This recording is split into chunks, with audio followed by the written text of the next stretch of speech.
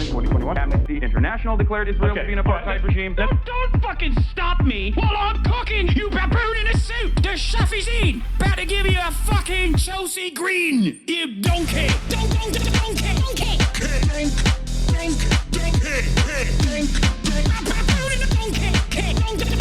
Listen to what I'm saying, and you will understand, perhaps, what I'm trying to imply. Patronizing.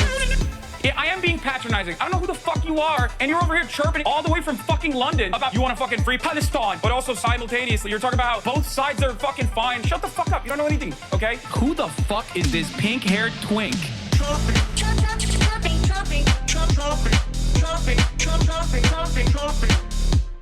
Dissolve the apartheid. So what would you like to see happen, Hassan?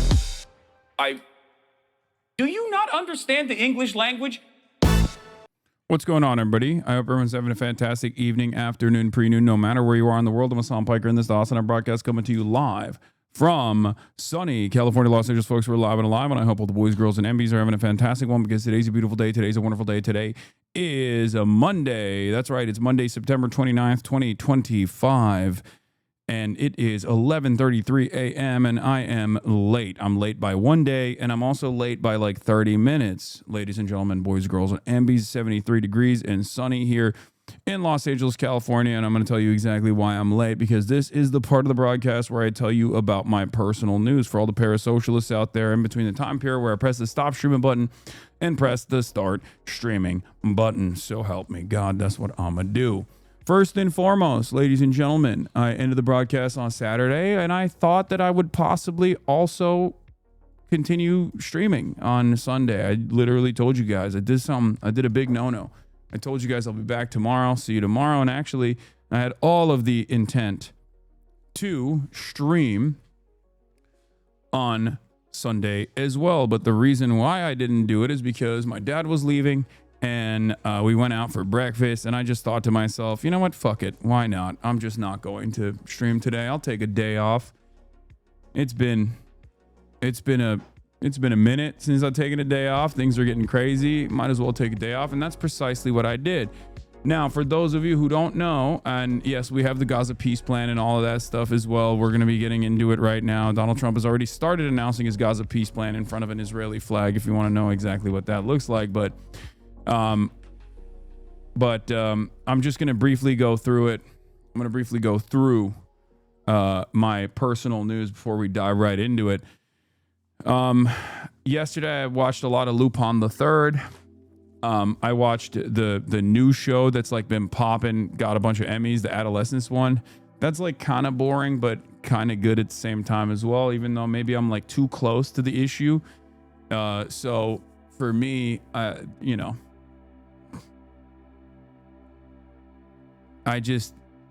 Speed is in LA. Is he going to stop by? No, guys. I don't think he's going to stop by here. Anyway, I haven't watched one battle after another because I've been waiting for Will, and Will wasn't here. He was in Boston or something, so I didn't get to watch it because I want to watch it with him because it's Peak Thomas Anderson, and he's my movie buddy. Anyway, but yeah, there's a lot of developments in the world, and I basically just spent the entire day sleeping and eating as I am known to do. So that's the reason why I didn't live stream yesterday, because the reason why I wasn't live streaming yesterday is because I stayed indoors, slept, hung out with family, watched a bunch of Lupin the Third, the movie, the first one, the Hayao Miyazaki's directorial debut. That's the movie I watched, the Lupin the Third movie, which was amazing. No Peacemaker, little recharging, little time off, and I'm back and better than ever before. Okay, we were self-care maxing, even though probably not. Okay, Trump unveils Gaza peace plan. But yeah, that's it. And then this morning I woke up early. I was doing a documentary this exact morning, which is why I'm late, for the record. I woke up early. I worked out. I got back, took a shower, did a documentary, an Al Jazeera documentary. So that's the reason why I'm late. Have you watched Gachi Akuta? Yeah, I'm caught up with it. I'm caught up with Gachiakuta. It's pretty good. Anyway, Trump unveils Gaza peace plan. 2 mass shootings by MAGA get little attention from the admin as they lie about left violence. What else? Trump met Netanyahu.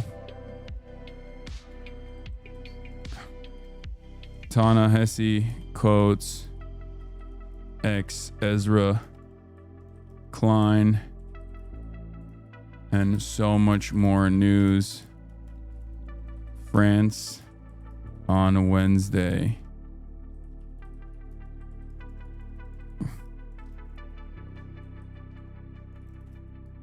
Get in now. Eric Adams dropped out too. Oh yeah, I can't believe I forgot that Eric Adams dropped out.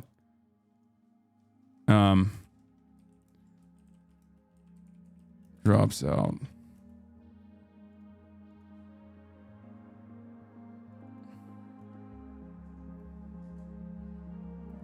Do we have a Turkey fell while you were gone? Yeah, we lost a brave warrior for the Turkish cause. We had a stronghold. We had a strong foothold in American politics with loyal Eric Adams, and we lost him. Anyway, he missed the deadline, so he's still in. So he can still win if you vote for him. I'm gonna be honest.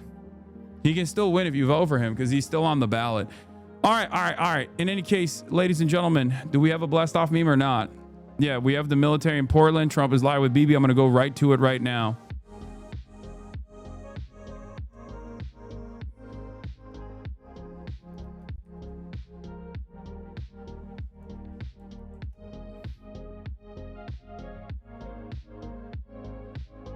I spelled Ta-Nehisi wrong. Hissy. Shit. I always do this. It's so messed up. Wait, where is it? And I try my best too to make sure that I don't fuck it up. Did you shave? No, but I also have the zits have grown again even after the intervention.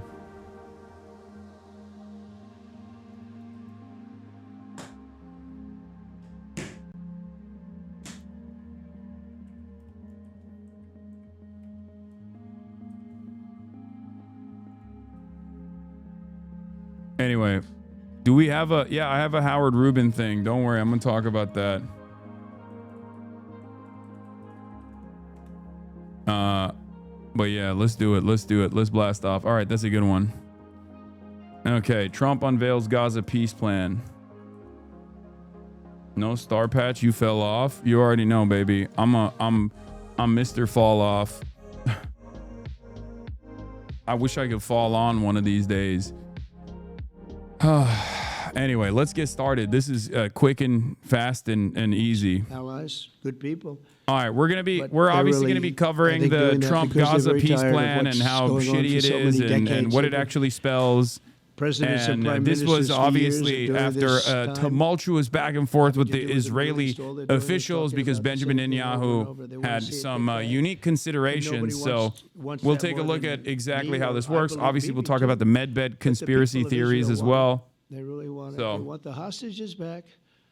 That includes the probably 32 bodies that we're talking about, 20 people that are living, 32 or so people that are dead. And they want to have peace. So let us not forget how we got here. Hamas was elected by the Palestinian people. Israel withdrew from Gaza thinking they would live in peace. Remember that a long time ago, they withdrew. They said, you take it. This is our contribution to peace. But that didn't work out. That didn't work out. It was the opposite of peace. They pulled away. They let them have it. And I never forgot that because I said, that doesn't sound like a good deal to me. As a real estate person, I mean, they gave up the ocean, right? Ron, they gave up the ocean. They said, who would do this deal? And it still didn't work out. They were very generous, actually. And they gave up the most magnificent piece of land in many ways in the Middle East. And they said, all we want to do now is have peace. And that request was not honored. Instead of building a better life for the Palestinians, Hamas diverted resources to build over. You guys are saying it's low energy, but what you fail to consider is that you guys are saying it's low energy, but you fail to consider that like sucking Benjamin Netanyahu's penis for as long as he did and as hard as he did takes a lot out of a man, especially if he's like using both hands, paying extra attention to the shaft and balls, the asshole too. You know what I mean? Like that's like, you know, he might have even used his feet if we're keeping it $150. So it's gonna require a lot of energy, and you know he has a finite amount in his battery. So that's probably what it is. I challenge the Palestinians to take responsibility for their destiny. My mom is listening. Well, your mom probably also knows that Donald Trump was eating Benjamin Netanyahu's ass earlier before he got up on that stage. To a brighter future. They don't want the life that they've had. They've had a rough life with Hamas. If the Palestinian Authority does not complete the reforms that I laid out in my vision for peace in 2020, they'll have only themselves to blame. We're giving them an amazing Hamas rejects footprint, this, you have our full backing to do what you need to do. Leaders of the Arab world and the Muslim world, the great leaders. These are great leaders. These are unbelievable leaders that have built great countries and very wealthy countries. What the future holds for the Palestinians, no one really knows. Focused on ending the war immediately, getting all of our hostages back, getting everything back. Hard to believe when you even say it. And creating conditions for durable Israeli security and Palestinian success. Israeli security is going to be involved. We're going to help you. We'll be there with you in terms of helping with security. We want to make sure it works. We just want to make sure it works. There shouldn't be a shot fired. Now, there will be, I guess, because that's the way it seems to be, but there shouldn't have to be within a few days. There shouldn't have to be a shot fired. Maybe for eternity. Wouldn't that be nice? I hope it's true. I can tell you the leadership of that region feels that there's a good chance of it being true. So this will lead to this agreement that we're talking about will lead to a sustainable long-term peace. No president in history has been a greater friend of the state of Israel than I have, in addition to negotiating the he ain't wrong. Abraham He ain't Accords. wrong. I like to say it that way because He is a great friend of real people, that's Israel. what they call Abraham. I would say Abraham, but it's so much nicer when you say Abraham. What? So much more elegant. So fucking stupid. But the Trump plan for Abraham Gaza Accords are includes the amazing. transitional Jared, border you peace that did would be headed along by with your President group Donald of J. Trump. Geniuses. And nobody thought that could be done. We have 4 countries, and God, Sleepy Joe Biden didn't do a thing. He didn't even know We're what the led hell by they were. madmen who are He should have had incredibly them pulled up, stupid but I and think this incredibly will also violent lead and to incredibly vile. packing them. And who knows, maybe even Iran can get in there. I hope. We hope we're going to be able to get along with Iran. I think they're going to be open to it. I really believe that. But they could be a member. I long ago said, I'll bet you at some point Iran will be a member of the Accords. And little did I realize it was going to take this turn. That was some turn we did with the B-2s. But I think they might very well be there because it's a great thing for them economically. I recognize the eternal capital of Israel. I opened the American embassy in Jerusalem. That was something that everyone said would never be done, could never be done. Virtually every president for many, many years, for decades, would campaign on making Jerusalem the capital of Israel. They campaigned on it over and over. Is that right, Steve? Is that right?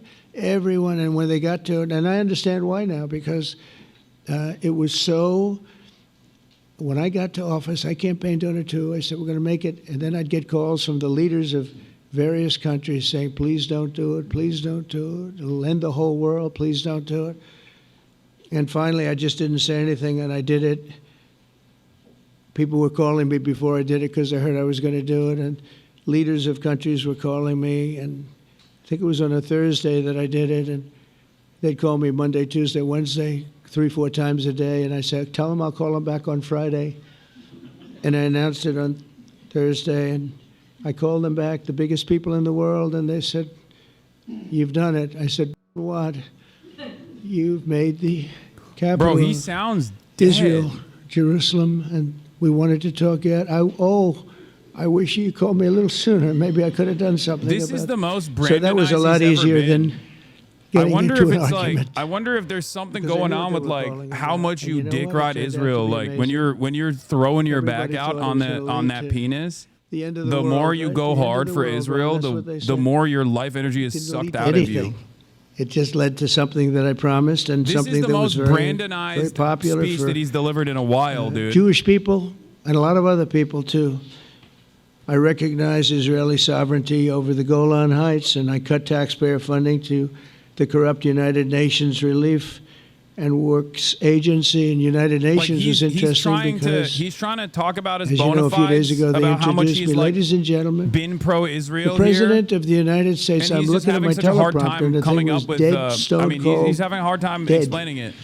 The thing's up here. I have a long, beautiful speech to make. I'm back 30 feet back, and I'm saying, they're introducing me. There's nothing on my teleprompter. So, but I made a speech. I actually got good marks. You think Biden could have done that? I don't think so. I don't think he could have done that. I don't think too many people could have done it. But actually, it was actually more of a speech from my heart, if you want to know the truth. I think it was Thanks for everything. maybe better in certain Have a ways good one. because it was from the heart. It has to be from the heart. Otherwise, you're in big trouble. But I cut It has to be from the heart, taxpayer otherwise you're in big funding trouble. for that very corrupt United Nations Relief and Works Agency, and nobody thought that would be done, and withdrew from the horrible Iran nuclear deal that was imposed upon Israel by Barack Hussein Obama and Biden. And I don't think Biden knew anything about it, though. I don't think he knows anything about it now, actually, if you ask him. He'd say, what is that? And we obliterated Iran's nuclear enrichment capacity, making it impossible for them to have a nuclear weapon, which they would have had probably in about 2 months. JPK from Mets 31. Thank you for the 25. But I've never I see asked Valorant is still doing Israel it. to compromise its security, but we had big, strong talk. Nobody's been better to Israel. No president's been better to Israel than Donald Trump. But we had a long, strong talk, Bibi and I, and he understands it's time. It's time. History has shown, and the people of Israel want it. And the people of the Middle East want it. The people of enemies of Israel want it, but they don't have really Breaking Israeli too Prime many Minister enemies Benjamin right now. Netanyahu spoke on the phone with And you Prime know Minister what? Qatar Mohammed bin Many Abdulrahman Al countries have Thani gained great and respect apologized for for violating Israel Qatari for the way sovereignty they in the fight, strike in the Doha and job expressed they regret do. for the killing of a Qatari security guard per Including source me, familiar. had respect anyway, but they gained respect. Oh, God. History has shown us that those who have relations with Israel have thrived, while those who have devoted resources and attention toward the destruction and even I'm not annihilation. Mr. Blue and on, but he is not looking good today, okay? I am not Mr. Health complications are imminent. You guys know this. I try to shy away from that sort of commentary, but he is looking like a man who is on 1 HP here. The I promise haven't of seen the him new this bad in a Middle minute. East is so clearly- And it's early in the day, too, which makes it harder. He is hitting Brandonization levels that I haven't seen thus far. If we can get this difficult problem solved, the opportunities for all within that vast region of this world, it's a vast region, it's unlimited. The Abraham Accords show that all countries are better off when they communicate and work together and embrace new opportunities. I hope Jared and Steve and Susie and Marco and JD, we have great people. I hope you guys are going to work very hard to get these other countries in, because now they have no excuse. There's no longer an excuse. They were somewhere hesitant. And I tell you, the 4 countries that went in, I give them tremendous credit, and it's worked out incredibly well for them. In the same spirit, I'm pleased to report that earlier today, we took another important step toward greater understanding in the region. A short time ago, we had a historic phone call in the Oval Office with Prime Minister Tani, who's really a great person. So we had a great talk, and I was on the phone, and Bibi was talking, Prime Minister Al Thani was of Qatar, was they really had a heart-to-heart conversation. It was a great conversation, I thought. It was productive. It was everything that you need to have something turn out to be successful. And I want to thank Bibi, and I want to thank the Prime Minister. It was fantastic.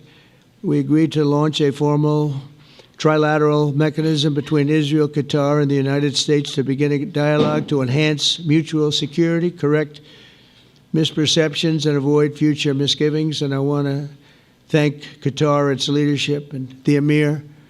He's a fantastic person. I think, you know, I'm going to be his public relations man because I know him differently than a lot of people know him.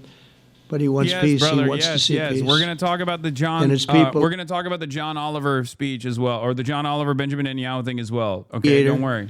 And again, what's we're my not quite finished. We interpretation? I have to make a full assessment after I look through all of the minutia. But I covered this before. I covered the 21-point peace plan before. There were 3 different main variants. It seems like they're going with like a combination of the French, Saudi, Arab forces, and then also with like some kind of British vizier in the form of Tony Blair. So it's a combined deal between the French Saudi deal and the American-backed Tony Blair deal, and obviously there's some like Israeli pushback in there as well. But we'll see. We'll see what. I mean, I think it's awful regardless because it completely violates all semblance of Palestinian sovereignty. But we'll see exactly what the final deal looked like. So that we can end the war and get us back our hostages right now and have everlasting peace. And I look forward to having relationships with everyone as the chairman of the board. The thing is, even like symbolic gestures of conditional Palestinian recognition of statehood have led Israel to completely collapse and lose their minds over it. So any kind of pushback on Benjamin Netanyahu's full tilt occupation is going to be received very negatively in Israeli society and certainly in the Israeli Knesset. So no matter what happens, any sort of deal that Donald Trump puts forward is going to be seen, even if it's a puppet state established by the Palestinian the PA, that is an arm of the Israeli security apparatus, as I've talked about over and over again, is still something that is unacceptable. It's a non-starter for Israel, no matter how bad this looks for the Palestinians. So I don't know.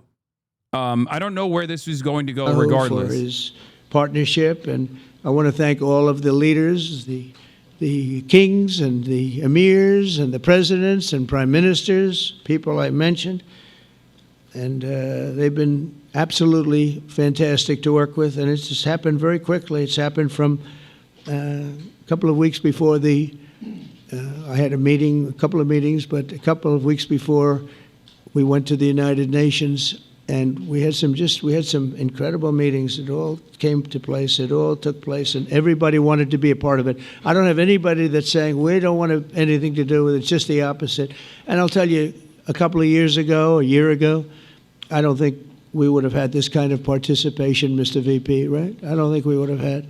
It's been amazing. The participation was 100%. Everybody wants to be a part of it, and everybody, those very strong countries, everybody wants it to work. So, Bibi, congratulations on this. I think this will be your crowning achievement, frankly. America is hotter from the standpoint of weather than anybody has ever seen before. I'm talking climate change levels, apocalyptic.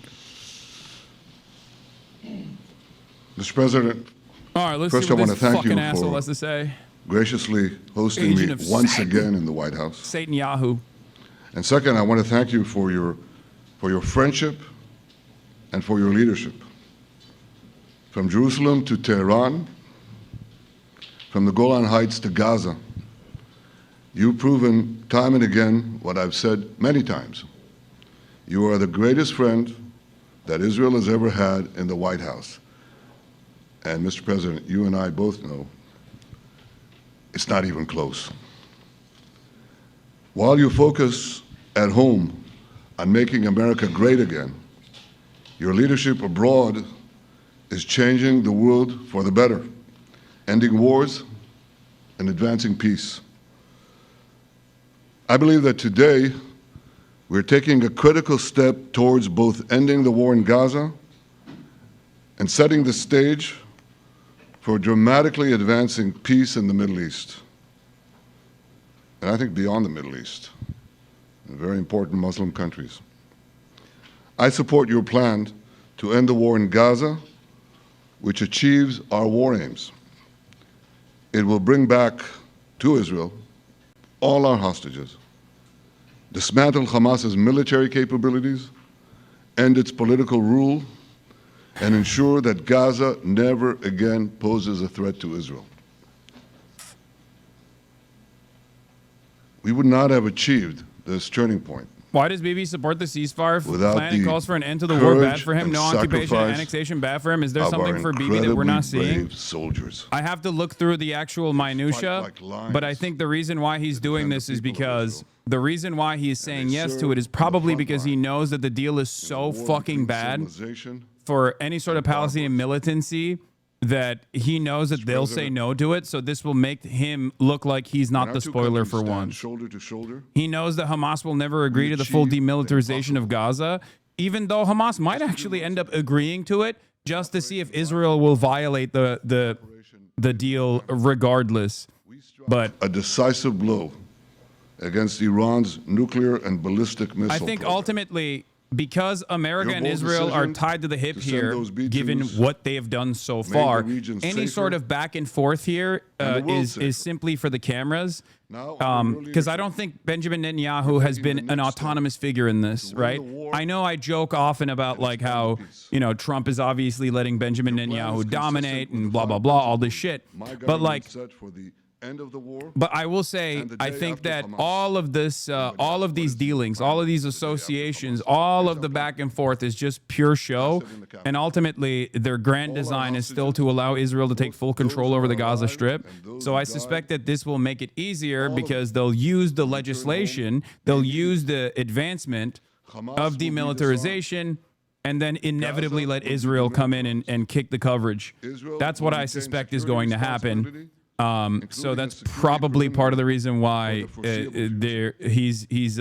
leaning into it, lastly, because Benjamin Gaza will Netanyahu have has a peaceful designed a peace plan before. Remember, under Biden, the initial ceasefire plan was sold to us, even though it was identical to the Hamas plan for months and months and months. It was identical to the Hamas plan that was presented over and over again. They made it seem like it was actually Benjamin Netanyahu's plan, right?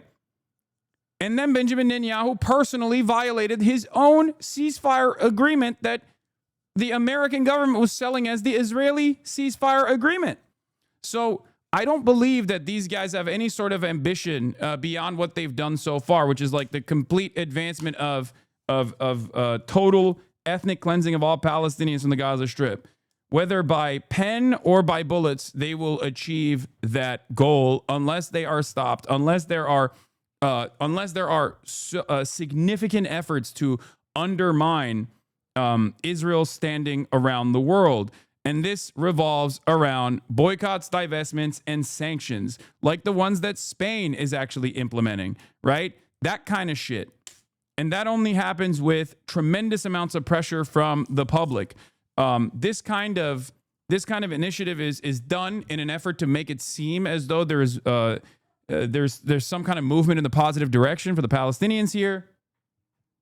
But the reality of the matter is it's just a pressure valve. It's a response to all of the ongoing efforts, all of the ongoing union efforts as well in places like Italy, for example. And this is their, oh my God, Trump is falling asleep. This is their way to try and manage the conversation. Okay? Please, I beg, if you talk about Moroccan youth, it will be a game changer for our cause. I don't know what you're talking about, man. I have no idea what's Can be going done on. the hard way, but it will be done.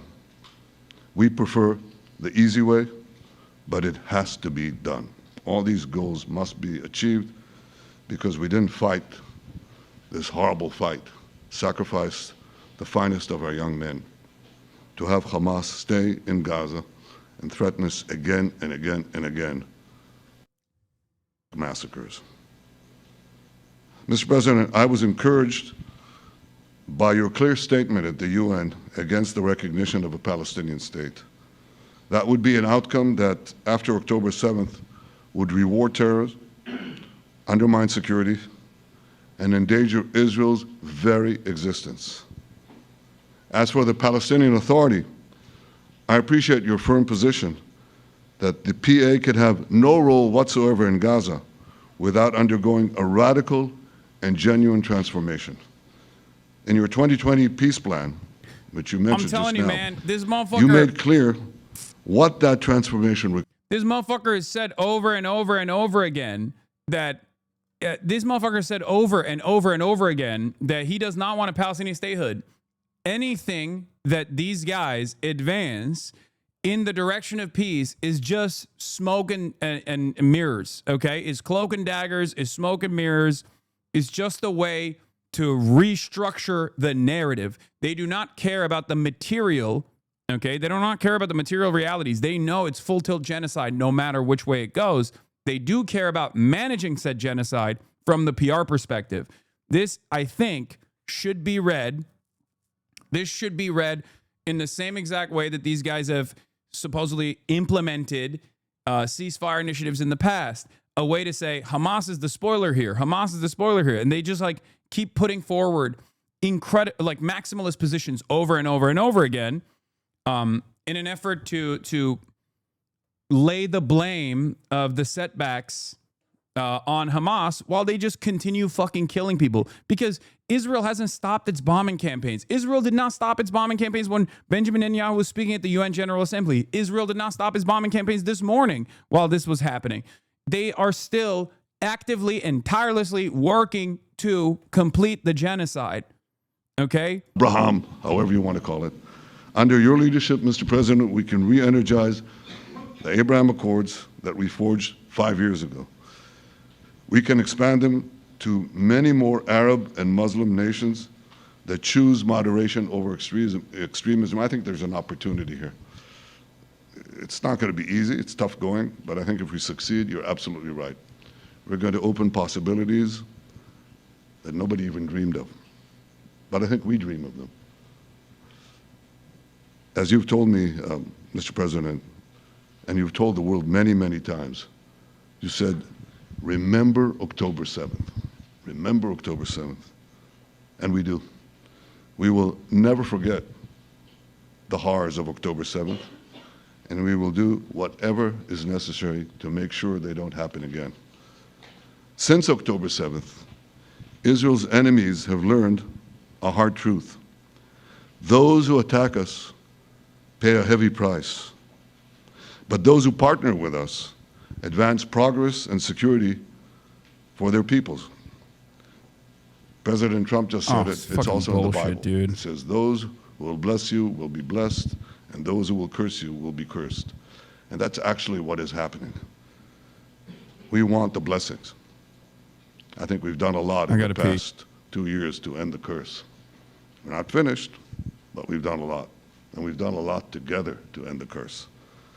I want to thank your entire team for their efforts to get to this point. I especially want to thank Steve Witkoff and Jared Kushner for their indefatigable work to bring Israel and Arab states in the region closer together. I am deeply grateful to both of them for their work. We had a phone call today just to make it clear. I said to the Prime Minister of Qatar, Israel was targeting terrorists, wasn't targeting Qatar. And of course, we regretted the loss of the Qatari citizen. It wasn't our target. And I very much appreciate President Trump's proposal to have a trilateral body, the United States, Israel, and Qatar, to work out respective grievances. There are quite a few. But if we could try to mitigate them or put it on a different footing, I think that'll be good for everyone. Above all the people, the fine team, the many helpers who've done this, I want to thank you, Mr. President. History has already shown that under your leadership, Israel and America can change the face of the Middle East. And today I'm hopeful that your plan to end the war in Gaza will do so again and do so soon.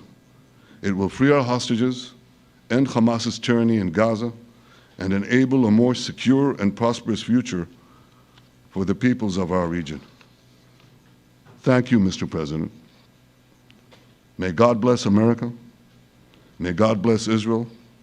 May God bless the indispensable alliance between our countries. And may I add in Hebrew, G'mal Chatima Tova, may we all be inscribed in the book of life. Thank you. Thank you very much, Bibi. Baby.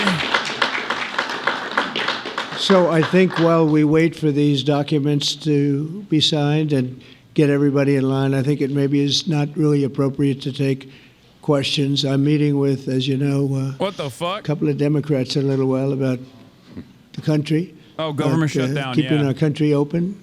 They're going to have to do some things because their ideas are not very good ones. They're very bad for our country. So we'll see how that works out.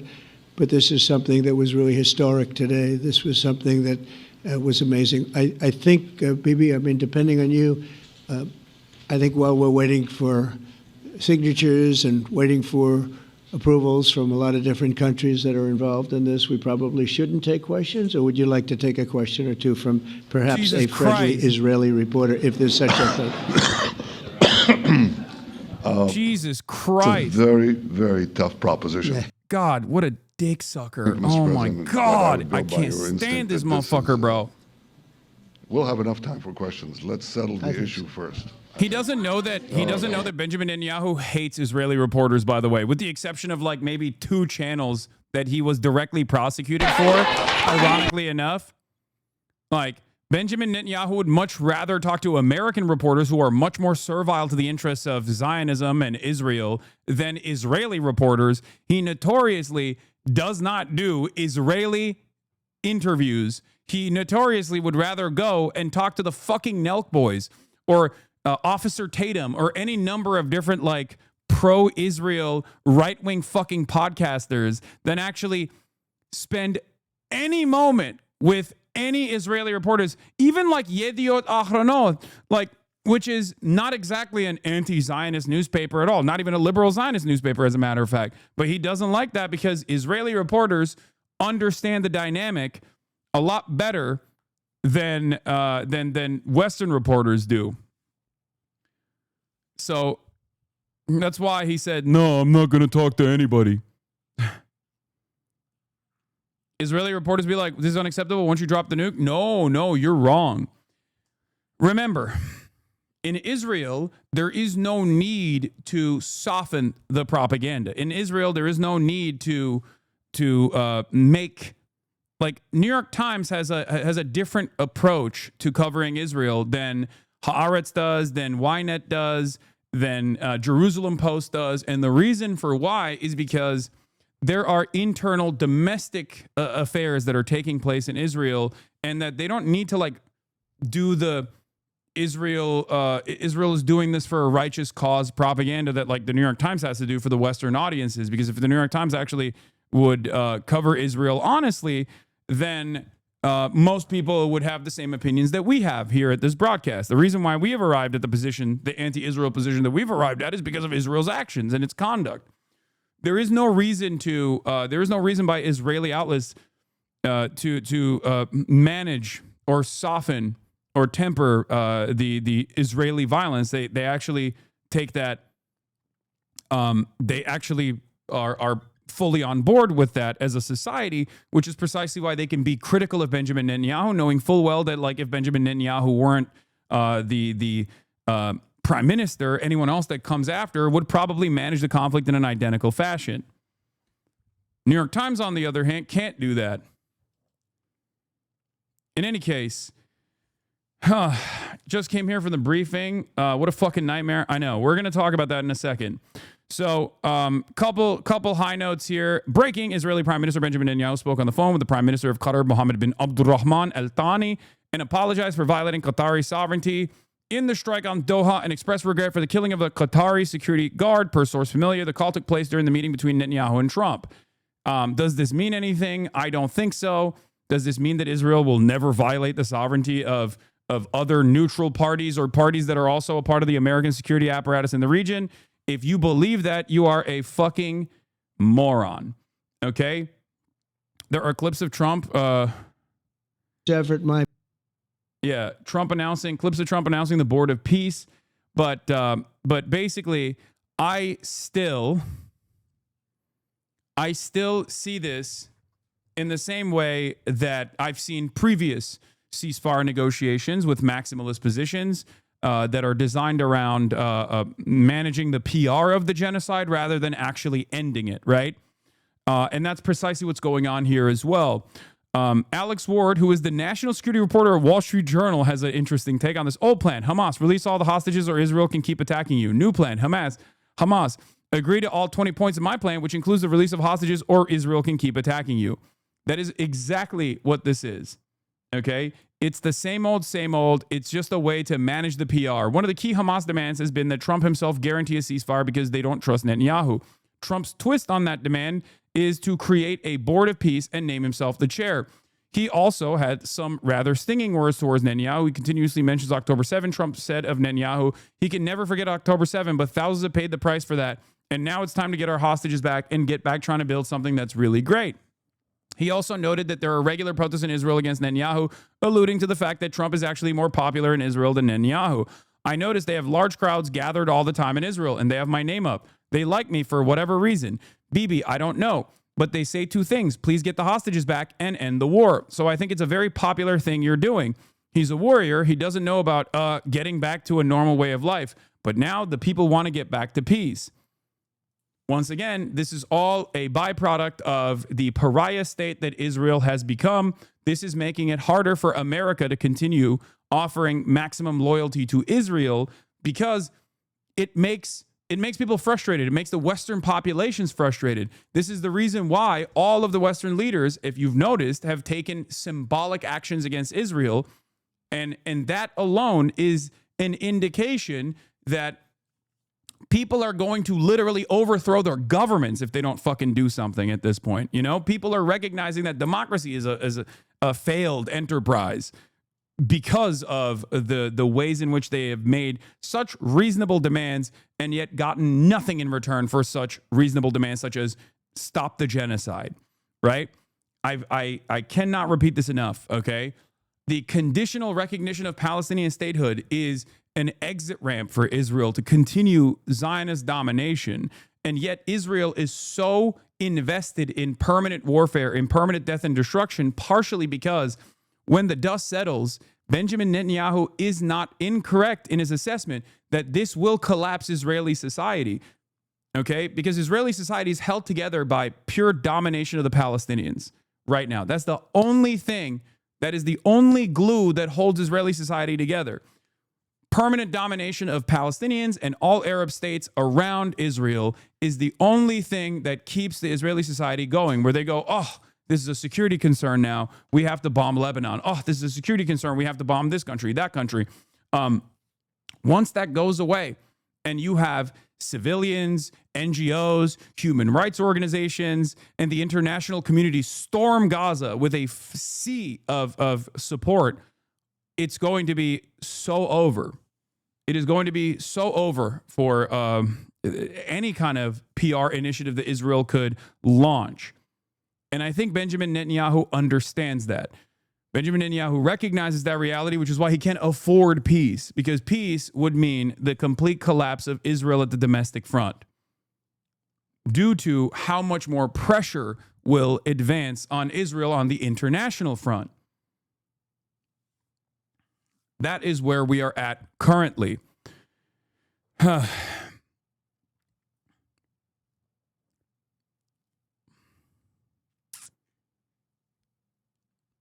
I don't think it's because Benjamin Netanyahu is more concerned about his career and not being arrested than the stability of Israel. I think that he is an actor. He is an actor that is advancing the overall Zionist project and its interests, and also an actor that is advancing America's interest in the region of Israel's domination. That's all this is. I don't think that someone like Benjamin Netanyahu will be punished so severely for the corruption charges that he has because he because he fucking bribed like news outlets or something for positive coverage. That kind of shit is so manageable. Dude, he is doing a genocide. He can't even go over fucking Spanish airspace right now, and he's still able to freely travel to the United States of America. What makes you think that that is an issue of consequence? At most, he'll just fly to America and remain in the United States of America for the rest of his fucking life, and then Israel will not punish him at all. Are you kidding me? That's inconsequential. Benjamin Netanyahu, just like any other leader that will come after him, and just like any other leader that came before him, is simply an actor that is following the interests of American empire and Zionism, okay?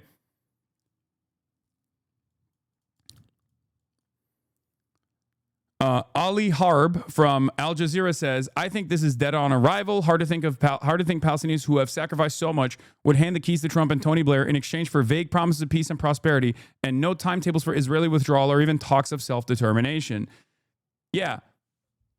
Palestinian sovereignty is the most consequential aspect of Palestinian statehood. You cannot achieve sovereignty through demilitarization, especially as a genocide is ongoing, with no hardline guarantees on military withdrawal and no clear-cut, well-defined positions on how this withdrawal is going to look. And then handing over Palestinian sovereignty to a Western government is ridiculous. The reason why October 7 happened is because Palestinians were written off in the Abraham Accords. That was a big driving component for Palestinians that recognize the Palestinian liberation groups that recognize that military resistance was the only way out of the situation, because all of the peace negotiations thus far had amounted to nothing, and that it was clear that after Trump won with the Abraham Accords, that they were written out of the equation, that Israel was going to slowly but surely do the exact same thing that they were doing in West Bank, in Gaza as well, through sieges and through military conquest, and permanently drive all the indigenous population out of historic Palestine. That's it.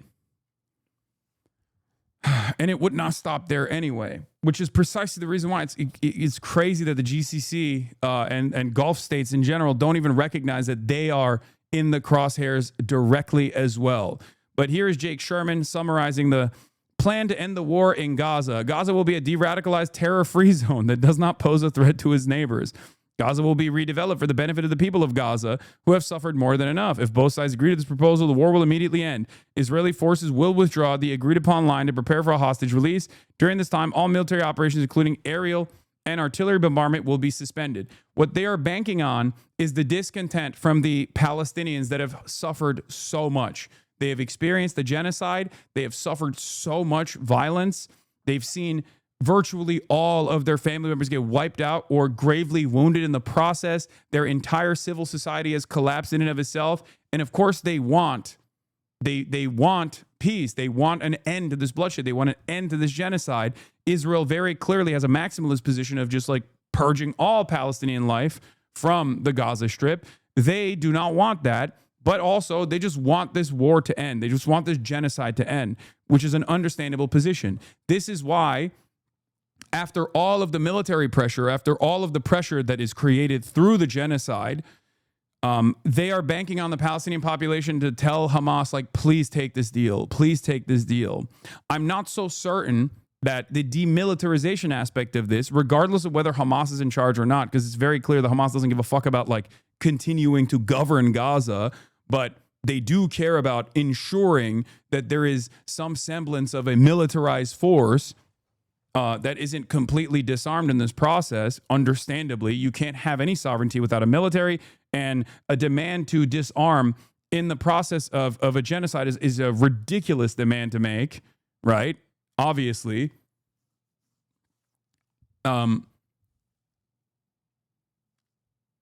It's clear to me that this maximalist position that creates like a European viceroy, right?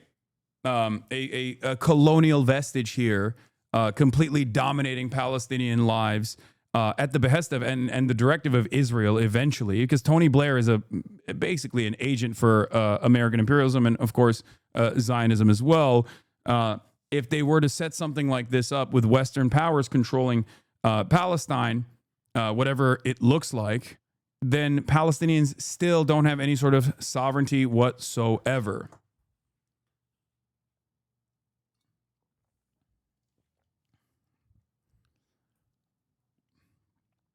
Within 72 hours of Israel publicly accepting this agreement, all hostages alive and deceased will be returned. Once all hostages are released, Israel will release 250 life sentence prisoners plus 1,700 Gazans who were detained after October 7, 2023, including all women and children detained in that context. For every Israeli hostage whose remains are released, Israel will release the remains of 15 deceased Gazans, which, by the way, again, look at that. They have 10,000 plus hostages in Israeli prisons, Palestinian hostages in Israeli prisons. Interesting admission here is that they are releasing 1,700 Gazans who were detained after October 7. After October 7. These are the doctors, the nurses, the teachers, the people that they actually shackled and tortured, sometimes raped to death in the concentration camps, like Sidi Tayman. Okay? These are people that were unjustly detained and tortured in their concentration camps. And it's not even all of them. It's just some of them, 1,700 of them.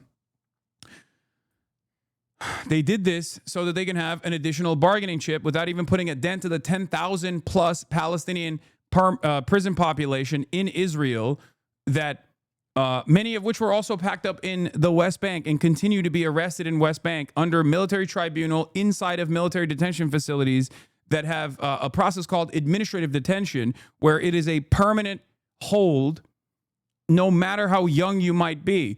Israel has also internally decided that they can now offer the death penalty for Palestinian prisoners inside of administrative detention. So they're going to start killing them as well, for the record. Full-blown death camp, concentration camp to death camp change is happening imminently, happening in front of our eyes, in real time, in broad daylight, okay? Once all the hostages are returned, Hamas members who commit to peaceful coexistence and to decommission their weapons will be given amnesty. Members of Hamas who wish to leave Gaza will be provided safe passage to receiving countries. Upon acceptance of this agreement, once again, this betrays what Hamas has done so far. This is written by an Israeli. This part is a fundamental misunderstanding of what Hamas is doing. They still operate under the same notion that Israeli leadership has, which is that these guys are out of step with Palestinian population. They're not actually invested in developing sovereignty for the Palestinians. They're not invested in ending the occupation. They're simply covering their own asses. That is why they put provisions like this in a bill such as this one, and they have made this demand known over and over again, whereas the Hamas militancy has refused over and over again. This also goes along with all of the fucking fake bullshit that they presented about Yahya Sinwar potentially being all the way in Doha, escaped under the tunnels, or if he's even in a tunnel, system under Gaza, he's probably strapped to like numerous Israeli baby hostages or whatever the fuck. It turns out he fucking was killed fighting till the last breath. So obviously that was bullshit. In any case, upon acceptance of this agreement, full aid will be immediately sent into the Gaza Strip. At a minimum, aid quantities will be consistent with what was included in the January 19, 2025 agreement regarding humanitarian aid, including rehabilitation of infrastructure, water, electricity, sewage, rehabilitation of hospitals and bakeries, and entry of necessary equipment to remove rubble and open roads. Think about this. How is this a part of the negotiation? This negotiation is a recognition of the genocide. Okay? This is a recognition of the genocide. This means that both the American parties and the Israeli parties recognize that they have stopped aid from going into the Gaza Strip, something that they've denied over and over again, for the record, because they know it is a violation of international human rights. All the standards in warfare, even before international human rights existed as a concept, this is a violation of that, right? So they are recognizing it. They're recognizing that they're admitting that they're doing war crimes, and they're using war crimes against a captive civilian population as a fucking bartering chip. How insane. This means every single thing that they are going to allow, if Hamas agrees to it, was a thing that was going on up until this very point. This is a clear-cut recognition of the severe violation of human rights that Israel is committed to in this genocide. Okay? I hope this opens up more people's eyes to the reality, the utter devastation that Israel has channeled throughout this genocide. Okay? Entry of distribution and aid in the Gaza Strip will proceed without interference from the two parties through the United Nations and its agencies. Again, something that they violated through the Gaza Holocaust Fund, which the United Nations' own report showed contributed to the death, destruction, and the famine in the Gaza Strip. So they're saying, oh, the thing that we did as the two belligerent parties, the United States of America and Israel, the GHF, the Gaza Holocaust Fund, or also known as the Gaza Humanitarian Fund, yeah, that was bullshit. We're going to pull that back as well. Another recognition, okay? In addition to other international institutions not associated with any matter in either party. Opening the Rafah crossing in both directions will be subject to the same mechanism implemented under the January 19th, 2025 agreement.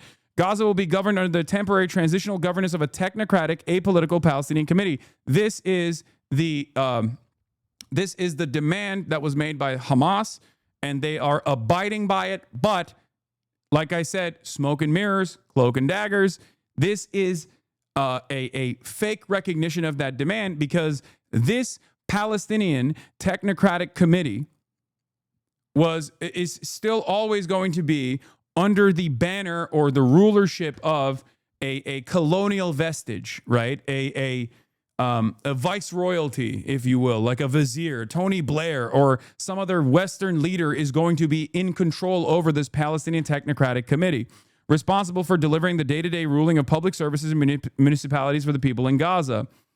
This committee will be made up of qualified Palestinians and international experts with oversight and supervision by a new international transitional body, the Board of Peace. That's the problem here. Do you understand? They're going to put exactly. They're going to put the Atlantic Council guy on the committee. They're going to put Ahmed Fouad al-Khatib and all these other people.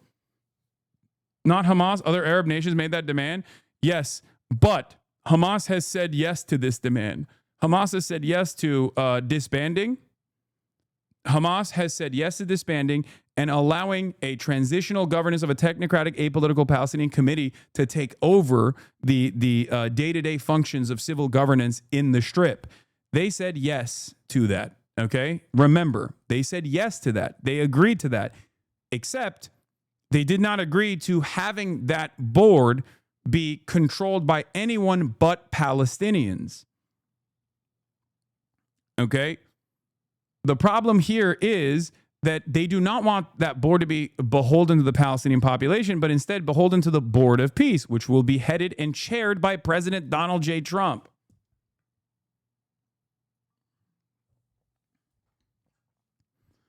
With other members and heads of state to be announced, including former Prime Minister Tony Blair. This body will set the framework and handle the funding for the redevelopment of Gaza. The reason why Tony Blair is a significant person here, it once again, it proves that there is no real investment in making sure that this is a peaceful transition for Palestinians to gain some sort of dignity or sovereignty, is because Tony Blair is one, also known as the Butcher of Iraq, but Tony Blair is the fucking, George W. Bush of England.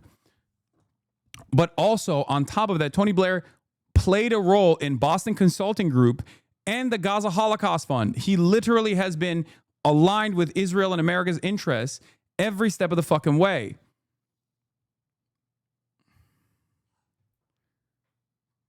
Like, this is even worse than the Palestinian Authority controlling the Gaza Strip, which already would be unimaginably unpopular in the eyes of all Palestinians, both in the West Bank and in the Gaza Strip. Do you understand? They don't even want the Palestinian Authority, which is, again, a part of the Israeli security apparatus, to play a role in the governance. They want this to be completely controlled by Western powers. Okay? Western powers that are beholden to not only America's interests directly, Donald J. Trump, or Israel's interests, because America's interests are aligned with Israel's interests, no matter how much they act as though there's friction there. This body will set the framework and handle the funding for the redevelopment of Gaza until such until such time as the Palestinian Authority has completed its reform program as outlined in various proposals, including President Trump's peace plan in 2020 and the Saudi-French proposal, and can securely and effectively take back control of Gaza. Like I said, the competing plans here were the Trump peace proposal, this one, and it has some components of the Saudi-French proposal as well. These two are the leading proposals that try to at least fake it as though try to fake it like there is some sort of Palestinian statehood that could happen in the future with no real recognition of such. But Israel has said no to all of this thus far. So the reason why Israel's saying yes to it means that they probably secured additional secret recognitions for allowing Israel to do whatever the fuck it wants to do, to continue doing whatever the fuck it wants to in the Gaza Strip. And yes, Hamas is saying they just found out about this deal. We were not informed on Trump's plan before its announcement, and its terms are close to the Israeli vision. What happened was an attempt to suppress the international momentum and recognition of Palestinian statehood. That's what Hamas official Mahmoud Mardawi said just now. And they were lying this whole time. We're like, Hamas knows this deal is imminent. They were always lying, as I covered over and over again, obviously. And also, the White House's talking points regarding this plan say a reform PA will eventually take over from whatever this transitional entity in Gaza is.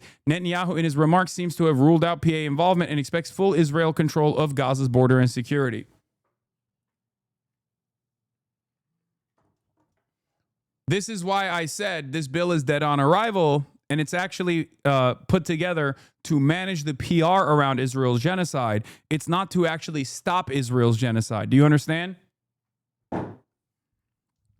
Unfortunately, I wish it wasn't the case, but it's very clear that this deal is put together specifically to manage Israel's PR. The reason why they have to manage this PR, by the way, is good, okay? That means that our pressure, that means that all of the fucking work stoppages, the flotillas, the imminent UEFA decision that could potentially bar Israel from competing in international sports events, at least when it comes to football, soccer, or Eurovision. Like, the cancellation of these sorts of things are actually putting a little bit of fear in at least America's calculations. Okay, at least in America's calculations of like how they can be lockstep with Israel.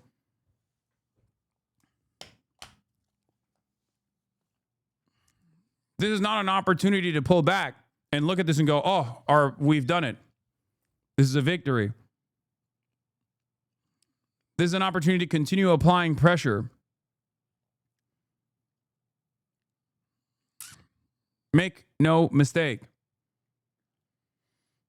The 8th flotilla that is entering the Gaza Strip, like the waters, the coastline of Israel right now, the blockade that Israel has implemented illegally while it's participating in this genocide, is even more important right now.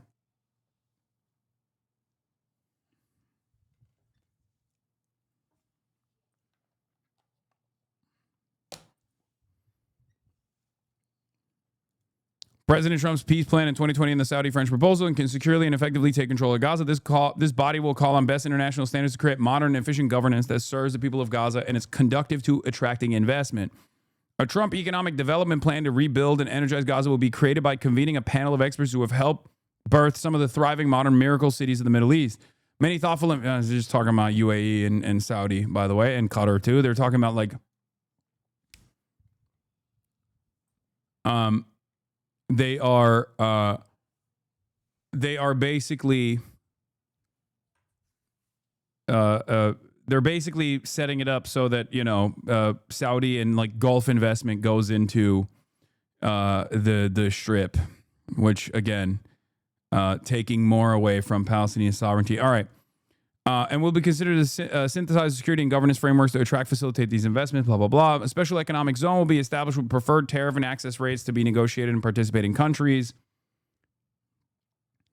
No one will be forced to leave Gaza, and those who wish to leave will be free to do so and free to return. We will encourage people to stay and offer them the opportunity to build a better Gaza. Hamas and other factions agree to not have any role in the governance of Gaza directly, indirectly, or in any form. All military, terror, and offensive infrastructure, including tunnels and weapons production facilities, will be destroyed and not rebuilt. There will be a process of demilitarization of Gaza under the supervision of independent monitors, which will include placing weapons permanently beyond use through an agreed process of decommissioning and supported by an internationally funded buyback and reintegration program, all verified by independent monitors. New Gaza will be fully committed to building a prosperous economy and peaceful coexistence with its neighbors. A guarantee will be provided by regional partners to ensure that Hamas and the factions comply with their obligations, that the new Gaza poses no threat to its neighbors or its people. The United States will work with Arab and international partners to develop a temporary international stabilization force, the ISF. This is huge. This is the international mission, right? To immediately deploy in Gaza. Why would they need to immediately deploy in Gaza? Is it to actually identify, arrest, apprehend, detain, and kill Palestinians? No.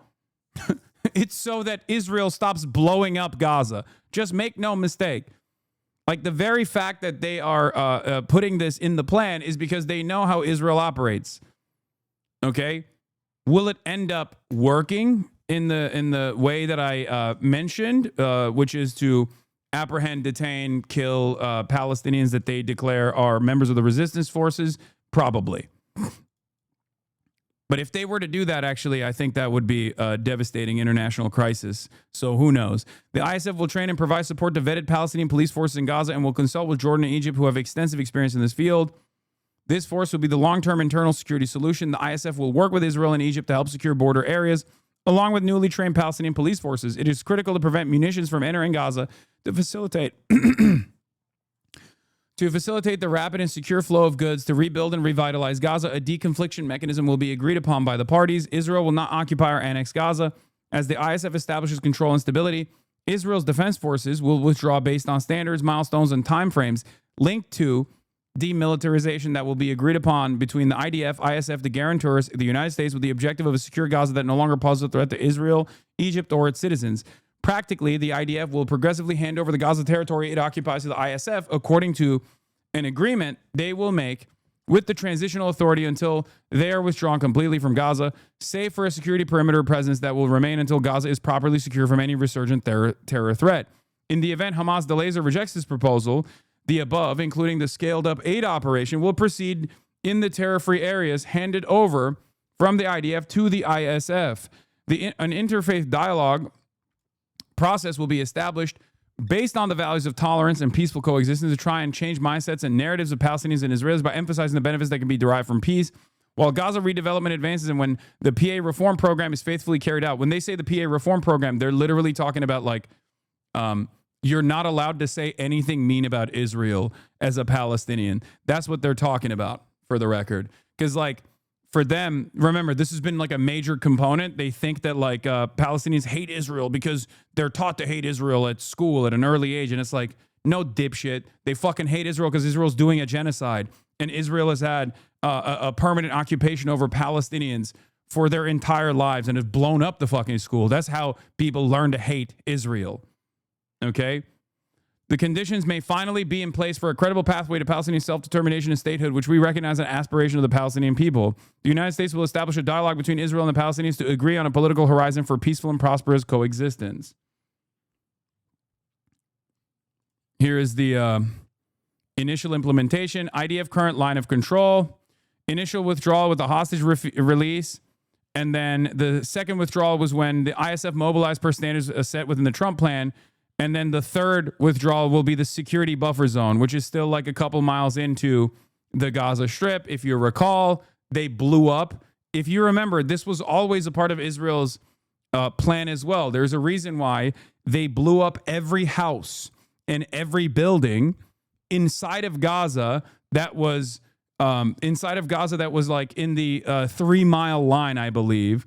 That is the third withdrawal line, the security buffer zone, as they called it. When we were saying, like, why the fuck are they blowing up schools and all these, like, buildings and shit and engaging in these sorts of demolitions, which they obviously advanced all around the Strip. They blew up everything in the Strip at this point. But the reason why they did this is because they wanted to create a security buffer zone between the Gaza Strip. This security buffer zone, as you can see, also includes the Philadelphia corridor as well. That's right here. The corridor between the Egyptian state boundary and the Gaza Strip.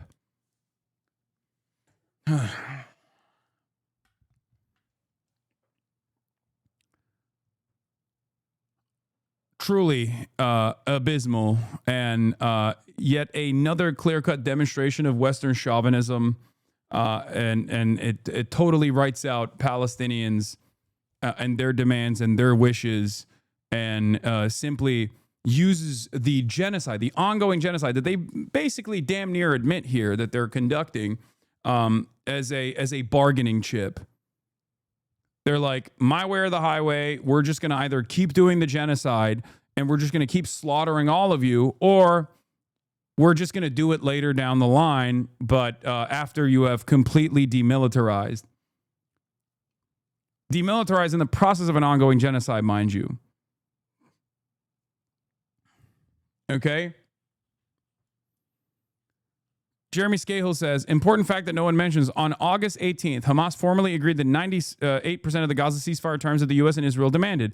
Israel then attempted to assassinate the Palestinian negotiators in Doha, and now the Trump admin claims it has a new ceasefire plan. That's also something to consider as well. Anyway, here is the 20-point plan from DropSite. We already covered it. Do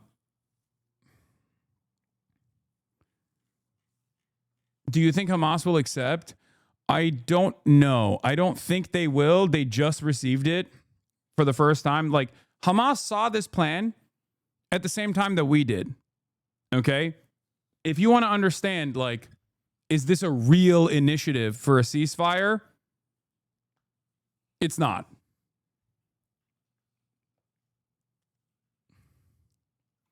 They saw it. They saw it, and they haven't even been presented with the plan up until now. They've only seen it in the on the news, because this was a plan that has pieces from previous Hamas negotiations. It has a plan. It was a plan that was completely concocted with the United States of America. France and Saudi plan is another one, and also Israel. This has not been presented. Hamas has played no role in the framework of and the development of this plan, with the exception of previous ceasefire negotiations that they've agreed to.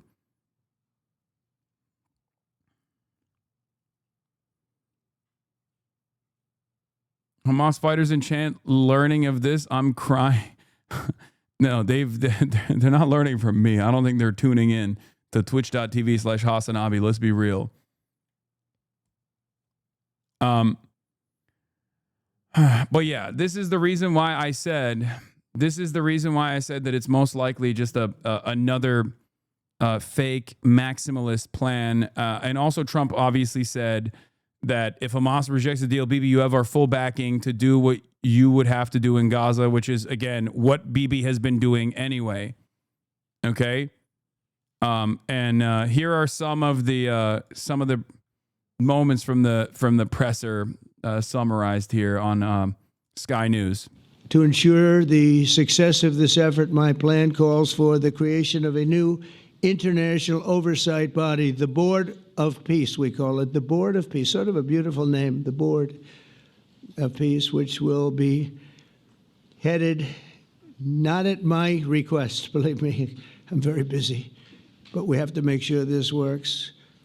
The leaders of the Arab world and Israel and everybody involved asked me to do this, so it would be headed by a gentleman known as President Donald J. Trump of the United States. That's what I want, is some extra work to do, but it's so important that I'm willing to do it, and we'll do it right, and we're going to put leaders from other countries on, and leaders that are very distinguished leaders, and we'll have a board, and one of the people that wants to be on the board is the UK former Prime Minister, Tony Blair, good man, very good man, and some others. And they'll be named over the next few days. And it'll be quite the board. Working, everybody wants to be on it now. I don't know if that had anything to do. They named me and everybody else wanted to be on it. I guess they figure, well, he's a soft touch. He'll be easy to deal with. Working with the world. People are saying he wants a Nobel Peace Prize. I don't care. I'm willing to let bygones be bygones and give him a Nobel Peace Prize if he actually did stop the genocide, for the record. I think it would be worthy. I think he would be worthy of a Nobel Peace Prize, even though he literally did the genocide. He's just not doing that here. Do you understand? That's my gripe. Like, if this was sincere, if this was a sincere, well thought out 20-point plan to end Israel's genocide and offer Palestinians some semblance of sovereignty, then yeah, I'll give him the fucking Nobel Peace Prize personally. I'll deliver it to him. It's just that this is not the case. World Bank and others, it will be responsible for recruiting and training a new government that will be made up of Palestinians along with highly qualified experts from all around the world. Yeah.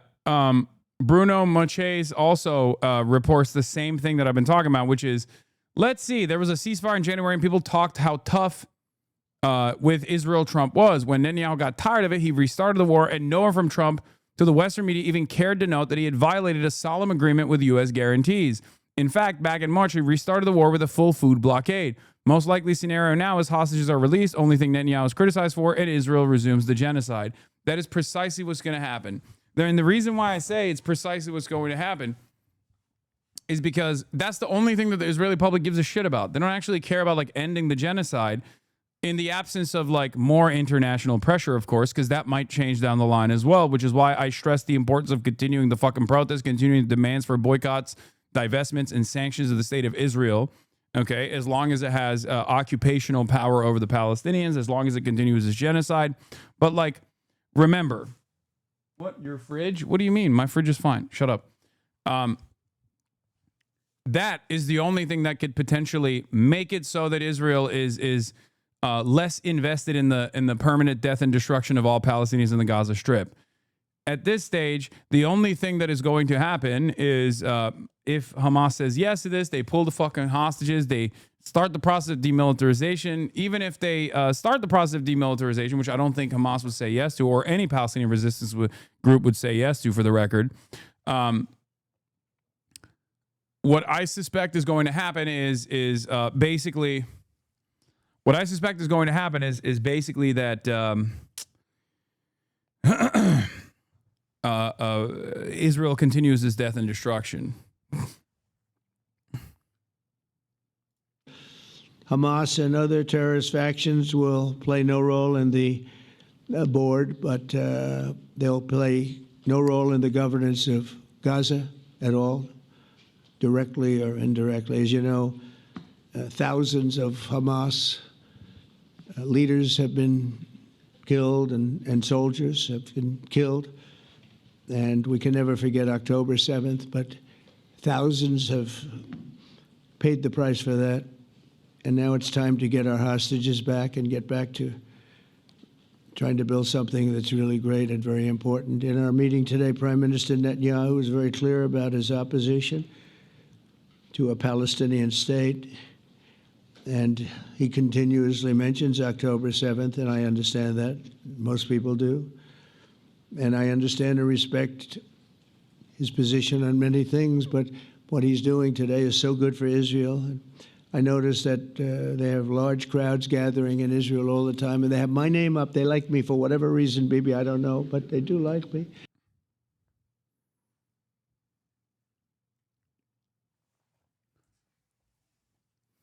Here is Haaretz's analysis on Israeli discontent, internal pushback that Benjamin Netanyahu will receive here, because like I said, remember, they are invested in the maximalist position, with the exception of some in Israeli society expressing their discontent over not getting all the hostages back, the prisoners of war back, right?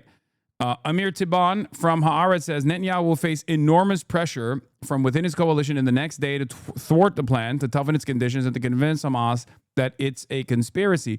In parallel, there will be briefings by commentators on behalf of Netanyahu. Surely Amit Segal has already started on how the agreement actually allows Israel to continue fighting Hamas, and the withdrawal will never happen, and the perimeter will be annexed, and so on. These are the same tactics we've seen throughout the past year in all rounds of negotiations, and they will be employed this time in an especially strong manner. The story is far from over.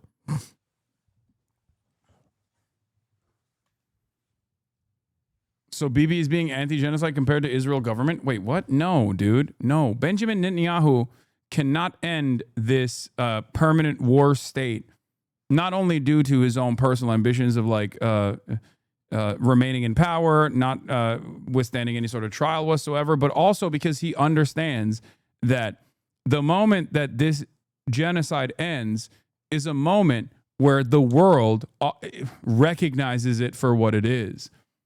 What do you think that does? So far, people are pissed off at Israel.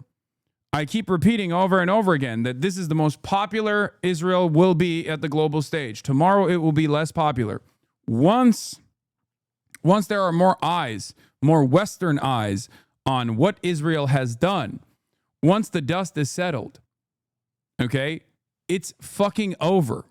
It's even more over than it has been, okay? What do you think will happen when they start digging up the bodies? What do you think will happen when they start realizing that the number is not 66,000, but 600,000? What then? What then? What do you think happens to the way that people see Israel? People already hate Israel, and they don't even know the full scope of the death and destruction. Any kind of de-escalation means that people will get a broader recognition of the scope of the death and destruction.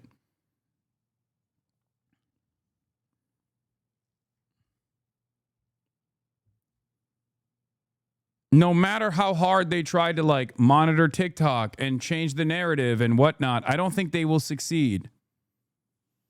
We must not allow them to. Okay?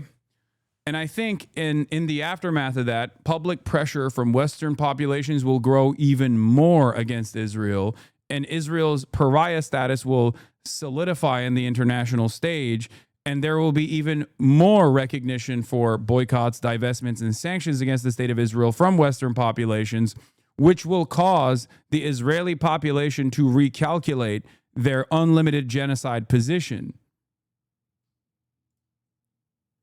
That doesn't even make sense, bruh. Why are you lying, Lamau? 120,000 Palestinians die each second. Do you think this is a good way to recognize the severity of this genocide that damn near the entire world has recognized at this point? By just like undermining it and saying that it's not the case? Like doing memes and shit like this? You came up with 600,000 like what? No, I didn't come up with that. The Lancet study actually early on showed that the death tabulation will be far greater than the 66,000 number. That is the most severe, most conservative underestimate that doesn't even factor those who are under the rubble, those who are in fucking mass graves. Okay? This number of 680,000 has actually come from not my ass, as you suggest, okay, but numerous other authorities on the matter, from Francesca Albanese, for example. We're talking about collateral deaths. Reliable source. Will you factor the United Nations' estimates as a reliable source, or will you say that those are Hamas numbers?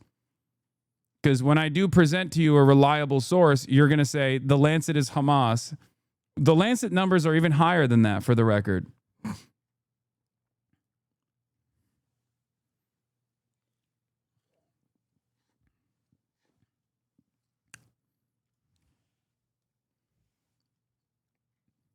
The conservative estimation from the IDF is 200,000. It's even larger than that. But here is retired General Herzi Halevi says, not once. No, I don't. Show us. Okay, let's start off with the IDF number. We took the gloves off. Ex-IDF chief confirms Gaza casualties are over 200,000. Okay, this was a recent recognition from an IDF general. Retired General Herzi Halevi says, not once had legal advice constrained Israel's military decisions in the Strip. That's 200,000. That's like one number from the Israeli side. Other numbers on the Israeli side actually go all the way up to 400,000 because they have a constant number of Palestinians in the Gaza Strip. There's mass surveillance there. They have all the phone numbers of people in the Gaza Strip. They have the address of the people in the Gaza Strip. And what their estimation shows is that the number in the Gaza Strip of Palestinians went from I believe, what is it, 2.2 million down to 1.6 million. So there's that. Okay.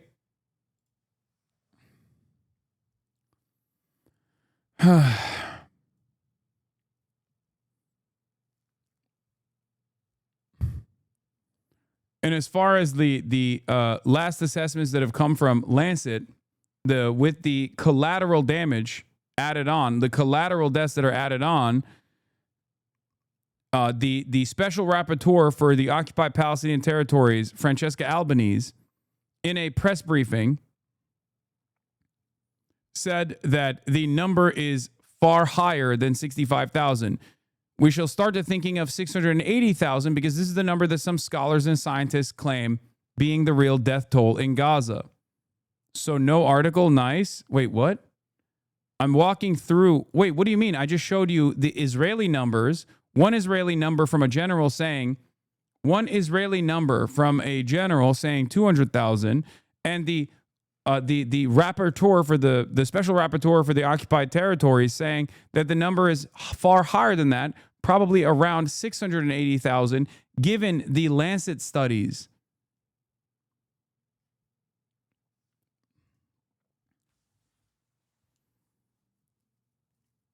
So one article. Oh, you said so one article. Got it. Okay.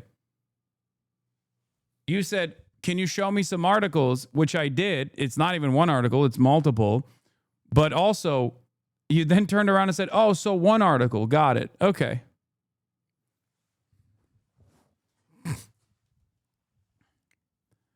It kind of feels like you just, weren't really invested in this, right? You weren't really invested in understanding this at all. You just wanted to fucking try to bait me. And it's just odd to try and bait me in a situation where, you're finding yourself defending a genocide after making a disgusting joke.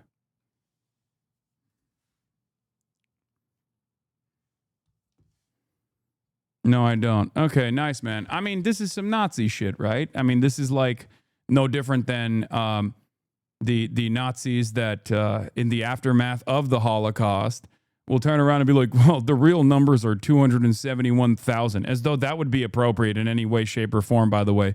Oh, it's not 6 million Jews, it's 271,000, right? Like you're doing the exact same thing right now. Just so you understand. When I give you sources, you turn around and you hit that same exact fucking line.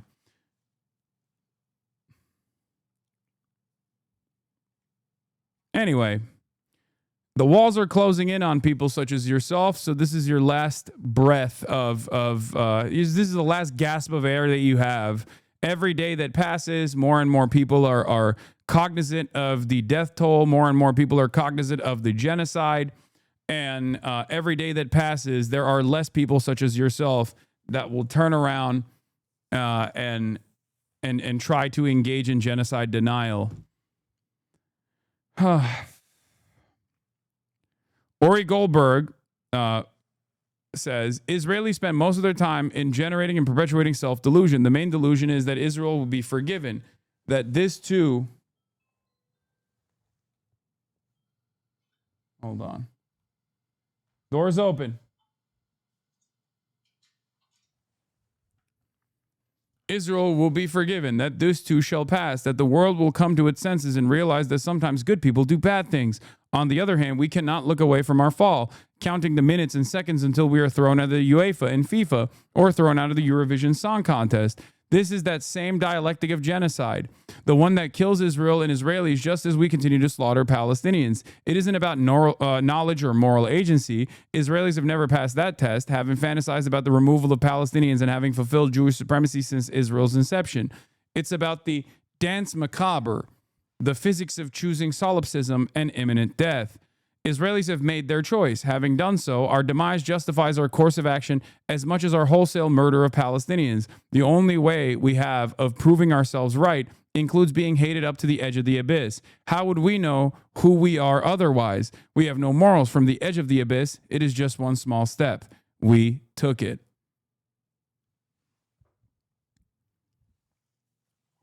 Macabre. Nazi shit, bro, please. I asked some sources. You just come up with shit to enrage your chat. I don't defend it.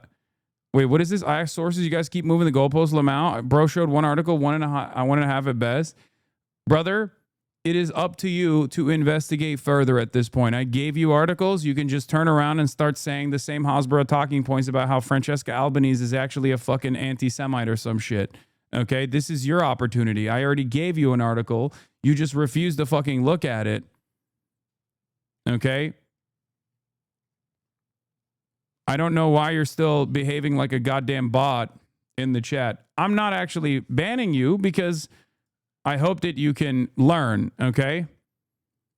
From July 20th, 2024, from the Lancet study, obviously, the estimation had, at the official count was at 37,000. The Lancet study said that the collateral damage and the collateral deaths that take place when you destroy the entire fucking healthcare infrastructure, for example, which is part of the reason for why the underestimation already exists. And also when you kill people, when you double strike areas where people are trying to, when you're double striking areas where people are trying to, pull people out of the rubble, you can't even get them to a hospital that is working to begin with, which is why there's not as many logged deaths at this point. But even back then, the calculation from Lancet was 10x the number of 37,000, and the potentials were far higher. There's disease, there's famine, there's people that have no ability to get the healthcare necessary for cancer treatment, things of that nature.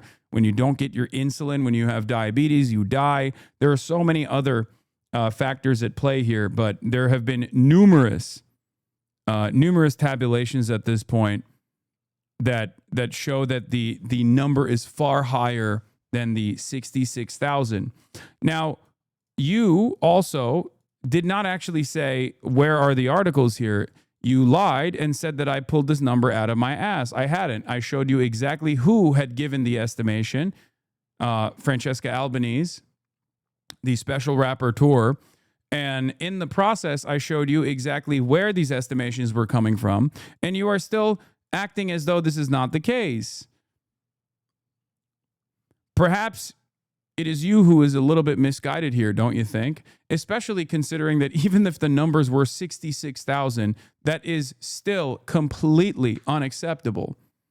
Completely unacceptable. That's still far more than enough to set genocidal intent and also show genocidal action in the process. Do you get it? So, what do you think is the real number?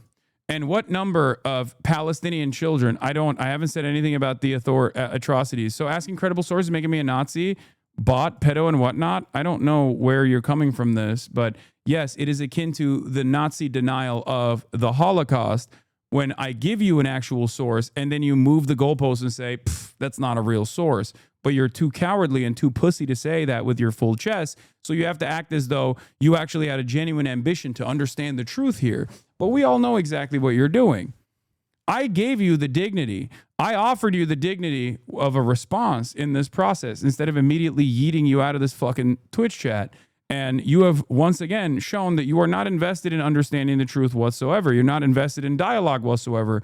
You're simply invested in the mere appearance of a dialogue in an effort to undermine the conversation, to tackle it at its root, to stop me from covering this issue and focus on you because you're a selfish, petulant little child who understands that the walls are closing in, that there is not a lot of people in the real world that would entertain this idiotic back and forth with you, and they would look at you as the Nazi genocide denier that you are. So you have to use that here under the guise of anonymity. You have to use this counter narrative over and over again to get a mere recognition of your humanity.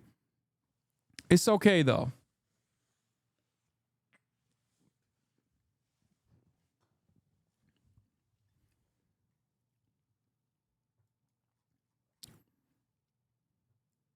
One day, you will turn around and act as though you were completely appalled by the actions of Israel, and hopefully you haven't made too many public statements that immediately could be used against you when you. But the shame will remain. The shame in your heart, the shame that has actually eaten away what remains of your soul, will obviously be there.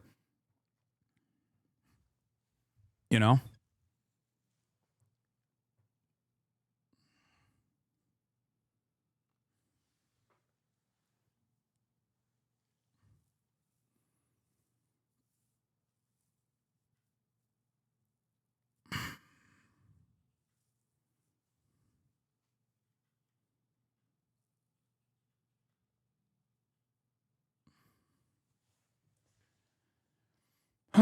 I will be watching the Ezra Klein Ta-Nehisi Coates conversation. Yes.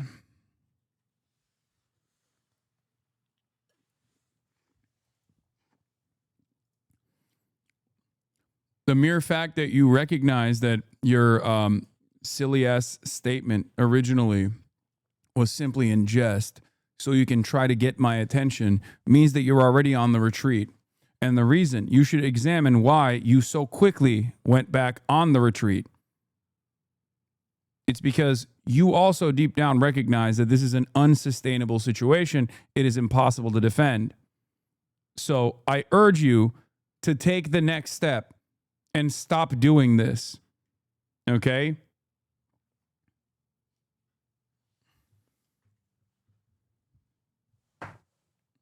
Obviously, you wouldn't be going, it's merely in jest. I just tried to get your attention if you recognize that you had any sort of defensible position here. Okay? Oh, I was merely doing this in jest. Okay. Well, thank you.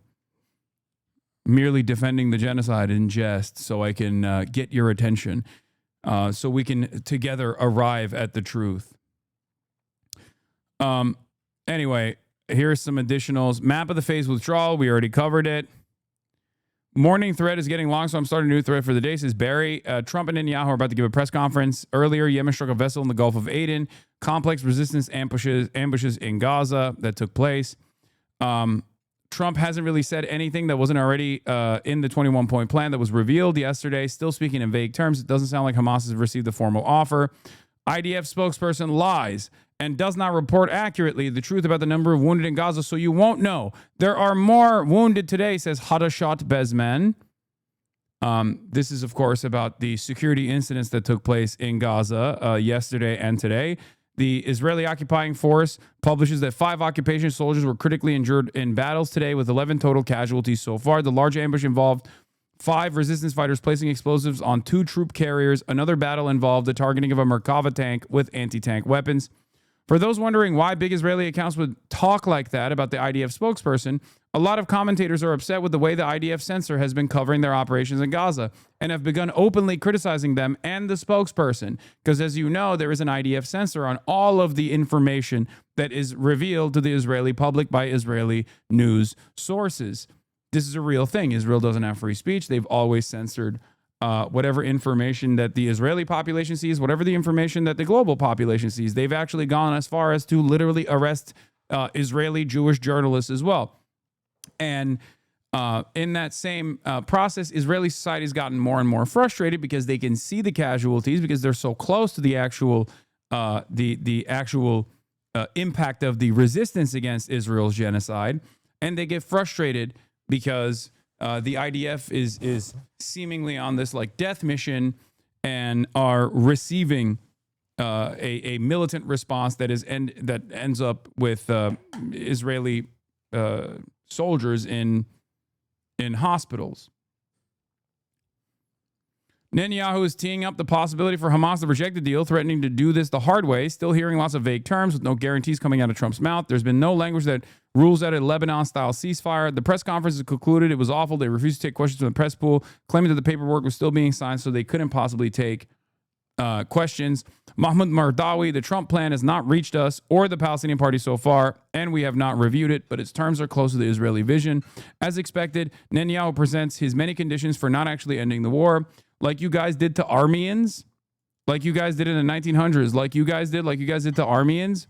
Are you talking about me, a Turkish person that recognizes the Armenian genocide? Maybe you should take it up with the Israeli government, who does not, and who has actually contributed to an additional ethnic cleansing campaign of Armenians working closely with their regional ally, Azerbaijan. Perhaps that's someone that you should talk to. You should talk to your own politicians about that. Anyway, I will say, though, that it is obvious to me that there are a lot of little ants chirping, little ants coming out of the woodwork today, because I think the Hasbara machine is busted. Okay? The Hasbara machine is totally busted here. I expect a lot more of the, why don't you talk about Sudan? Why don't you talk about any of the other places? And also, you are Turkish. What about Armenian genocide? Things of that nature over and over again, chirping into the fucking wind. You know? That's where we're at. What is this argument that like the Turkish forces did a genocide and therefore Israel gets to have one? Is that what you're saying? Oh, Americans did this to indigenous population. Are you a grammar Nazi?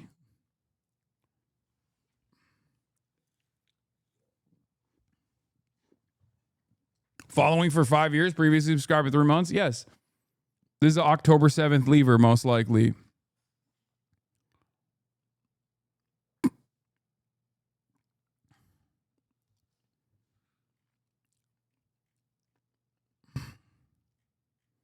Force and chatter. It's a boomer Force and fan. Yeah.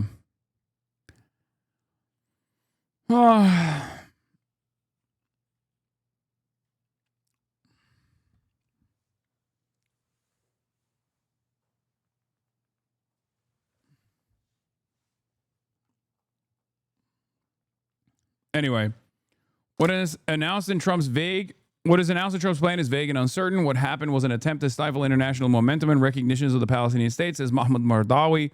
The crew of the MV Minor Wagracht are being evacuated from the ship after sustaining substantial damage from an anti-ship ballistic missile in the Gulf of Aden. This is from the Ansar Allah. And we already covered the board of peace and numerous other points in the ceasefire plan that is abysmal and a non-starter. Here is John Oliver last night on Netanyahu. Before I cover that, there's a couple of points that I wanted to give on the so-called 21-point peace plan. But as it stands currently, the way that this was designed, the way that this was concocted, shows me that this is no different than previous fake ceasefire negotiations that Benjamin Netanyahu either presented or responded to, only to destroy it at the last second, only to give assurances to the Israeli population that the genocide will continue. Okay? So, yeah, Seamus says the American peace plan, Gaza will become a de-radicalized terror-free zone with an apolitical transitional government under international supervision through a board of peace that includes Tony Blair and is chaired by Trump. The PA will only take over after major reforms. The American plan for Gaza is a colonial viceroyalty exceeding the kind that Iraq was placed under the invasion, where Henry Kissinger's chief of staff, Paul Bremer, under the supervision of the Department of Defense, ruled Iraq by decree for a year. And obviously, as you guys know, that was an abject failure. Genocide is wrong regardless. Do you agree with me? Yes, there is. Genocide is regarded as a crime of all crimes for a reason. The genocide is such a heinous crime that even a genocide in retaliation to the initial genocide is inappropriate, is unjust. Okay? That's how it's ridiculous. And once again, the only reason why, stop saying that a murder in retaliation to murder is unjust. Wait, first of all, yes, that also is the case. What the fuck are you talking about? Yeah, while a murder is taking place, if you fight back in self-defense, that's one thing. But if someone commits a murder and then you go back and you do a vengeance quest, that is also unjust, dumbass. What the fuck are you talking about? No one said defending yourself is unjust. Hello?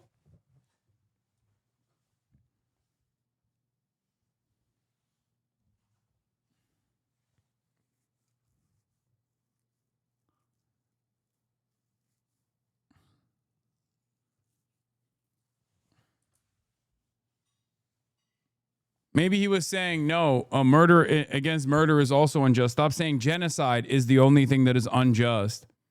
The reason why I'm bringing that up is because there's no such thing as a self-defensive genocide, okay? That doesn't exist.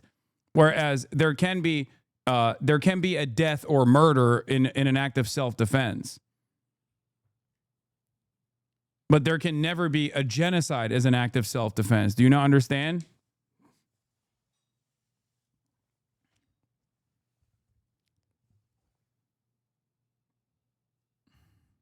Anyway, let's hear what John Oliver had to say. I suspect that he won't go as hard as he should be at this point.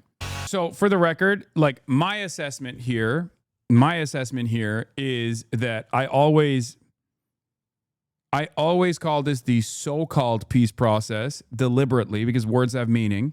And the reason why I say that is because this so-called peace process led to Israel, by way of Benjamin Netanyahu and every other person that came after, to continue pushing the fake peace process negotiations over and over again and destroying them in the exact same way that they have done so in this ceasefire negotiations bargaining over the past 2 years. Identically, for the record. Back in the day, you couldn't say this because there weren't enough eyeballs. There were only some silent recognitions of the fact that America played a formative role in allowing Israel to expand greatly over the West Bank and render a two-state solution impossible. Back in the day, you wouldn't be able to get away with saying, like, Israel was always the spoiler in the peace process, in the negotiations, and they had no design to implement the peace negotiations whatsoever. And the Oslo Accords were done to basically neuter Yasser Arafat and the PLO and pack them up in their entirety, which is precisely the reason why when Arafat went into the Oslo Accords, he was unimaginably popular. But by the end of his life, the PA and Fatah were unimaginably unpopular, which led to the rise of Hamas and other forms of militancy against Israel.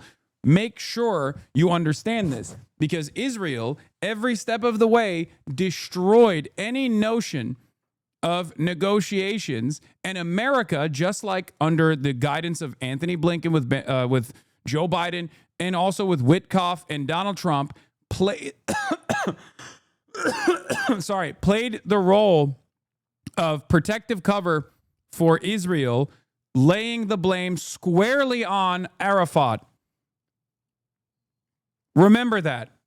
They did this over and over again in the exact same way that they're doing this right now. So make no mistake, it was not different back then either.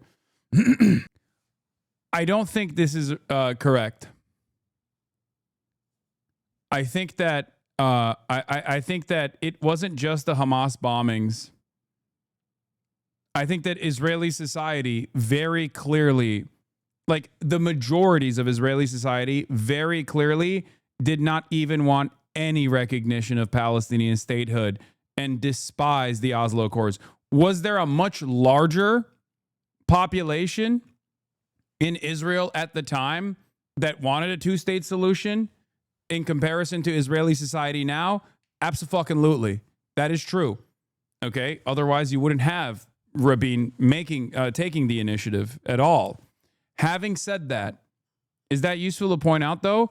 Yes, it is useful to point out. The reason why it's useful to point out is because we didn't come here, we didn't get to the point of full-blown fascist Zionism, ultra-nationalist, exterminationist Zionism out of nowhere, okay?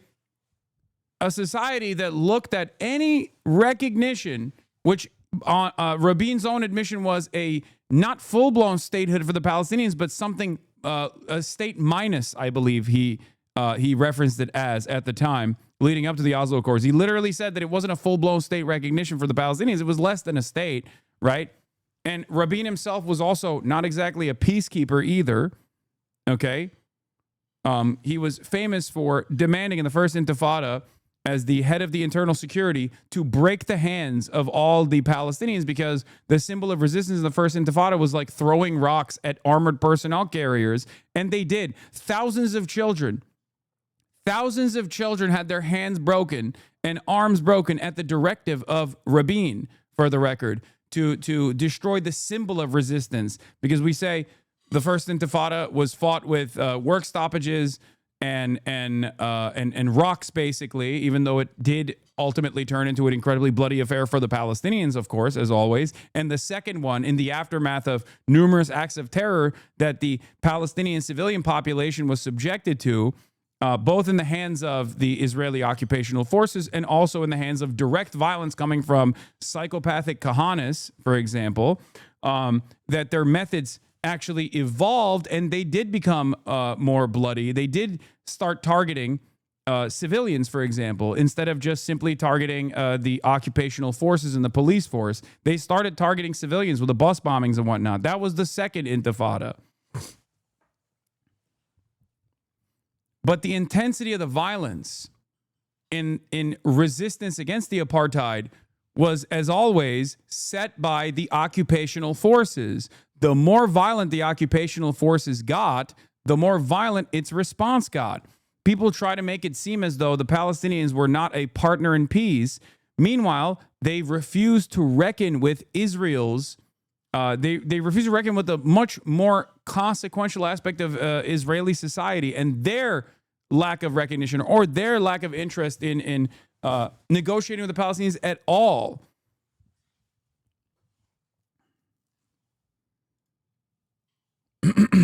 No, it's not. And the reason for why it's not is because if this was an accurate reflection of Israeli opinions, he would not. I mean, it's good. For the record, I need to say something here. This is very good, especially because this is a mainstream critique of Israeli society, and there is plenty of accurate reflections of Israeli history here and how ultra-Zionism has grown and basically taken the entire Israeli Knesset captive. But notice that the problem with this framework is that it's not necessarily just that the ultra-Zionists have taken the Israeli Knesset captive with their demands and that Benjamin Netanyahu is simply worried about keeping this coalition alive, and that's the reason why he's continuing the genocide, which is the thing that he's inferring, or the thing that he wants you to infer from this. The problem is, at the heart of this issue is Zionism. These guys are extremists, certainly, but they're extremists for other domestic considerations. They're not extremists from the perspective of what Israel is doing in Gaza. Okay? That's incredibly important for people to understand. A lot of people do not recognize when they look at Israeli society and they see from the outside like, oh, these guys are just extremists, like the rest of Israeli society doesn't actually care about this. No, these guys are extremists both on the domestic front and also the occupational agenda, certainly. But the Israeli society either turns a blind eye to the occupational extremism or actually welcome the occupational extremism. They just have disagreements on the domestic front. Okay? This is incredibly important to address, because if we do not address that Zionism is at the heart of this conflict, at the root of this genocide, Zionism is the reason why Israeli society broadly turns a blind eye to the humanity of the Palestinians, you will not be able to address the real reasons as to how Israel has been captured by these supposed far-right extremists. This is what's incredibly important, okay? Incredibly. Again, I think this is also more complex than the way that John Oliver is presenting it, because the Palestinian Authority is broadly despised. because it's like I said over and over again, it is considered, and it is actually a part of the Israeli security apparatus. It's not that they are moderate, it's that they are soldiers for Israel, right? Now, the miscalculation here, and this was regarded as a gamble, and I have covered it as such as well. The idea that you were going to give money to Hamas was for a very specific reason. The idea that Benjamin Netanyahu was propping up Hamas was because he knew that in the eyes of the Western world, Hamas would never achieve broad recognition. Hamas would never be able to achieve recognition. They could always be written off as Islamist fundamentalists, dangerous terrorists similar to ISIS. But the other thing that Benjamin Netanyahu and his cronies also miscalculated on was the notion that Hamas was just like they were. People that were more predisposed with maintaining their grip of power in the Gaza Strip, more so than any sort of higher need for emancipation. This was the major miscalculation. They thought Hamas would not be a uniting force for all of the Palestinian resistance forces. They were wrong on that front. October 7 was not just conducted by Hamas and Islamic Jihad. October 7 was conducted by the entirety of the Palestinian resistance forces. That's number one. So Hamas was a unifying factor here because Hamas, in the way that they presented it in Israel, in an Israeli society, was not actually simply a bunch of like corrupt autocrats that only wanted to fucking collect dollar bills and like control the real estate of the Gaza Strip. As a matter of fact, I feel like elements within PA are closer to that recognition than even Hamas was. Okay? The notion that Hamas was only interested in just like having their grip of power over the Gaza Strip and control the Palestinian population and all their needs was incorrect. Okay? This is very important to understand. This is precisely the reason why, and even in the 20-point peace plan that they fucking put forward, they're like, oh, we'll let you disarm and we'll allow you to leave the Gaza Strip if you choose to do so. That's what they said about Hamas militancy. They literally said, you can just escape the Gaza Strip. We'll let you leave. The idea that these guys were not first and foremost invested in ending the occupation of Israel was wrong. Okay? They are still to this day. Do you agree with all of their tactics? I don't, but it doesn't matter. If we're talking about their goal, their overarching priority here, that is clear. It is clear that they are first and foremost primarily invested in ending the sovereignty of Israel over the Palestinian population. It's that simple. This is also precisely the reason why Israeli society broadly and Israeli media broadly kept presenting Yahya Sinwar, for example, as like a selfish person who had already escaped the Gaza Strip, that he was not actually experiencing the repercussions of October 7 at all, personally experiencing it at all, or that even if he was in the Gaza Strip, he was probably chained to a bunch of Israeli hostages, Israeli babies, and in an effort not to be bombed by Israel, as though Israel would stop themselves from killing Yahya Sinwar because there's Israeli hostages strapped to him. All of that was obviously a lie because we saw that Yahya Sinwar died fighting till his very last breath. And Israel itself did not even know that they had killed Yahya Sinwar until a day after. Okay?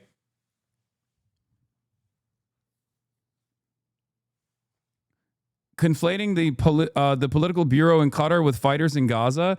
No, there's also that. However, even with the political bureau of Hamas, or the leadership of Hamas that's outside of the Gaza Strip, their family members are still in the Gaza Strip. Their family members have also been completely fucking destroyed, wiped out by Israel. So the notion that these guys have nothing to lose is also silly in that regard. This may be a cynical take, but I believe that what Hamas has accomplished may very well be the disintegration of Israel due to their genocidal tactics, but I do not think the Palestinian people at large will survive nor inherit it, unfortunately. I don't think that's that much of a cynical take. I think you're not. That is what we are trying to avoid. What we're trying to avoid is that reality, which is to ensure that the Palestinian civilians continue living in the Gaza Strip and living in the West Bank, and push for sovereignty and recognition of a real, true, independent Palestinian state.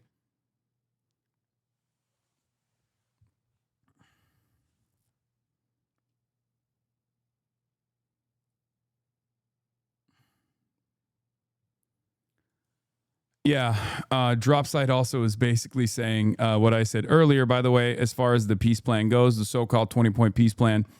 For months, Israeli and U.S. officials have denied any starvation policy in Gaza, claiming enough food and medicine enter, even as the IPC declared famine in August for a quarter of the population, and aid groups reported the opposite.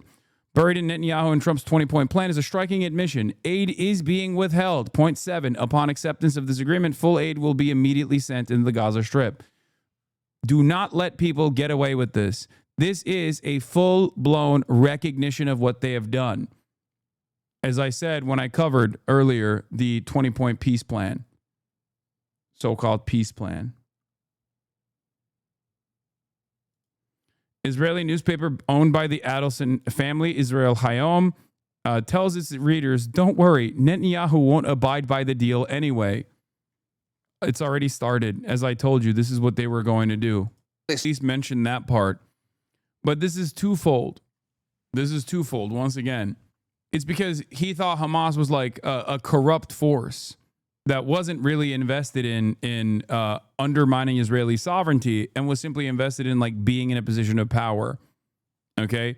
Like any act that Hamas took or any act that Islamic Jihad took against whenever they were like lobbing missiles over the boundary, right? That would quickly get intercepted.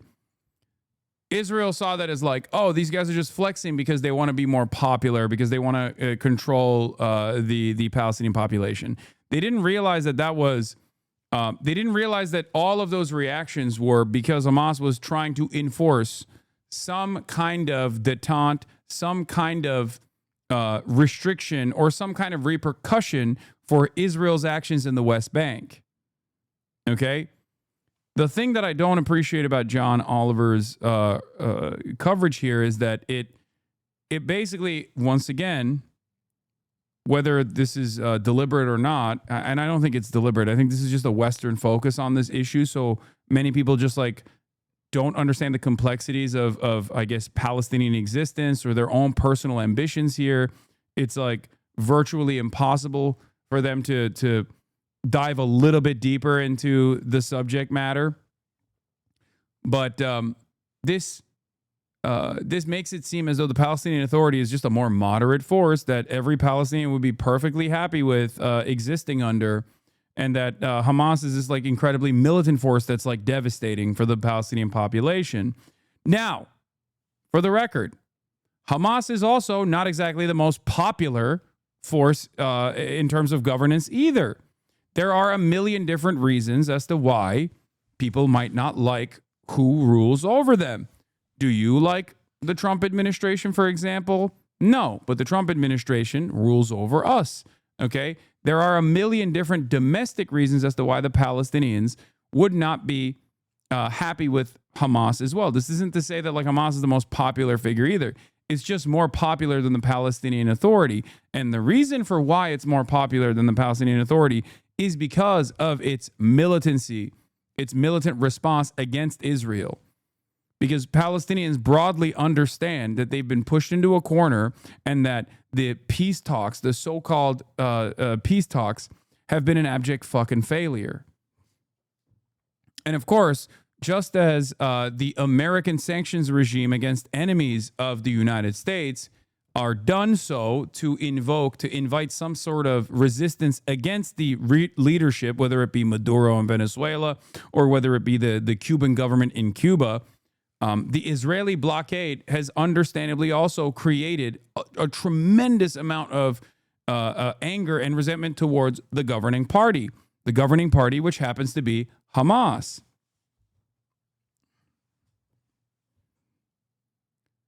But even in the last elections that were concluded in the Gaza Strip, the calculation made by many Palestinians, which is a very diverse, like ideologically diverse society, and is nowhere near as like Islamist fundamentalists as like Westerners present it as.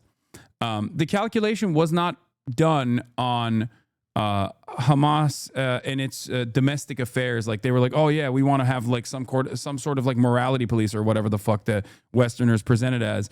It was done because Hamas at the time was seen as a less corruptible force.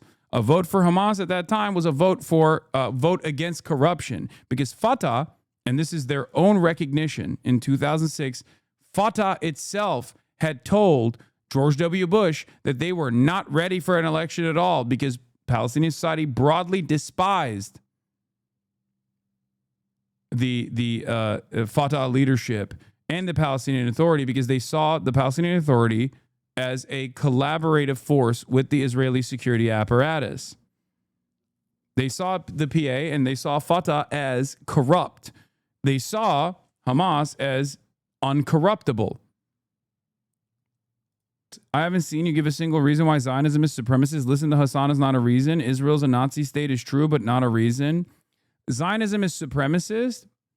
If you're trying to understand why Zionism is an ethno-religious supremacist ideology, look no further than the way that non-Jews are treated, even when they have citizenship in Israel.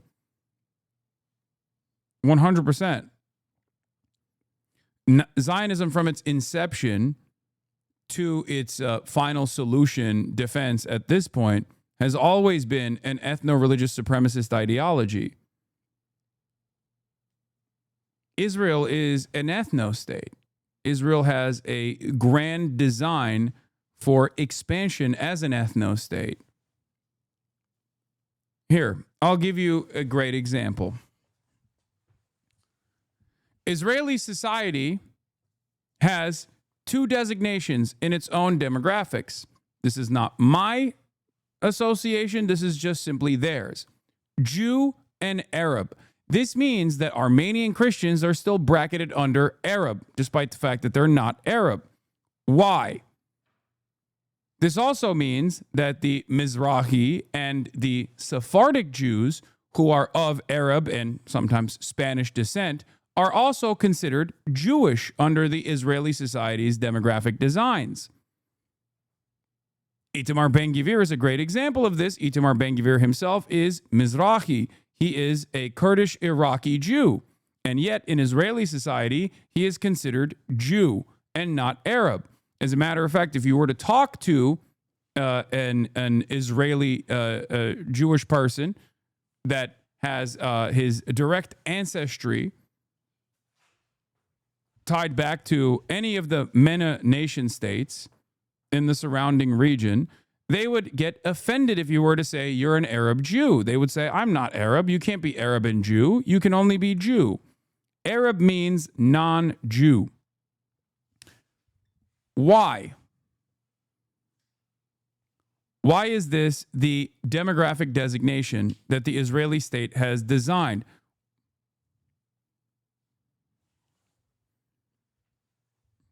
It is because being Jewish is placed in a higher priority for the Israeli ethno-state. Judaism is an ethno-religion, of course, and therefore, if you are Jewish, even if you're from Turkey, even if you're from Iraq, even if you're from Tunisia, even if you're from Algeria, if you are Jewish, you are considered a Jew in Israel. And if you are from any other place around the planet and you are non-Jewish, then you are designated as Arab or non-Jew.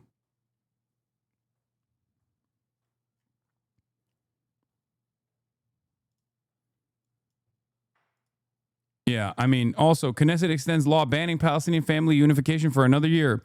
So-called citizenship law, passed in 2003 at the height of the Second Intifada, introduces a temporary security measure, but has since been renewed annually. This is from the 6th of March, 2023.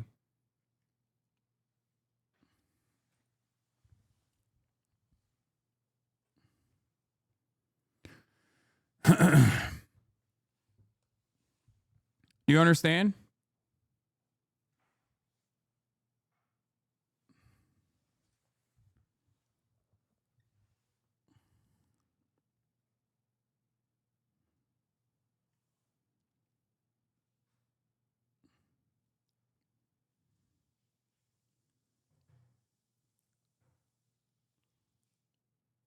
Did that person actually recognize something here, and that's why he's being quiet? I don't know.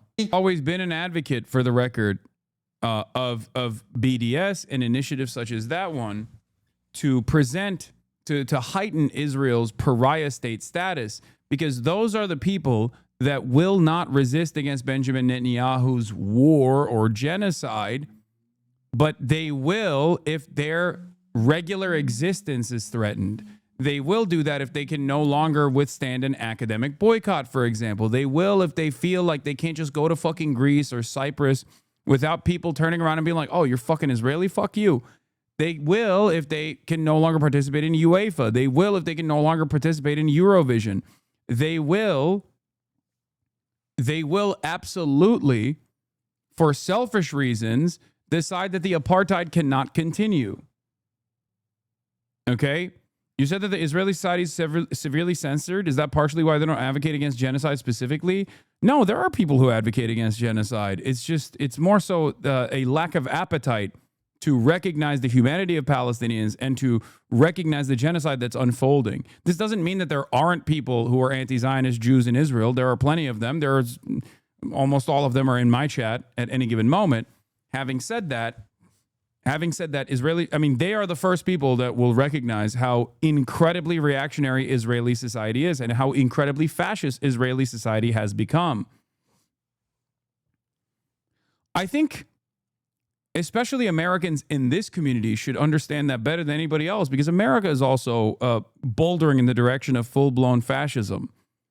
And for us, the inherent contradiction and the first violence comes from a lack of recognition of the indigenous genocide and a lack of recognition for the harms of chattel slavery in its current contemporary form, like the continued destruction campaign that is taking place against all migrants, okay, black and brown and even sometimes white. Like, the less we push back against these sorts of initiatives from the current fascist Trump administration, the more of a foothold that they gain in terms of advancing the society in a fascist direction.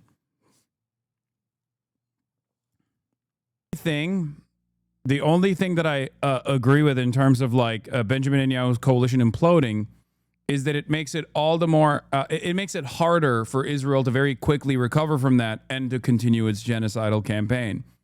Do I have any belief whatsoever that what comes next in the aftermath of Benjamin Netanyahu, if the opposition could get their shit together with like Yair Lapid and Benny Gantz and secure some sort of coalition, would they continue the death and destruction campaign? Or if they were able to do so in a swift fashion, do I believe that they would continue the death and destruction campaign? Absolutely. Abso-fucking-lutely. I've been covering the Israeli opposition and how little they actually oppose the genocide over and over and over again. Okay? Ironically enough, Benjamin Netanyahu's own Likud party members, former Likud members, have been more critical of the genocide from the perspective of the humanity of Palestinians than the current opposition party. Okay? It's just anyone that refuses to recognize that is oblivious to this reality. Okay? So the only thing that is good about changing Israeli governance away, like taking the power away from Benjamin Netanyahu, is that it would make it harder for Israel to continue its genocide, at least. So any sort of gumming of the works, I am in support of, which is precisely the reason why I have also supported the rallies that have taken place over and over again, even if they're not comprised of like militant anti-Zionists, and instead are liberal Zionists who actually don't have an issue with what Benjamin Netanyahu is doing in Gaza, but simply want to take the hostages out, and then they're fine with the continuation of the genocide. I still don't care, because any little bit helps. Do you understand? Like, any kind of instability has the capacity to make the Israeli politicians recalculate.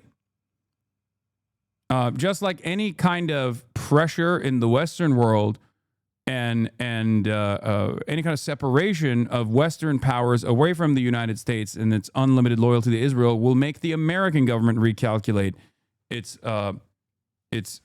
loyalty to Israel as it continues its genocide. Every little bit helps. Okay?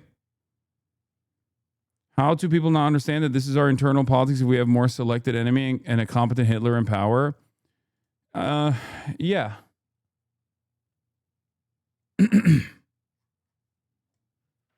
Israel is our future.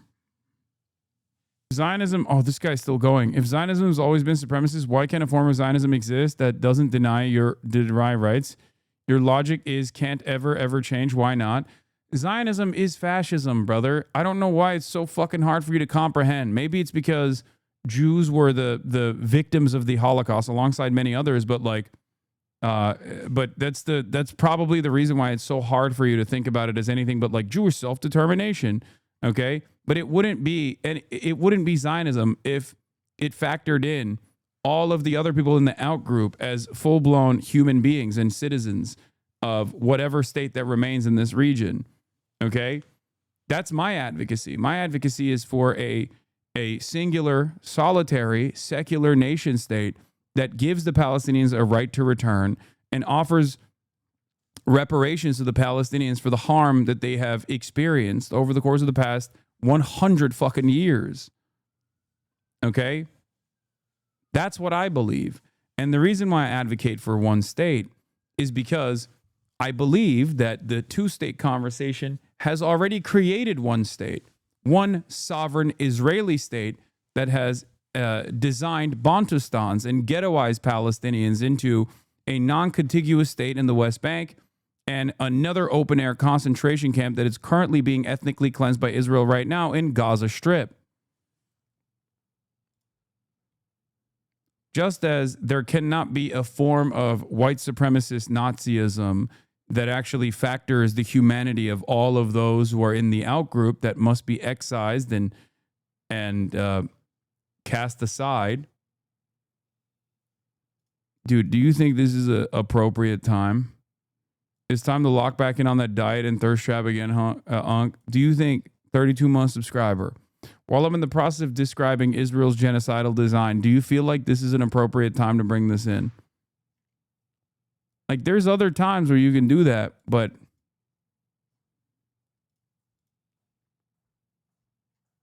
few more. Anyway, it's fine.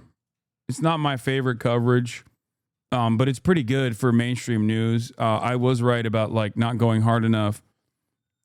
Here's some criticism. John Oliver's latest episode explains Netanyahu's grip on power in Israel. I absolutely love John Oliver and generally thought this episode was pretty solid, but here are some of my comments. Firstly, I really appreciated that he and his team used great domestic reporting from Ronan Bergman and Amos Harel.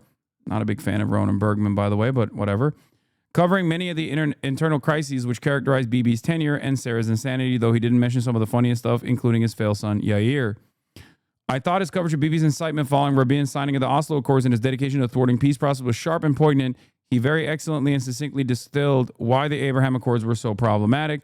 Some small details I wish he'd mentioned. Two Israeli organizations, B'Tselem and PHR Israel, have also said that Israel's actions meet the criteria for genocide.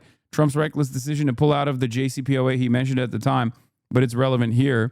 I wish he'd discussed that a key reason the opposition against Bibi has failed to end his reign is in part due to the fact that they are committed to the exclusion of the Arab parties and more broadly, the Piker protests against him, which face far more repression and violence.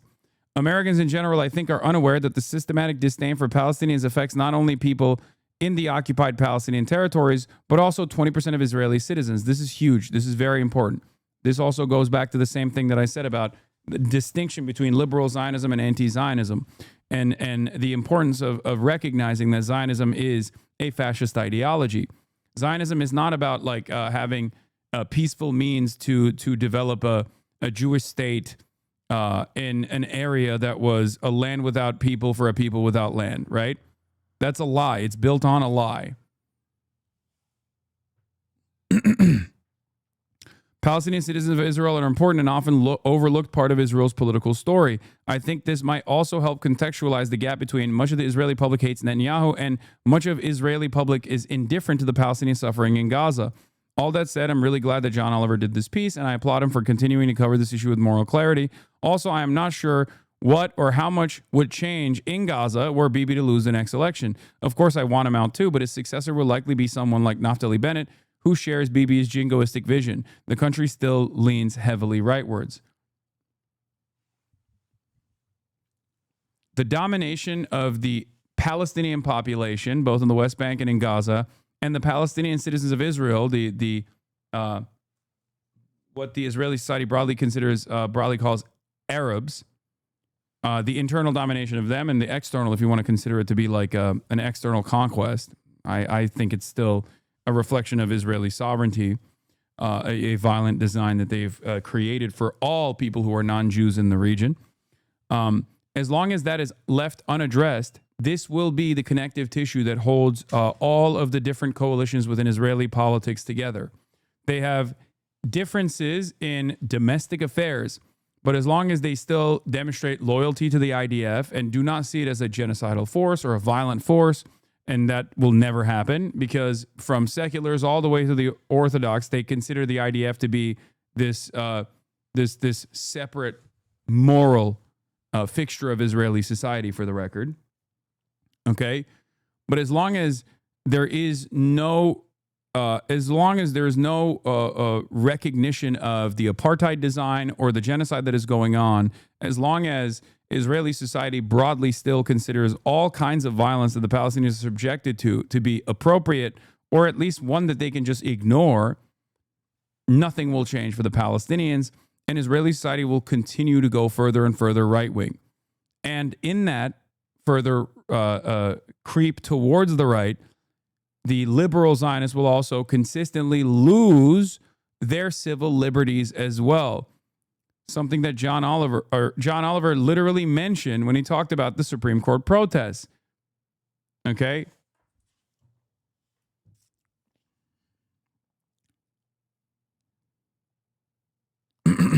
This is very, very important. What is this? In this sense, Oliver, while having to be sure line about its limitations, is still promoting the one bad man theory, a liberal cope that takes outrage and channels into vague hand-wringing about internal dynamics within Israel rather than a call to support BDS plus an arms embargo. Yeah. I do see that a little bit. I'll be honest. I wish he took it further is what I mean. It's still the best you're going to get from mainstream media at this point. Okay?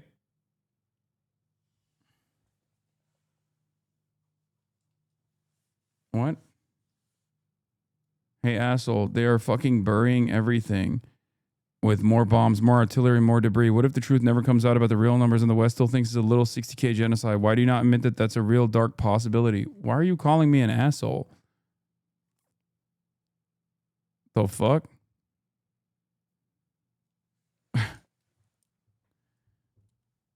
There's also the possibility that the real numbers are reflected on, and then society broadly says, oh, well.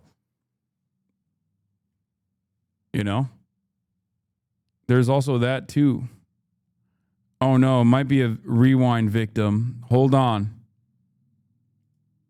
Hold on. This person might be rewinded in the chat and thinks that they're responding to a chatter that was being a dickhead. And not me. Probably responding to the chatter. Another rewind victim. Sorry, I meant to tag another chatter. Sorry, Haas.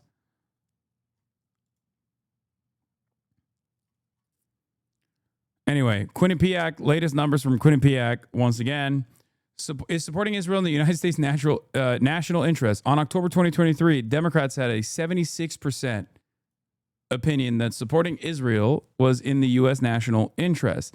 In the month of September, it is down 40 points to 36%. Not low enough. We got to get those numbers even lower. For independents, it was at 74%. Now for independents, it's at 37%. Again, not low enough. We got to get those numbers even lower. For Republicans, of course, On October, it was at 84%, and now in September, it's at 75%. The real reason why I think this continues is because obviously they love Donald Trump. Donald Trump dick rides Israel into oblivion. That's a big part of the fact. That's a big consideration. But the other real reason is because of Islamophobia. Okay? I've seen this far too many times from anti-Semitic, anti-Israel, supposedly anti-Israel, anti-Semites themselves even, where they literally say, Jews control the media, Jews control America. I hate that. They're doing a national embarrassment to us. They're forcing our politicians' hands. But also, at least their enemies, as it stands, is Muslims, and we hate Muslims even more. I think Israel recognizes that as well, and that's precisely the reason why they heighten the Islamophobia and wield it as a weapon. Do you understand?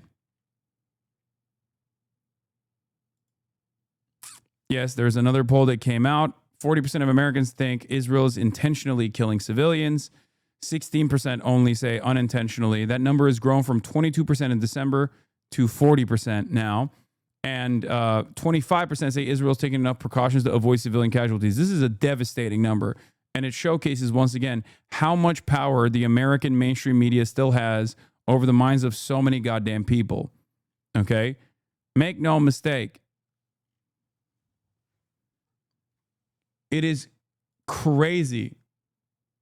I mean, it's fantastic that clearly Americans are broadly opening up their eyes to the actions of Israel. Okay, that's good. Among age 18 and 29, provide more economic/military support to Israel is at 68% opposed. Don't worry, Larry Ellison is on the case. A couple more algorithm tweaks to TikTok, and it'll be 2007 again. Yeah. I don't think these guys are aware of how much things have changed, especially for the youth. Because remember, if you're 18 and 29, your fucking first foray into understanding this dynamic, if you're 18 and 29, your first reaction to learning about Israel and its behavior has not been the multiple decades of unlimited propaganda coming from mainstream outlets that say Israel is the most moral generation. Okay? You're also far removed from the immediate Islamophobia of 9/11. So you weren't like old enough to download that into your fucking collective consciousness that like Muslims present this genuine fear. They present this genuine fear for Western society. There is still a good chunk of that, make no mistake. But I think for a lot of people, their first experience learning about Israel has been, oh my God, these guys are the most arrogant, entitled, genocidal monsters I have ever fucking seen in my life. So very difficult for those people to see Israel as anything but what it truly is.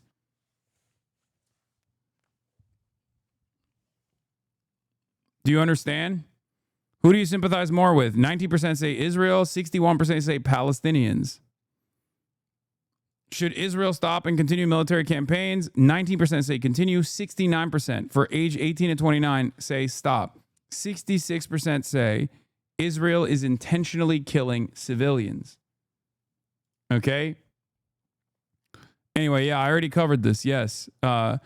From Palestinian Islamic Jihad, the second largest resistance faction, Secretary General of the Palestinian Islamic Jihad Movement, Mujahid leader Ziad al-Nakhallah says, what was announced at the press conference between Trump and Netanyahu is an American-Israeli agreement, an exception of Israel's entire position, and a recipe for continued aggression against the Palestinian people. Thus, Israel is trying to impose, what about October 7? What do you mean, what about October 7?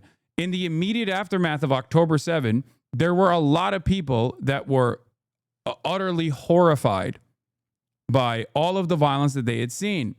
For a very brief moment, they also were like, oh my God, of course Israel's going to fucking kill all these people. But if you noticed, for the past 2 years, hi, I'm Samer from Gaza. Okay. Well, I don't know why you're fucking asking this stupid ass question then.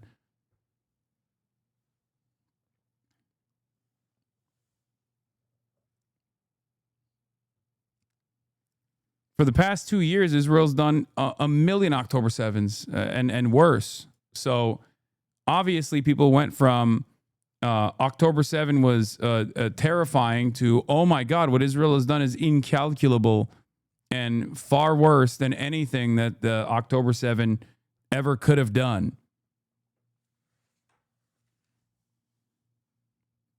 And it goes beyond, for the record. That is just a way for people to start their intellectual journey. Do you understand? Like, for many people, it was, oh my God, Israel has to respond militarily. What the fuck? This is unbearable. These are barbaric monsters. To, oh my God, what Israel is doing is unimaginably worse. To, oh my God, this shit was going on. Israel was doing things exactly like this pre-October 7. Because this opens up a lot of people's eyes to the reality, right? And if their first reaction was pro-Israel on October 7, 2023, their reaction slowly changes because of Israel's unlimited violence and its genocide. And every single day, there are more people who turn around and say, oh my God, I was so wrong. This is completely unacceptable. This is completely unacceptable.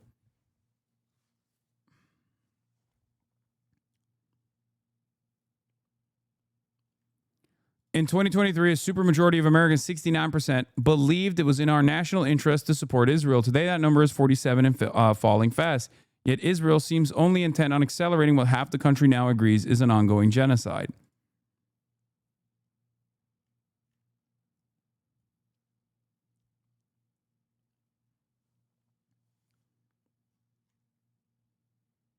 No, I didn't watch. Did Joe Rogan attend Epstein parties, man? What are you talking about? I didn't watch it. Like, here, this person is a perfect example of this.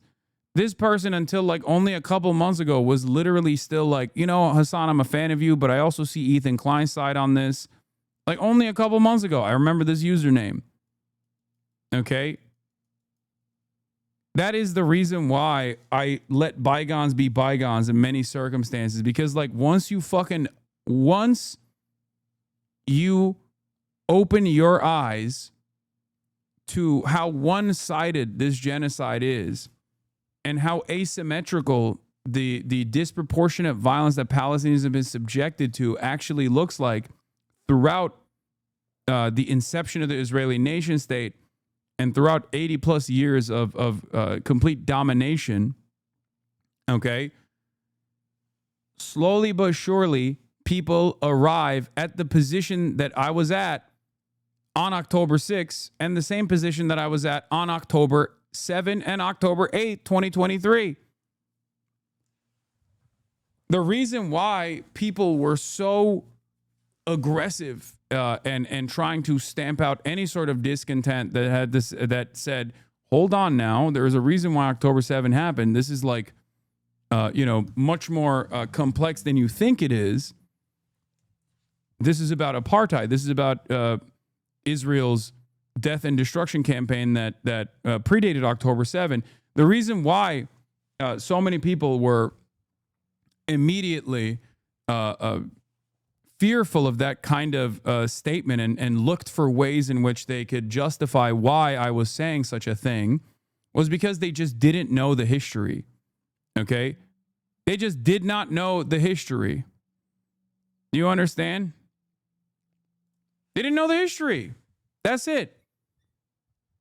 Because if you did know the history, you would have that position at that moment too. And I spent a lot of time early on trying to explain said history to anyone who would listen. And slowly but surely, more and more people actually came to that recognition.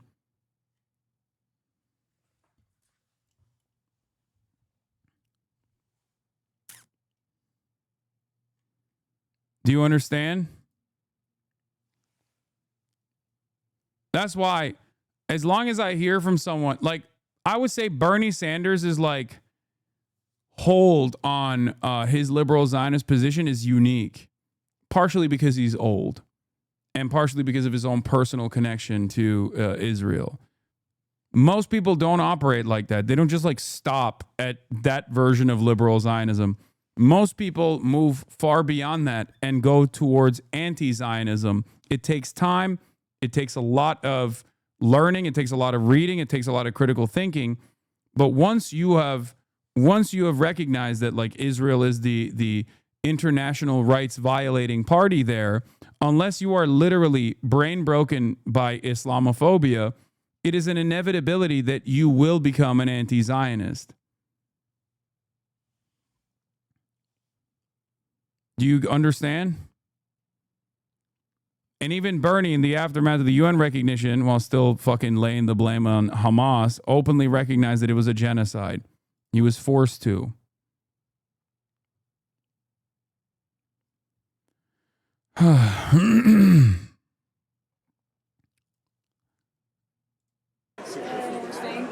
Anyway, we got Arab Khan.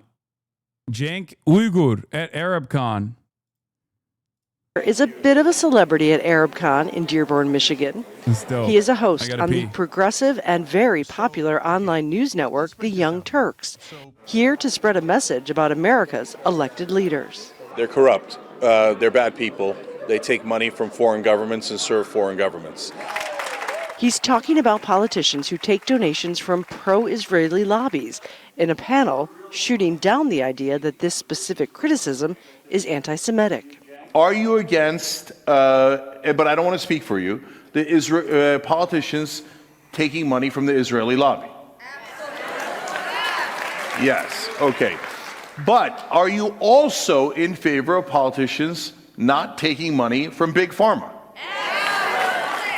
Let the record know that was louder, actually. Okay. Speaking to Congressman Ro Khanna, who summed up why he thinks so many Democratic leaders support Israel when the majority of their voters do not. One is the money. Bingo. People here point to a recent poll that showed 60% of all Americans do not support sending military aid to Israel. That was 75% of all Democrats, 66% of independents. Yet when Congressman Ro Khanna asked his colleagues to join him in a letter calling for a Palestinian state, only 47 signed their name. That should be every Democrat, but at least we've made some progress. We are making progress on saying no military sales to Netanyahu that are being used to kill civilians. That's Delia Ramirez's Stop the Bombs Act. That's up to 50, 60 members of Congress. But you're right that there are politicians. Dude, Ro Khanna, I recall having a conversation with Ro Khanna, who at the time was like one of the most critical congresspersons on the Israel issue at the DNC, if you remember. And I straight up was like, bro, it's a genocide. And he's like, well, I wouldn't use that. I wouldn't use those terms. It's just like, it's interesting.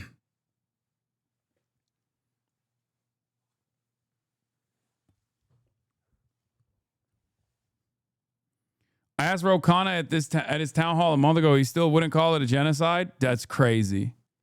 I guess it's the Ro Khanna cycle, you know? We're out of touch with their base, but it is changing. A new generation are bringing about a change. I'm going to be honest.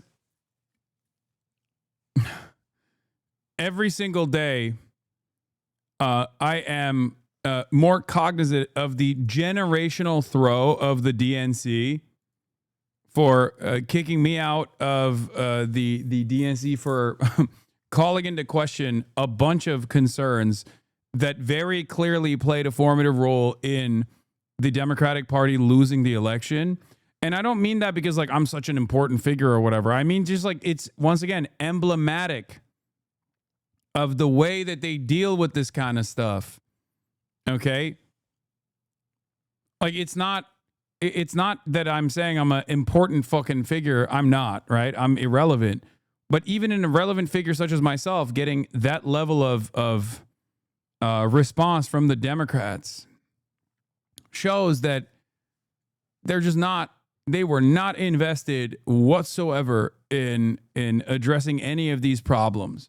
Did you go to the ArabCon thing? Dog, I'm literally here. I was live every single day while ArabCon was happening. Change, he believes, will start here, at conventions like this one. Activists sending the message to their leaders, listen to us, or you might lose your job. Patty Culhane, Al Jazeera, Dearborn, Michigan. I had lib friends who hate you complain about that law and the strongest military speech Kamala Harris made. Oh, they complain about the strongest military, most lethal military.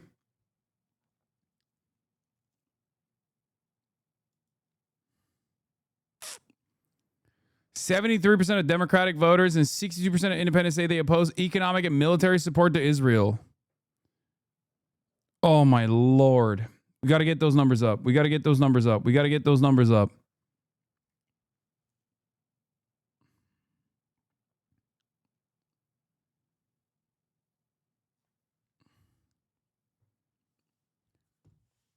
Anyway, we're obviously going to be talking about more about like the public approval rating. Israel's in the dirt, especially where the approval rating for Israel was versus where it's now. These are some of the many reasons as to why they're so actively trying to out of the looming government do fucking PR for Israel with this bullshit ass like Gaza peace plan or whatever. There's one additional thing that I want to a couple additional things I want to talk about on the issue of Israel before we get to the government shutdown and obviously the shootings that took place, the domestic terror incidents that took place over the weekend. Where are we? And then we got the funny ice thing, and also the Ta-Nehisi Ezra Klein conversation as well. Yes, I'm going to be covering Portland and everything else. Don't fucking worry. It's happening. Okay? Maybe a dumb question, but did America do 9/11 to itself to justify neocolonialism? It's not a dumb question.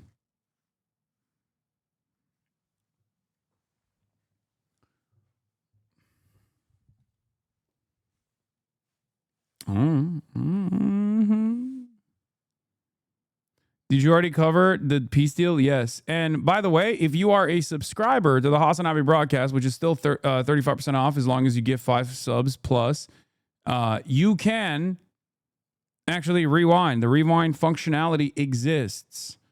So subscribe to the Piker Broadcasting Service.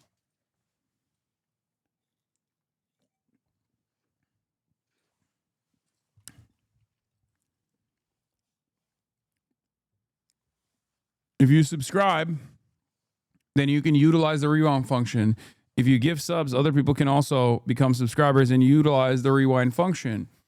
Hopefully, there will be less people asking, wait, did you cover this or did you cover that? It doesn't work on mobile, yes. But if you're subscribed, you can use it on the desktop.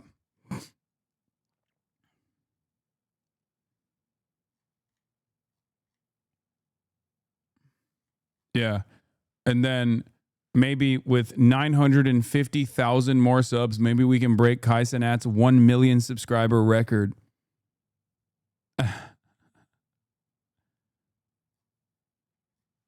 Tamaya!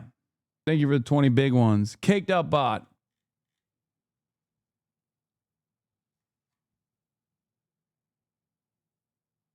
All right. Speaking of Israel behavior, Cornell is canceling a distinguished professor's classes on Gaza because of complaints of a student who previously served in Israel's military surveillance agency, Unit 8200, and was literally recording the comments of other students in class and deliberately derailing discussion. Early last semester, Druby says students began approaching Chaffetz with complaints that a graduate student in a Gaza indigeneity resistance class appeared to be recording them, possibly to gather their names and comments and intimidate them. We believe that a student came to the course for the sole reason of surveilling and potentially harming students in that class, Druby said. That ended up proving itself to be true because multiple students came forward and shared their concerns with Professor Chaffetz. Chaffetz said one Palestinian student quit the class after telling him she felt upset and frightened.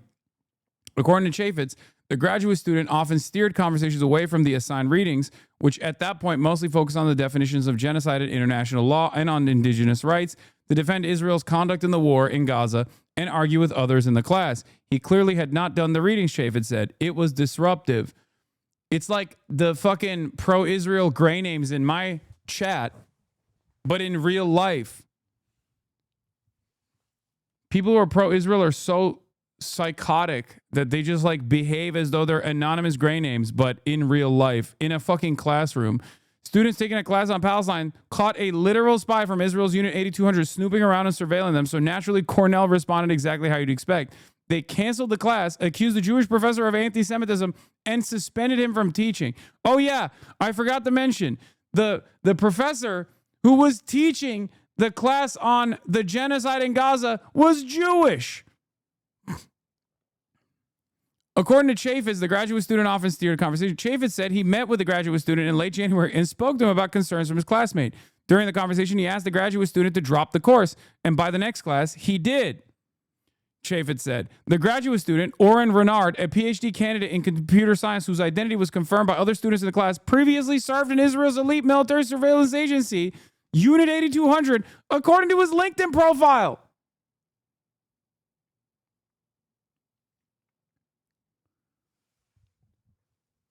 This is a perfect distillation of the way that these institutes of higher learning behave. They will literally suspend the Jewish professor speaking truthfully about genocide at the behest of a fucking IDF intelligence guy who is there to openly disrupt the fucking classroom. At Cornell, the dean broke policy and ignored the disciplinary committee's findings that there wasn't enough evidence of discrimination and forwarded the complaint to the provost anyway. The provost then opened an investigation. Pretty notable that senior Cornell officials refused to comment for the story, and the student, aka former member of Israeli military intelligence, refused to allow the tapes he had made to be heard by reporters. Maybe because they aren't so damning after all. Cornell's president, who has precisely zero scholarly expertise in the area, has previously remarked that the course takes a radical, factually inaccurate, and biased view of the formation of the state of Israel and the ongoing conflict.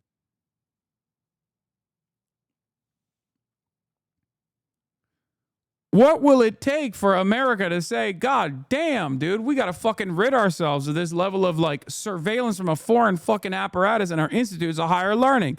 Probably not. It's just never going to happen.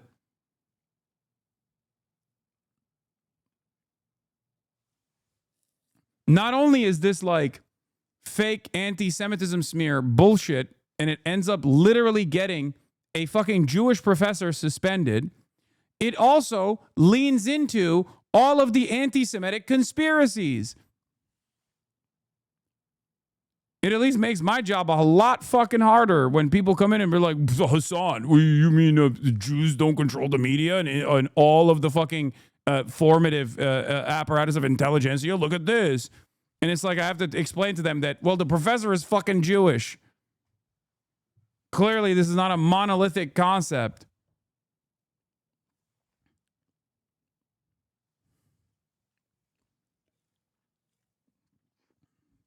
Whenever Israel does some fuck shit like this, or an Israeli citizen does some fuck shit like this, just close your eyes and imagine what the American government's response would be if they were Russian. What the American government's response would be if they were Chinese. What the American government's response would be if they were Iranian. We do untold amounts of pain and shit to people that aren't even doing this at the behest of a foreign intelligence apparatus, simply on the virtue of their citizenship. We already suspect people of doing this when they're not even doing this. But meanwhile, Israel literally does this. They do it all the fucking time. And not a single American in a position of power goes, this is fucked up. I mean, it's the same, like, yeah, this is exactly what I was going to point to. Like, these guys are, Benjamin Netanyahu literally stood in front of American Christian and American Jewish Republican influencers and straight up said, We are doing a propaganda push for Israel. It is awesome that we are actually making sure that TikTok is sold to a pro-Israel person. It was a real problem for us. It's the most important weapon. It's the most important weapon that we have at our disposal. Can you imagine Xi Jinping doing that with a bunch of like Chinese American nationals and then people like myself? You know what I mean? Just being like, it's so sick. We got TikTok. We're never selling it. We are going to literally win this war of people's conscience. Can you imagine on U.S. soil? We'd be fucking nuking the Three Gorges Dam the next day. What the fuck?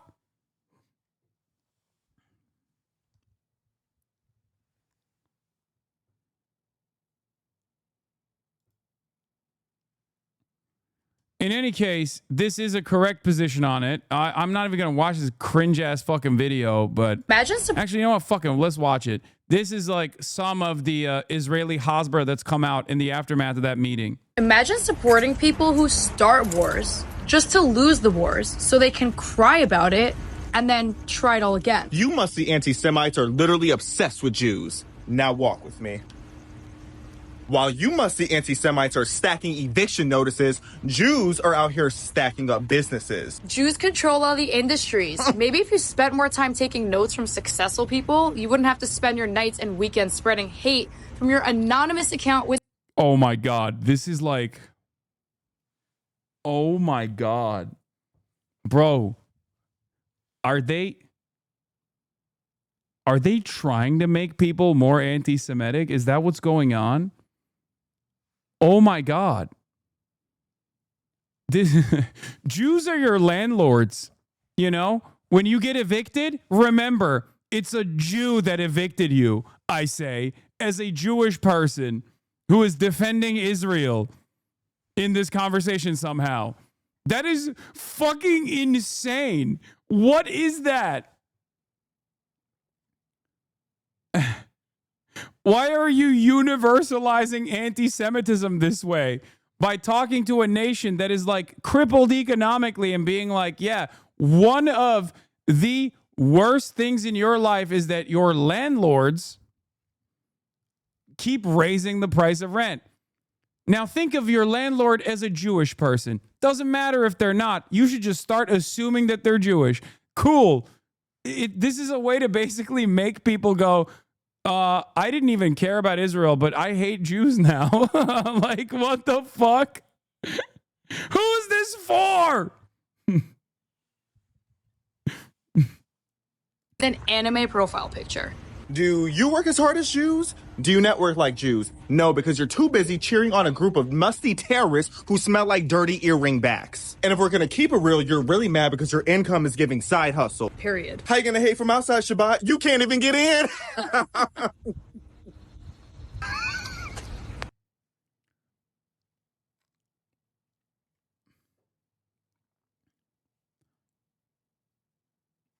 Wow.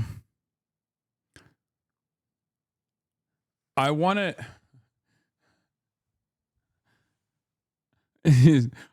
know if there's one single guy that watched this and was like, oh my God, you're so right. I think Israel is doing a genocide, but it's awesome now. I certainly don't believe in the anti-Semitic conspiracies that Jews are a monolithic force that control both the media and now also all of the banking and finance and is my landlord. That's or rather, I agree with you. That is the case, and I like it. Like, this doesn't make any sense. Who would watch this and turn around and be like, well, you know, all of the anti-Semitic conspiracies that you guys advanced here are actually true, and I'm going to reconsider now. I think it's a good thing that it's happening. Didn't you debate her? Yes, this is the famous lady that I fucking, the lady that I yelled at famously, where I was like, that I said, do you not understand the English language? The lady that Speed unfollowed as well. Also, there's more news in terms of Israel's grand ambition to put the toothpaste back in the fucking tube. New, Israel is paying Trump's former campaign manager, Brad Parscale, $6 million to create websites and content designed to train AI models like ChatGPT with pro-Israel messaging. Israel wants to train ChatGPT to be more pro-Israel. Hell yeah, dude. As a part of the $6 million contract, Parscale will also work to integrate pro-Israel messaging into Salem Media Network channels, which includes shows like The Hugh Hewitt Show, The Charlie Kirk Show, and The Right View with Laura Trump. Fucking awesome. I'm glad that they have more money that they can waste on shit like this because we got their defense locked down. You know, we will always and forever defend them. We are attached to the fucking hip. Anyway, there is one last thing that I do want to talk about with respect to Israel. Obviously, it's the Ta-Nehisi Coates interview with Ezra Klein. That was a huge one. There are two things that are true. And this is going to be mind-melting and mind-bending. It's not just Israel, of course. They're obviously going to talk about their Charlie Kirk disagreement as well. This is that's at least like the main centerpiece of this conversation. It's basically liberalism meeting like the notion that like liberalism is simply a political project that will constantly fucking write off marginalized populations, meeting a singular person who is from a marginalized background, being a black American, and going, hey, you can't write me off. What do you mean you want to write me off in an effort to win favor because you think that in the aftermath of writing me and others like me off, that we will still have a better future for people like myself? So let's take a look. This is, of course, Ezra Klein, who I used to say jokingly, friend of the show, Ezra Klein, with actual friend of the show, Ta-Nehisi Coates, duking it out. True about what President Donald Trump said at Charlie Kirk's memorial service. He did not hate his opponents. He wanted the best for them. That's where I disagreed with Charlie. One is that it's frightening to see the president of the United States talk this way about his political foes. I hate my opponent, and I don't want the best for them. I'm sorry. The other, I think, is that it's an opportunity. I don't think that is a strong politics. And for me, one of the central questions animating the show this year, that has been animating it since the election, is how did we get here? How did we let these people get back into power? What went wrong in our approach to politics that we ended up here? This has been a conversation I've been engaged in since Charlie Kirk's murder. And I wanted to have it with somebody who has maybe not liked the way I've been approaching it. Ta-Nehisi Coates is a writer I admire, somebody I have a genuine friendship with. In the days after Kirk's murder, he published a piece in Vanity Fair, pretty harshly fucking torched his ass, okay? It was excellent. It was an excellent piece. I personally loved it. I read it on the broadcast. I couldn't believe it. And it was well deserved. Okay. I'll keep it $150. It was well deserved because Ta-Nehisi is also like, in some ways, I would say like the former Ezra Klein, and he's the Ezra Klein of the Obama admin. Like the figure that Ezra Klein is. Actually, I feel like I'm disrespecting him by saying that. But like Ta-Nehisi Coates now is a different person than the former Ta-Nehisi Coates. Now, of course, when it comes to identifying white supremacy and black liberation and black liberatory struggle, like he was excellent. He's an excellent writer, but he has been in the past, I think, in the past, he had some ideological weaknesses that he himself recognizes, especially about Israel, which was a major awakening for him. And I think he still has some, liberal tendencies. But at the very least, is like his understanding of like the colonial violence that Israel was subjecting the Palestinians to when he saw it with his own two eyes, truly made him understandably reconsider how he had spoken about Israel prior to that moment, with no benefit to his social pedigree, no benefit to his social standing, but only repercussions, as a matter of fact. So I thought that it was great for him to right that wrong. In any case, let's take a look at this conversation. Of what I had written, he compared what I was doing there to the whitewashing of the Southern cause after the Civil War. I think it would be the height of hypocrisy for me to say we need to reach across divides and disagreement and then not talk across my own. So I wanted to talk to Ta-Nehisi about the piece, about the aftermath of Kirk's murder, but also about a disagreement, or question at least, that I think is about more than Kirk.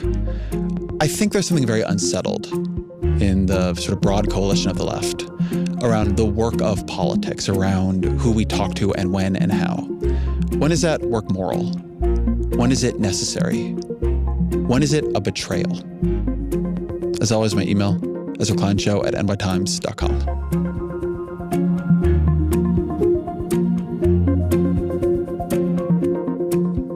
Ta-Nehisi Coates, welcome back to the show. Thanks. I don't know what number time this is. I think you're one of the. If you go back to the box days, I think you're one of the. You're on the leaderboard for sure. Yeah. Well, it's good to see you, man. Good to be here, Ezra. Thank you. All right. Well, let's jump into the disagreement. You wrote a column responding to my column on Charlie Kirk. So uncomfortable. It's okay. What was your disagreement with what I wrote after Kirk was assassinated? Yeah. First of all, I just want to thank you for having me. You know, I know that I've had to read things about myself that, criticize my work. It's never easy. And people often have a very, very different response than the one you had, which is to invite me here and to talk it out. So I appreciate that. I want to say that up front. I felt that when I initially read the column, and I guess we should be fully transparent here and say there was a discussion between us privately before there was a public thing. Yeah, we text. Yeah, we did. We do text regularly, and we did text about this. So I felt like, having not done the research that I eventually did for the college, there was something off about what I knew about this guy. And the presentation of him as, and I don't want to misquote you here, but as basically a paragon of politics and how doing politics the right way, as politics should be done. I think I had the same reaction that most ordinary people would have, which is absolute horror at the idea that this guy was somewhere speaking and was killed. But I always think it's important to differentiate how people die versus how they live. And then after doing the research, I had to be honest with you. That's when it got really, really difficult. When I went past my initial impressions and started going through all of the clips of the things he said, the way he talked about people, the way he, described groups in ways that, honestly, even as I was writing it, I was uncomfortable saying. And so the idea that this guy should be in any way celebrated for how he conducted politics, the fact that he just slurred across the board, all sorts of groups of people, and then ran an organization wherein, which appeared to me just a haven of hatred. I would not want that to be a model for my politics. And I know, as we talked between us that, you are not attempting to make a statement for the entirety of it. But I guess I feel like at a certain point, somebody's legacy, or somebody does something that is so large, that it's tough to think about their legacy and take that out of it. And that's how I felt about him. So I think I want to get at the right level of disagreement here. So I think one thing for me is that, I don't know, for me, the immediate hours after somebody is murdered in public, when you see that sort of grief and horror pouring out of the people who loved him, and many people loved him, my instinct then is to just sit with them in their grief, right? To say, I can, for this moment, find some way to grieve with you, to see your friend the way, or in some version of the way you saw him, right? That's not my view of, the person's whole legacy, but going to people when they're grieving like that and saying, listen, I want to tell you really what I thought of your friend. Just feels like not what you do in a kind of a community. I could see people come down on both sides of that.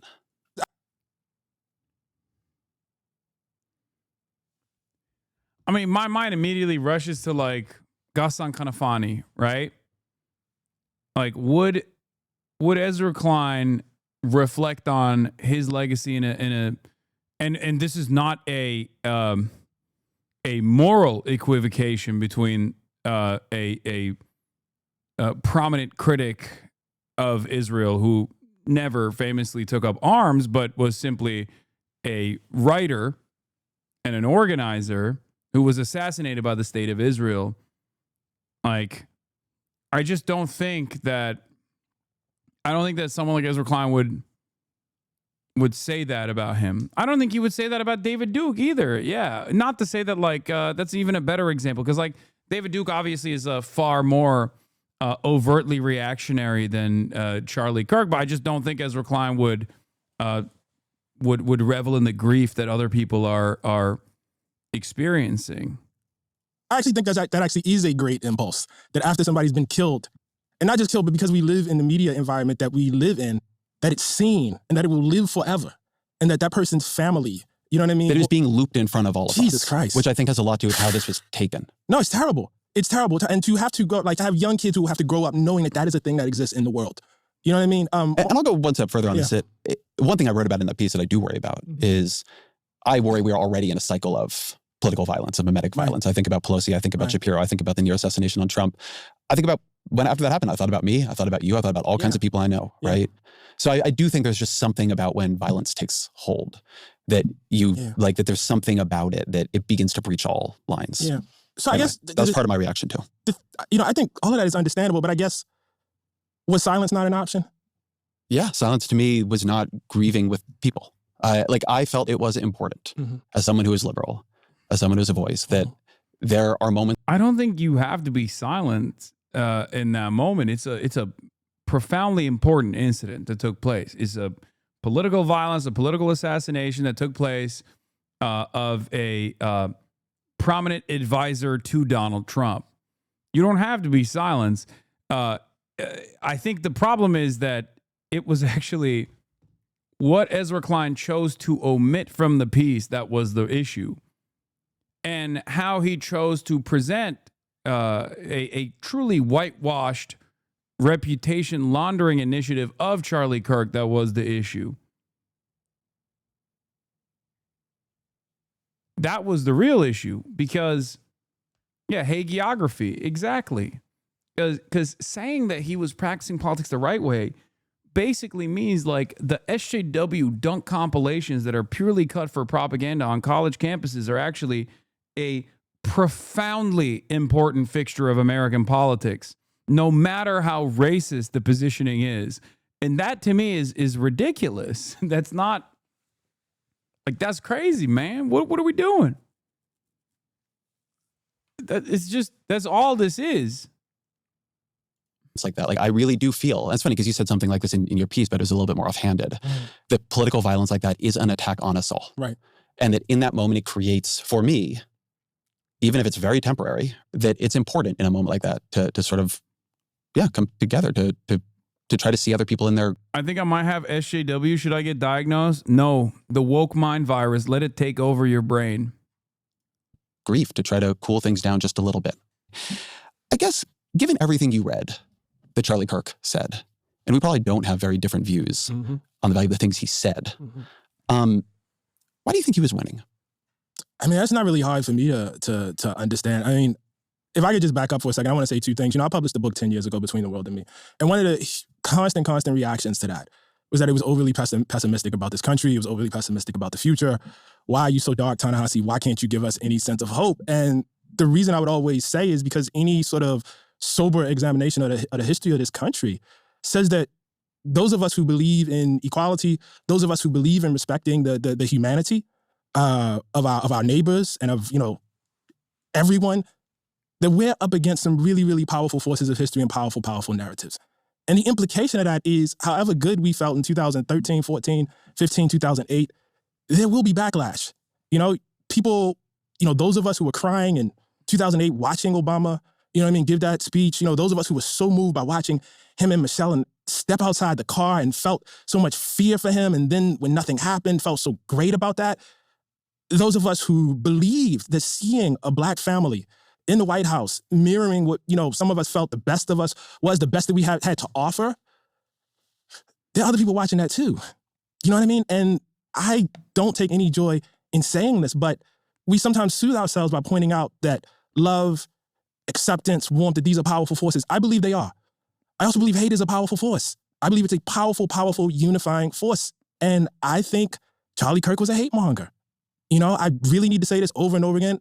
I have a politic that rejects violence, that rejects political violence. I take no joy in the killing of anyone, no matter what they said. But if you ask me what the truth of his life was, you know, and the truth of his public life, I would have to tell you it's hate. I'd have to tell you it is the usage of hate and the harnessing of hate towards political ends. Then let me flip that question actually a bit. Why are we losing? We're losing because there are always moments when we lose.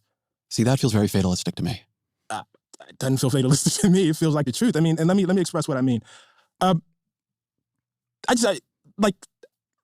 Ta-Nehisi Coates. I'm the writer. I'm the individual, right? But I am part of something larger, and I've always felt myself as part of something larger. I think the notion that in order for Democrats to win, they have to expand the tent is true on its face. The problem is, for Ezra Klein and for numerous other power players within the Democratic Party, the expansion of the tent only goes in the rightward direction. They do not want to expand the tent even from the rightward direction with considerations of the economic harm that all Americans are experiencing. Okay? Because I have no issue with making Republicans, former Republicans, racist Republicans, vote for the Democratic Party. As a matter of fact, I want them to vote for whatever the left position party is in this country. That is how you win. The problem is you don't get them to vote for the left flank of the party by becoming more racist. You get them to vote for the left flank party by offering them things that they want. And for a lot of Americans, for a lot of Democrats, especially for a lot of liberals, they think, no, we can't do that. We just must not do that. We must not ever consider that. That is crazy to me. Of course we want fucking racists and transphobes to no longer be racist or transphobic. But if in the absence of that, we want them to still not vote for the racist and transphobic party. And the way to do that is not by becoming the lighter version of the racist and transphobic party. The way to do that is by offering them shit that they want. The example I used earlier today in the Al Jazeera documentary that's being shot is one I'm going to use once again. Zohran Kwame Mamdani. Zohran Mamdani is a 34-year-old brown African Muslim socialist who has dedicated a good chunk of his activism early on to anti-Zionism. Okay? New York has a significant population of Jewish voters. And yet, the majority of Jews in New York voted for Zohran Kwame Mamdani. Now, does this mean that New York Jews are anti-Zionist in nature? Well, I would like to think so, but seemingly that's not the case, as evidenced by the new polls that came out recently.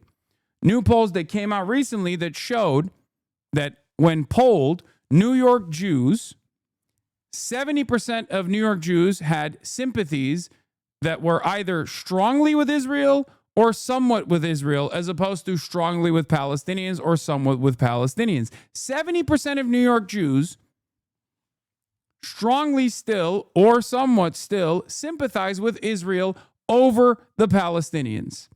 Okay? Now hold on.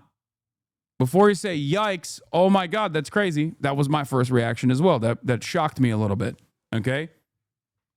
But the reason why I'm bringing that up is because that means that there were New York Jews who still either strongly or somewhat sympathize with Israel after 22, 23 months of fucking genocide, still looked at the brown Muslim anti-Zionist and said, I'm voting for that guy.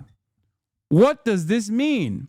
That means two things. Number one, Israel obviously is not the number one priority for New York Jews that have sympathies with Israel. That's clear. And this is something that we knew already. I talked about this before about, Jews in the United States of America are not Israeli. If they were, they would live in Israel. There's plenty of fucking benefits to living in Israel as a Jewish person, but they still choose to live in America because they're Americans, okay, first and foremost. That's number one, okay? It's not the highest priority. But number two, and this is even more important, even New York Jews that care about Israel looked at a guy like Zoran and said, you know what I care about more? Fast and free buses and a fucking rent freeze. That's the point. That's why you gotta fucking focus on the issues. That's why you have to push for issues. That's why you have to say, I am going to be a fucking fighter for the shit that you care about. I'm going to improve your goddamn material circumstances. That's it. If you look at the numbers, 74% of New York Jews say they strongly or somewhat sympathize with Israelis over Palestinians, and yet Zoran won the majority of Jews in the New York Democratic primary. This means that there were New York Jews who are like, I strongly or somewhat sympathize with the Israelis. This motherfucker hates Israelis. This motherfucker hates Israel. I'm still voting for his ass. Why? Because they were like, I want fast and free buses. I want a rent freeze. I want the shit that he's pushing for. Okay? People make these calculations every fucking day. You have to present them with something that they want, and you have to communicate that you are going to be a fighter for those issues. This is what Democrats never do. They are the good things are not possible party. And that's a horrible party to be. That's a horrible position to be in. Because on the other side, you got we're going to fuck shit up party. You got the you're angry and you're right to be angry party. You got you're angry and you're right to be angry, which is why you should be angry at the Mexicans party. And in the absence of any sort of counter narrative against that, when you cannot be well defined on issues that will greatly improve the living standards of every single fucking American, they can just present you as a silly bitch party that only cares about giving bottom surgeries to Guatemalan transgender prisoners. That's it. That's how you fucking lost. That's why you lost the goddamn election. And it's so frustrating to see people like Ezra Klein, who do have a lot of fucking motion in the Democratic Party, still present this alternative that, like, we just simply didn't go right enough. We didn't go right enough to win these voters. You cannot win culture war issues against the Republican Party on the boundaries that they've created. They made the fucking playing game so they can win. They can always go further right. You can't outflank the Republicans on racism. And the question also remains, should you outflank the Republicans on racism? I say no.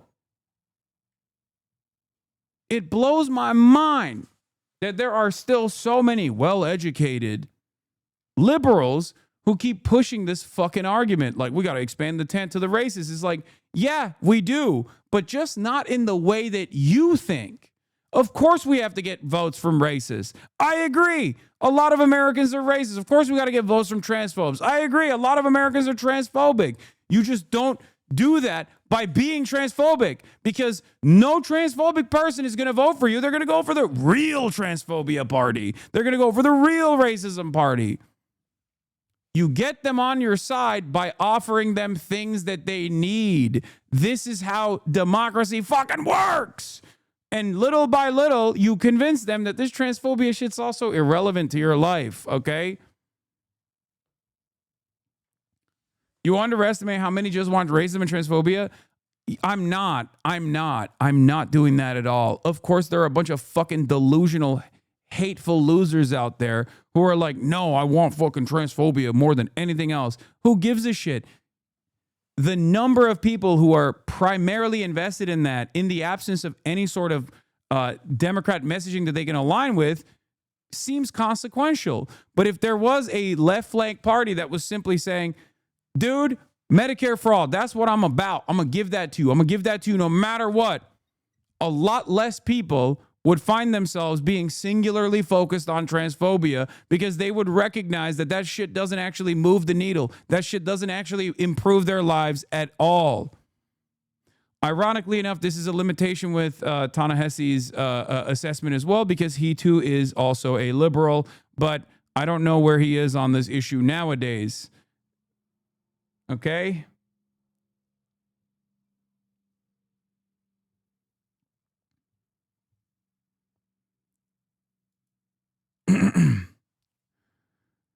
Alice Goldman says, so much ground on basic human rights has been lost in the past 10 years thanks to the Democratic Party consistently trying and failing to woo Republican voters. Notice he didn't put anything in the table that might materially harm him in any ways, a losing strategy.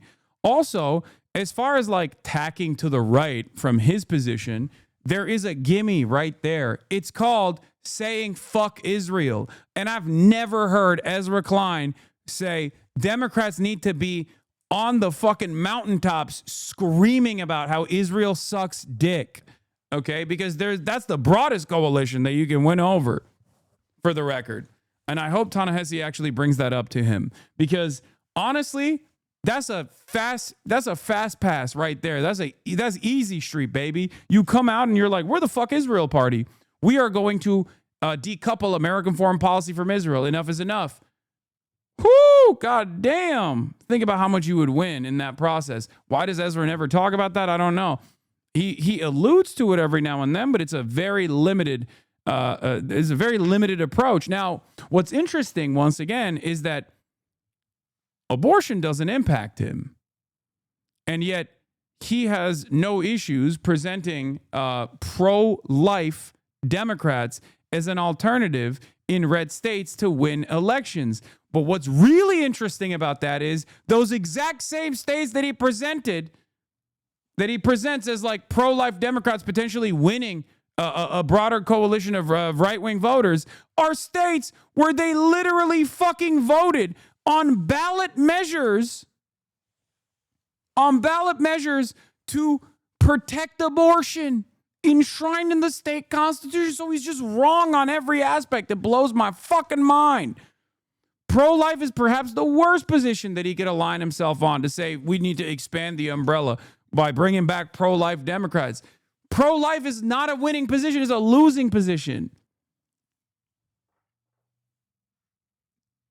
At least he could have done like the classic, everybody hates trans people. We need anti-trans Democrats or some shit, which I still think is fucked up. Which I still think it's unacceptable and fucked up. Because you're not going to win any favors with anybody by doing that, as I've assured you, as I've explained to you already. Because there's always more anti-trans messaging that will come from the other side. This is at the heart of the problem. This is the problem at the core of the Democratic Party, okay? This is why they lose elections. When you cave to your opposition's framing on culture war narratives, you just legitimize their argument. I have a tradition. I have ancestry. I have heritage. What that means is that I do whatever I do within the time that I have in my life, whatever time I'm gifted with. And much of what I do is built on what other people did before then. And then after that, I leave the struggle where I leave it. And then hopefully it's in a better place. Oftentimes it's not. That's the history, in fact. And then my progeny pick it up and they keep it going.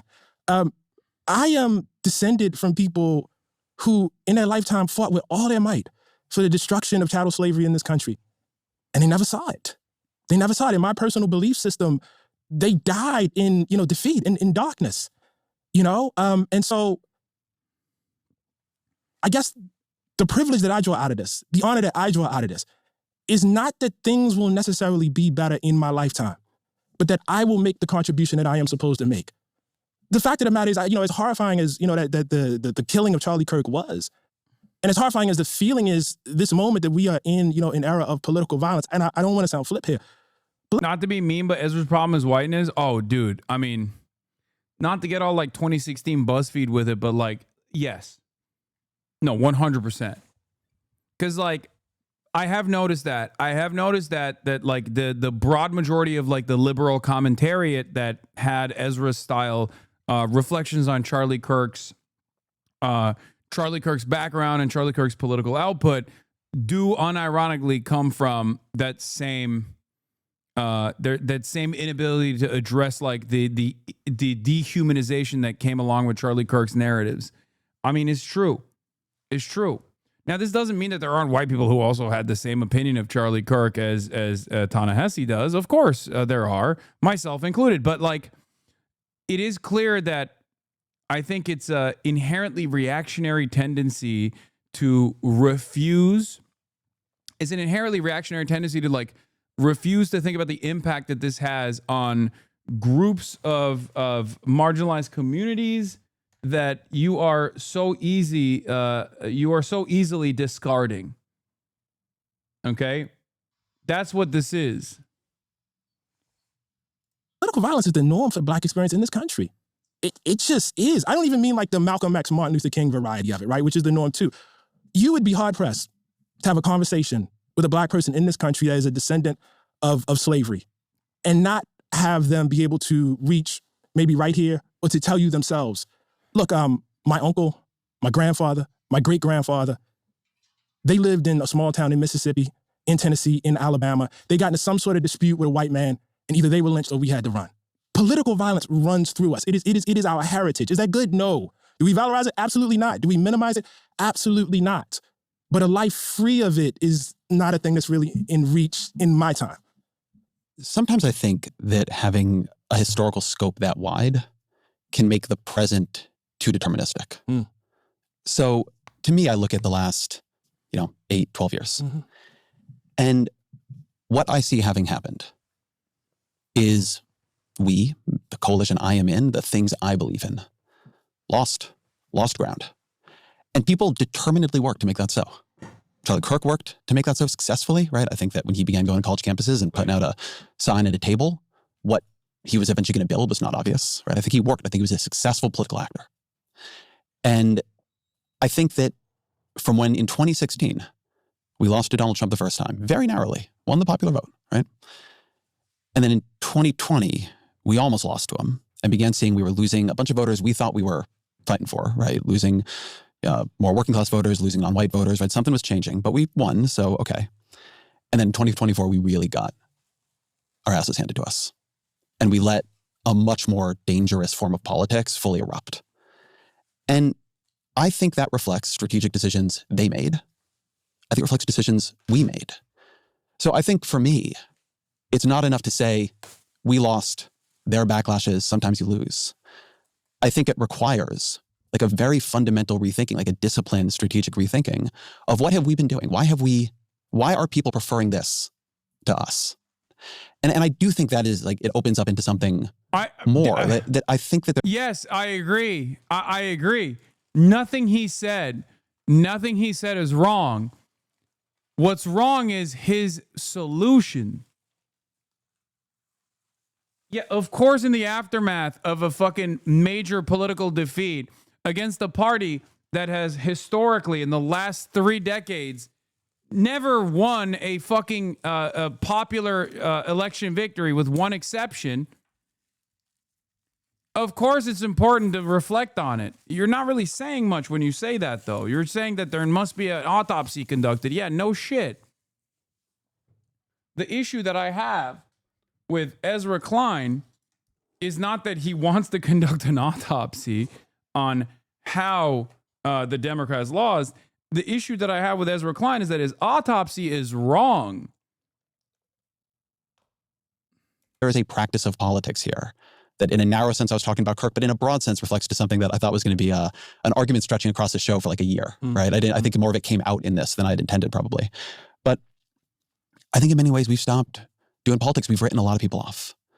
And in writing them off, we are losing and we are unable to protect ourselves, unable to protect them, just unable to make good change in the world. Can you say more about that writing them off, please? Yeah. Why don't we start it here if we want to talk about writing them off? I've been obsessing recently for a piece I've been writing about the Hillary Clinton deplorables comment, and I want to play it. To just be grossly generalistic, you could put half of Trump supporters into what I call the basket of deplorables. Right?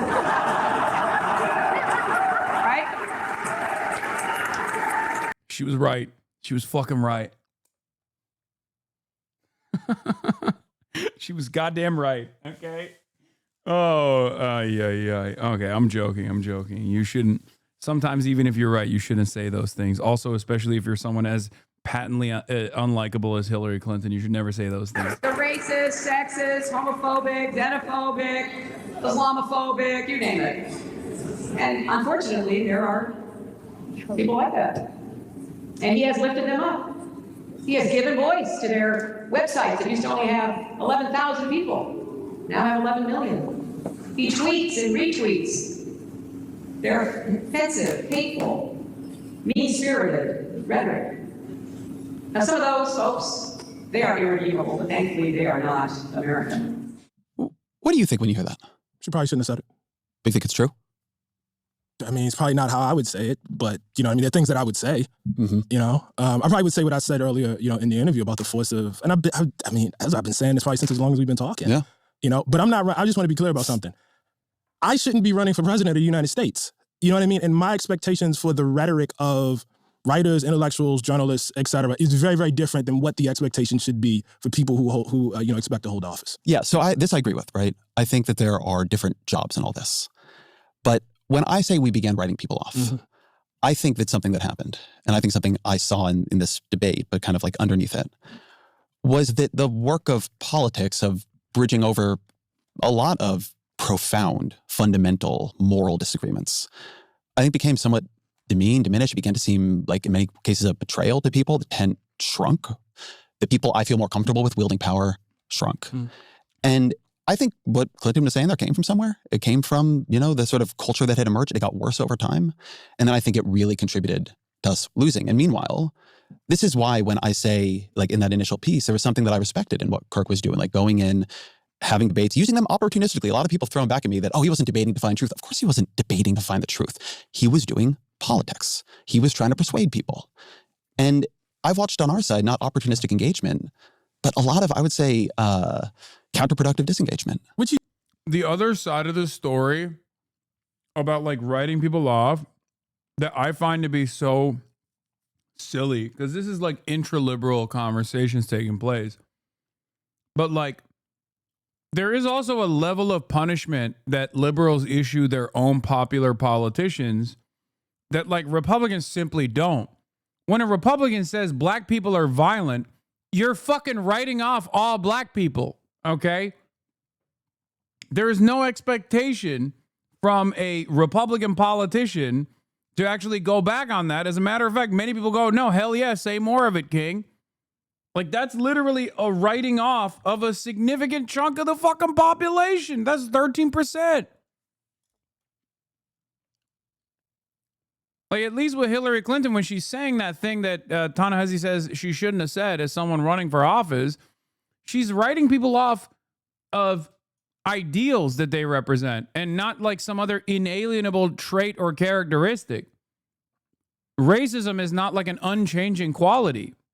But would you like to see one of us put up a sign outside of, say, some white evangelical church in Alabama, debate me on abortion, and then use that content to say such and such smashes, church parishioner here, such and such owns church parishioner? I would like to see. Would you like I would like to see people on our our side. Yeah, go to evangelical churches, go to places that feel unfriendly, have conversations, and look.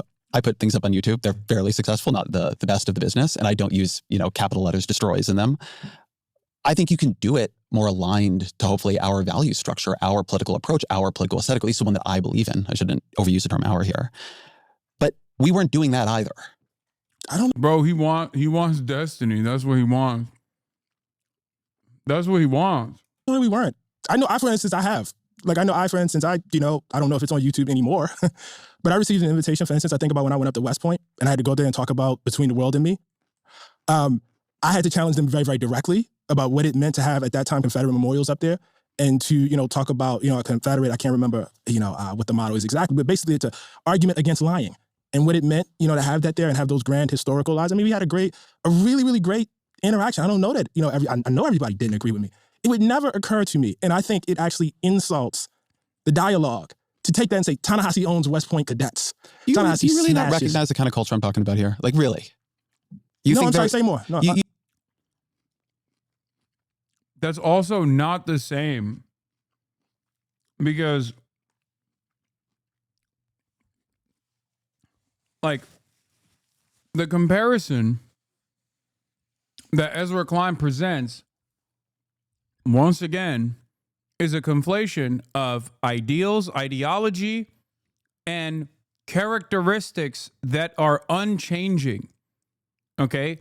Blackness and the concept of being black is not a quality that you can wash off, is not a quality that you can change about yourself, whereas being an evangelical who believes that abortion is murder is a quality that you can reason with or potentially change the minds of people on.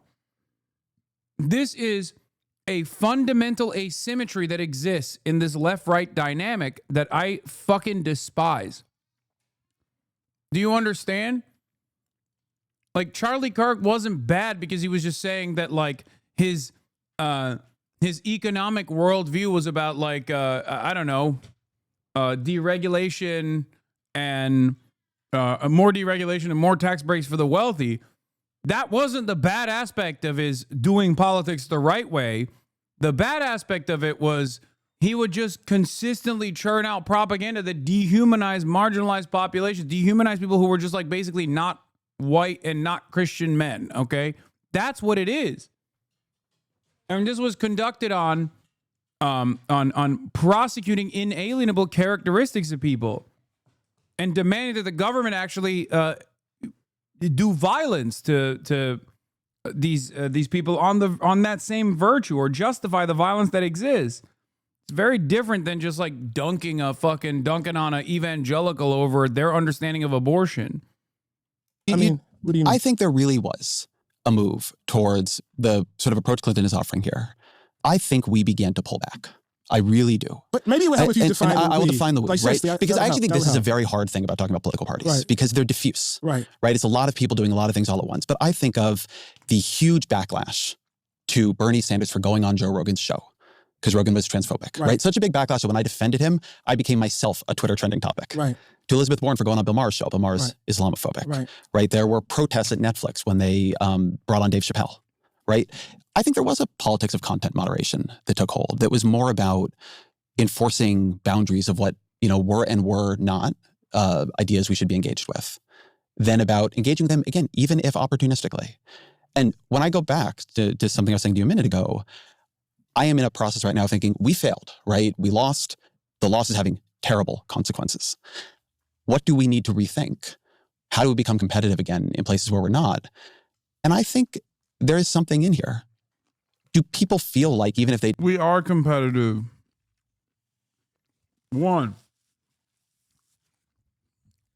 Once again, his examples that he presented are not even ones that I disagree with.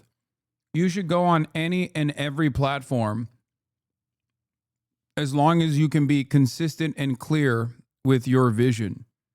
I don't disagree with this. And I think the content moderation aspect of this is silly. It's fruitless. It's annoying. It pisses even your own allies off. The problem, of course, is that I was never the guy who was like, how dare Bernie talk to Joe Rogan? I was the guy yelling at the fucking liberals for doing that. I've never been the guy who's like, well, the Bernie bros. I was the Bernie bro.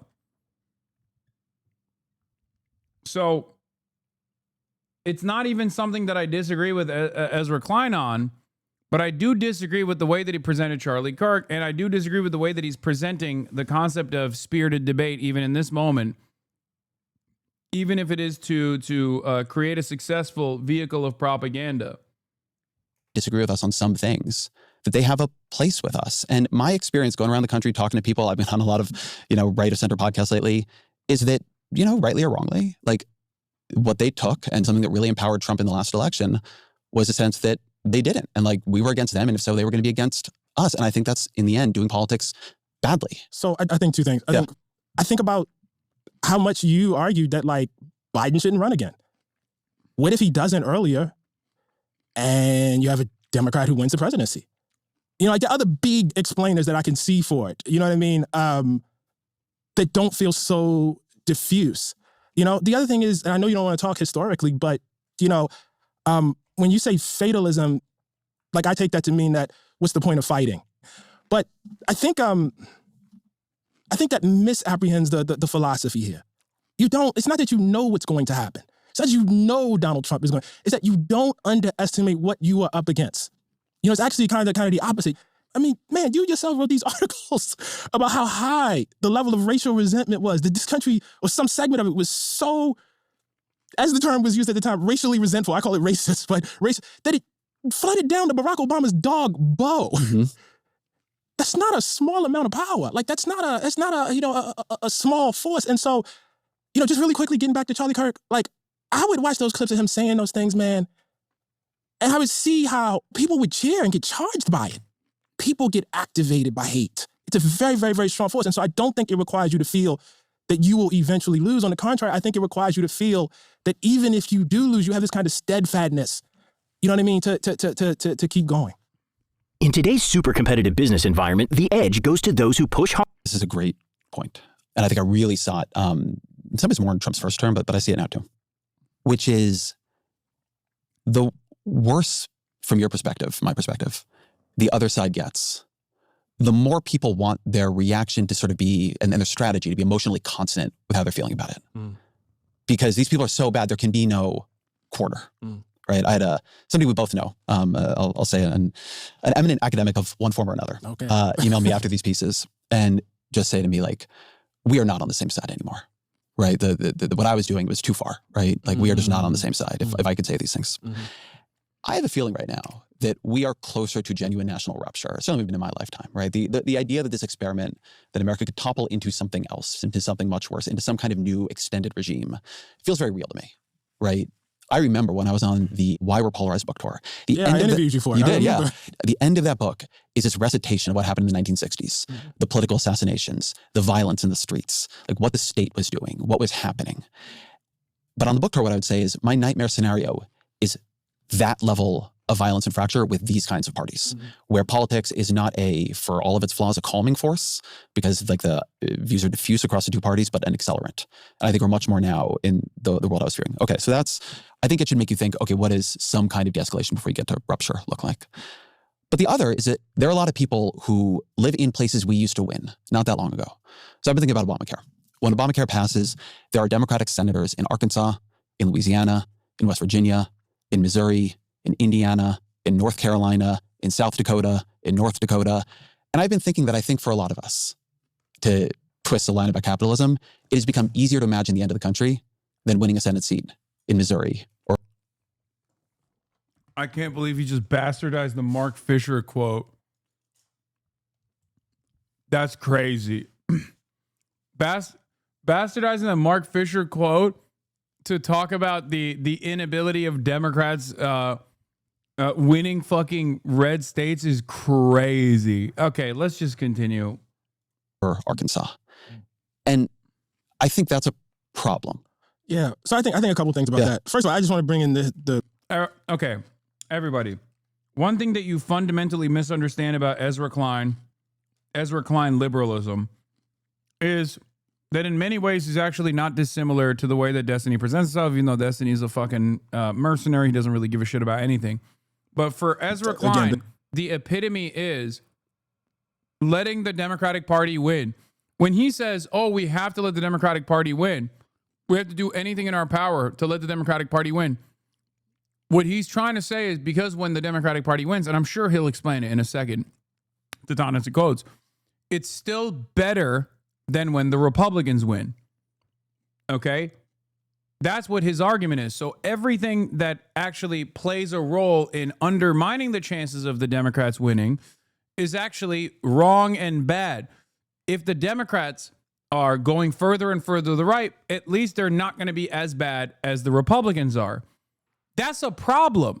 That is an issue. That is at the heart of my disagreement with someone like Ezra Klein, is that while marginal harm reduction narratives are theoretically true, This presents itself as a trap in the Overton window, shifting further and further to the right as the Democrats capitulate the right-wing framing on all these issues. So that's number one. And number two, you usually end up losing anyway because it's not a good fucking way to present yourself. And we just lost this last election on those boundaries. Historical perspective, not that long ago, I can remember when Obama won. And I believe you would remember this too. And there were all of these pieces about the end of conservatism and the end of the Republican Party. You don't know how it's going to go. Nobody really, it doesn't mean you shouldn't think about how it's going to go. I'm not saying you shouldn't, but no one really, I mean, again, And in 2005, there were all these pieces about the end of the Democratic Party. Yes, it was. Right? Democrats had lost touch with the heartland. Yeah. Like they were never going to get it back. That's right. And so I think it's always like important to keep that in the background. Look, I have, just in terms of bridging gaps and everything, I have a basic level of respect that I accord to everybody. You know what I mean? I want to say what I have to say. I don't want to shrink back from it. You know what I mean? But I do think on a basic level, there's a respect that has to be had for people that I disagree with, right? At the same time, I recognize that part of my audience, and I would say an important part of my audience, is people who have never enjoyed that respect. You know what I mean? People who, in fact, are subjects of the kind of hate that Charlie Kirk was harvesting. And I can't ever, A, contribute to making them feel like they've been abandoned. And B, I can't ever stand by and watch somebody do that.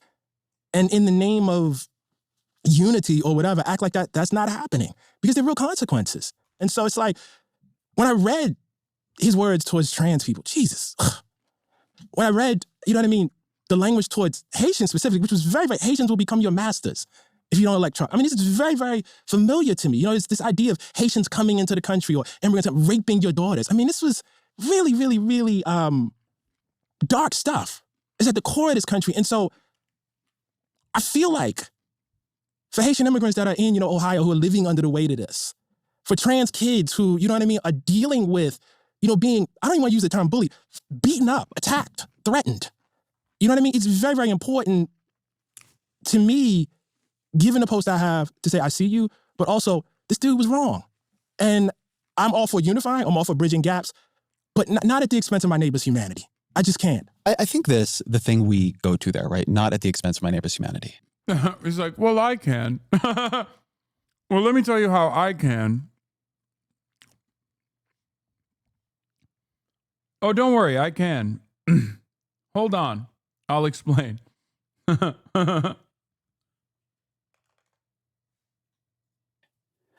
I've gotten a lot of that in email, right? Like, how am I supposed to talk to these people? How am I supposed to deal with these people who are denying my humanity? I'm not against talking to them about it. I'll talk to you very clearly. Yeah, sure. I have no problem with that. I guess the place where, I'm not even 100% sure if we disagree, if you just like sort of see a role differently, right? I think that in losing as badly as we have imperiled trans people terribly. Yes. Politics is for power. Joe Biden did that. Politics is for power. He's doing it. He's doing exactly what I said he was going to do. He's going to tell you that, and by the way, this is a wrong statement that he's going to deliver, but don't you think things would be better for trans people right now if Kamala Harris, after making concessions about transphobia and leaning into anti-trans narratives, if she had won, don't you think things would be better for trans people as opposed to right now? The reason why this is wrong is twofold. Number one, at that point, all you've done is, once again, concede to the right-wing framing on trans people presenting some outsized harm to the American population. It's not only incorrect, but it's a harmful narrative, and you've leaned into it. And in that process of leaning into it, you have normalized it. You have legitimized the claims of your opponent. Number two, your opponent, in the aftermath of that recognition, will just turn around and say, see, these fucking pro-trans losers even recognize I'm right. Vote for me. I will deal with the trans people with the integrity necessary. Okay? So not only do you look hypocritical, but you end up fucking losing for that reason. Because you can never defeat the Republicans on hate mongering. You just can't.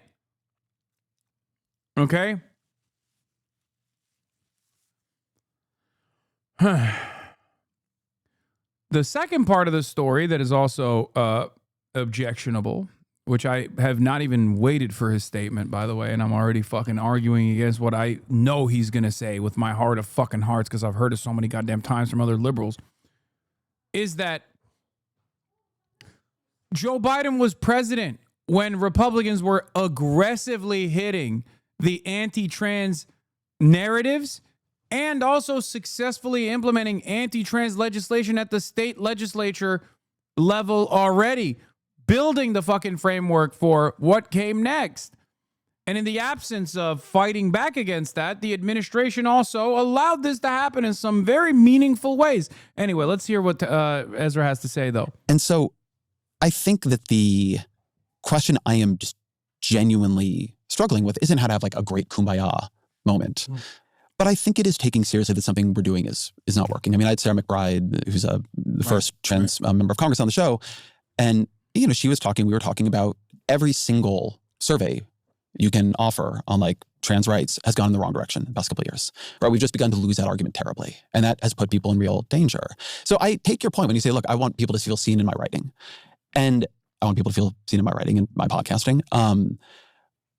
But I think the place I'm trying to push towards is I think that there is a diminishment of the political coalition building that we now need to do because we have come to the view that a pretty wide variety of people are in some ways kind of deplorables. I think it's weakened a bit in the last couple of years. I would never use that language. Jesus Christ. But like that's not, so when you ask me about that Hillary Clinton, that's what, like, I would never say it like that. That's great. I think it's good that you wouldn't say it like that, but and I'm not saying I don't even think that, by the way. Like, right. I don't even focus on people. Look, I am at war with certain ideologies and ideas. And I want them expunged. I want to turn them into phrenology. That's what I want. But I don't want the people. You know what I mean? Not a timely reference. Because if there's one ideology that was destroyed thoroughly, dismantled intellectually, that is making a major comeback, it is probably phrenology. So, oops. Oops, phrenology is back. Ouch. Like when you start talking about who people are and their bones, like that. So in a way, I'm not sure. I mean, in a way, I think we're saying something not too dissimilar here. I guess the place where I felt a lot of pushback, and maybe this was not your pushback, right? Except for cop phrenology, that's a real study. That's a real scientific study, as you guys know.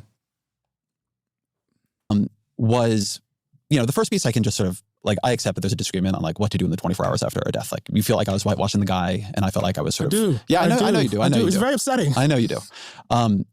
The second piece I did, which I think you saw, was more about this question of what are we going to do living here in sort of two types of disagreement, right? One with a right that where Charlie Kirk has become sort of the center of it, right? He's not unusual for the MAGA coalition. He's a sort of uniting force within it and the kind of things he believed and the way he did his politics. And then two, what are we going to do? Like, how are we going to be here with people who are like halfway there, right? What does it mean to be in this political community together? What do you think about that question? About how to live together? Yeah. Well, first of all, I think it's a truth. You know what I mean? I think it's it's a foregone, like we are. I really, really believe that, you know? There's no real choice about this. You know, I'm not renouncing my American citizenship. They're not renouncing their American citizenship. So this then, you know, as far as I'm concerned, is a contest of ideas and narratives. Again, all I can go to is my role as a writer. And my role as a writer is to state things as clearly as I possibly can, to make them in such a way that they haunt, to state truths, and to reinforce probably the animating notion of my politics. And that is that all humanity is equal and is worthy of that, you know? And I actually think all of the sort of political and policy positions are, you know, that I probably find myself in sympathy with are attempting to affect that, you know, in the real world. And so, and again, I'm putting aside your piece, but I'm just you know, thinking about the moment we're in. When I hear or see people who are honored and commemorated in such a way so that they almost become a national religious figure, and then I see their content, and I see that their content is actively destructive to humanity, I have to draw a line there. Like, I think, like, for me, like, the bigger question is where are the lines? You know what I mean? And I think there's no problem with saying, listen, you can't hurl epithets at people. You're out if you do that. I'm sorry. Look, you want to have a debate about whether we should have affirmative action, you know, in colleges? I'm here for it. You want to have a debate? What does it mean to be on the other side of the line? I'm sorry, what do you mean? What is it? mean? So once somebody's on the other side of the line, right? What does that mean for you? For instance, once you think it's okay. No. I'm trying to make this concrete. Yeah, no, I am too. Yes. Once, for whatever the definition of the line is. Right. What does it mean for you for somebody to be on the other side of it? Right? Not somebody who just died. Right.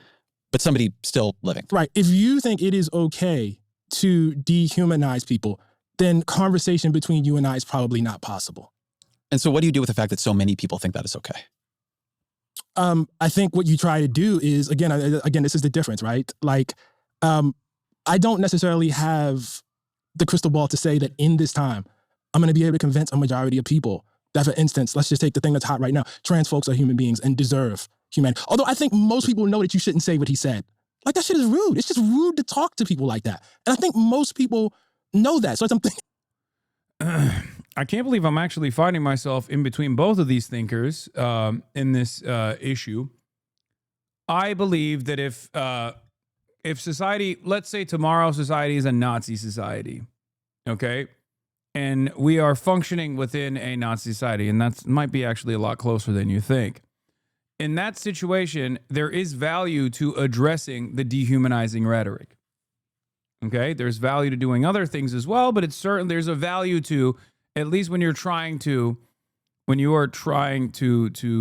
win favor with those in the margins, that makes sense. This is why I didn't have an issue talking to Charlie Kirk, despite his dehumanizing rhetoric of a bunch of different groups. Not because I think that is appropriate or because it's my privilege showing, right? But because I understood that a lot of people shared his sentiment, and he was a beacon for this kind of ideology that, and not only was he a beacon for this kind of ideology, but he was also straightforwardly like a part of the Trump administration, right? So if tomorrow Nick Fuentes became Charlie Kirk, I would debate Nick Fuentes because there is value in doing that. Only because if they reach a level of prominence, like, you have to deal with it. You have to deal with the ideology. You have to dismantle it. You have to tackle it. Having said that, however, you are under no obligation to engage in sort of post-mortem whitewashing and legacy building for people who have engaged in that sort of commentary. My way through the question, I actually think that's not a hard line to draw. I think not calling people out of their name, I think that's actually a basic value that most people have.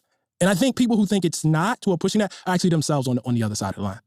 But so I want to hold on this for a minute, because I do think this is like a very and that's core different question. From policy, Ezra. Yeah, I understand it's different than policy. That's different than policy. I think that one just reality is the president of the United States is a person who, in his comportment as a human being on the public stage, I would have said in 08, in 12, in 16, should be on the other side of the line.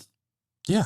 I think he's a person who does not act with any sense of public or even personal decency. Right.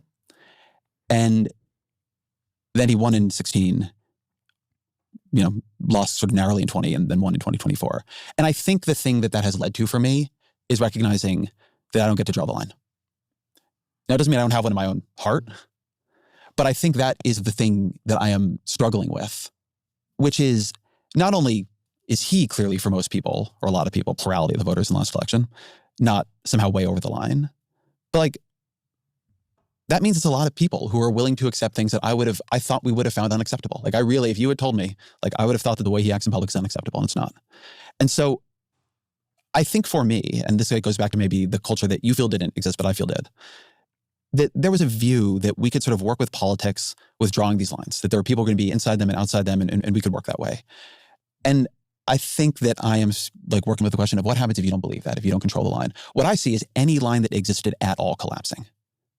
So I'm watching Holocaust revisionism on the biggest right-wing podcasts, right? I'm watching Tucker Carlson turn into, what I would describe as a white nationalist and become an absolute dominant. Turn into?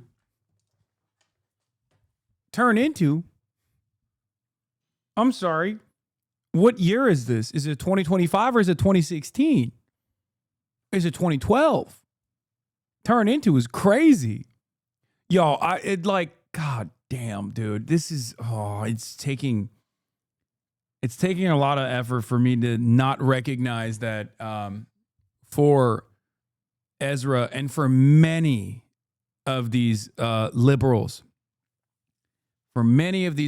like the only time they can recognize, and I don't even think this is their fault. I don't think this is like Jewish exceptionalism. I don't think this is any of that shit.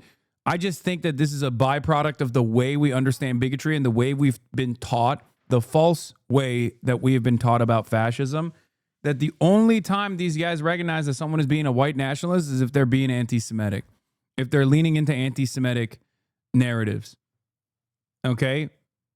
And I think this is a byproduct of the way that we are taught about the Holocaust and the way that we are taught about the Nazis' rise to power in our school system, the way that a lot of like advocacy groups hyper focus on that element of fascism as opposed to all the other elements. So as long as someone is not like an overt anti-Semite in the Republican Party, people don't understand that they are being white nationalists.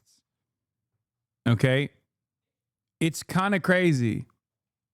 Like if someone is, and as long as someone is pro-Israel, they don't even recognize that they're being, someone is being anti-Semitic anyway. For most liberals, and especially all the Republicans, like as long as someone is pro-Israel, they can also get away with being fucking anti-Semitic too. It's a very frustrating reality to exist in. And force on the right, like bigger than he ever was in his, smarmy libertarian phase.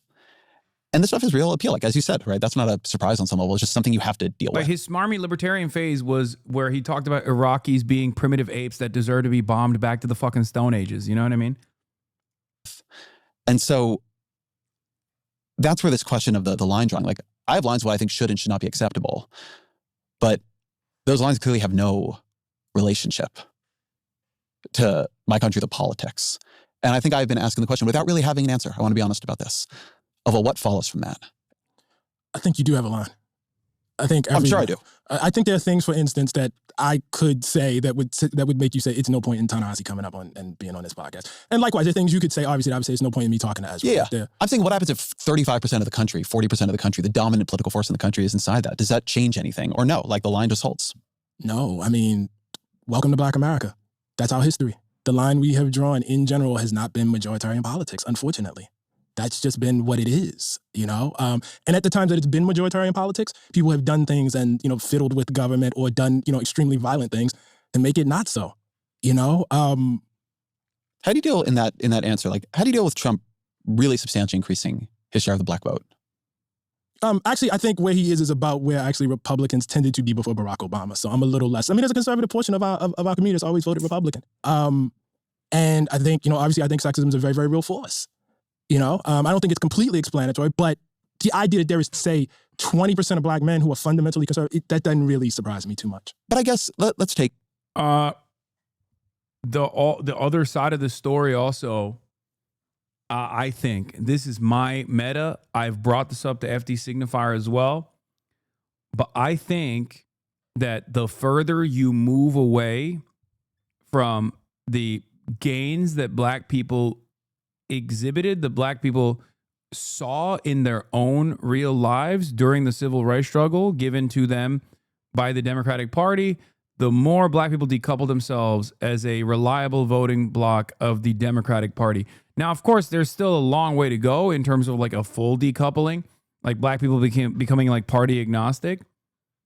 But there is a reason why younger black men and even some younger black women, but specifically younger black men, find themselves not leaning on the Democrat Party vote in the same way that older black men do, because they have not seen the modern Democratic Party make any inroads that seek to identify and directly help their communities.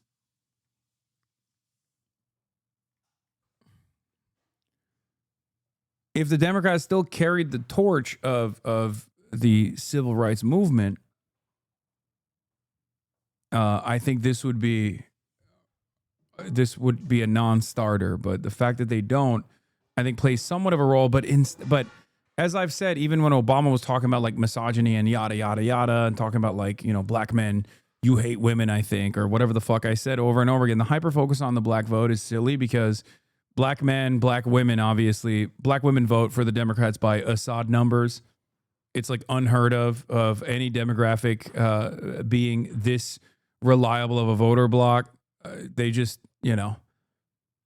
it's unheard of. But also, black men in general also are still fairly reliable voters of the Democratic Party anyway. And that any attention shifted away from the white population and the way that they vote back to like black men and singling out black men is in my opinion, a liberal version of the same, like liberal version of like calling into question black people's loyalty to the Democratic Party. It's just like a liberal way of saying like, what's up with that? Did you say Assad numbers? Yes. Black women as a reliable voting block for the Democratic Party is so unimaginably high that it literally only exists in fake democracies like Vladimir Putin. Okay? Like it only, like it happens in this democracy, but it is the only example.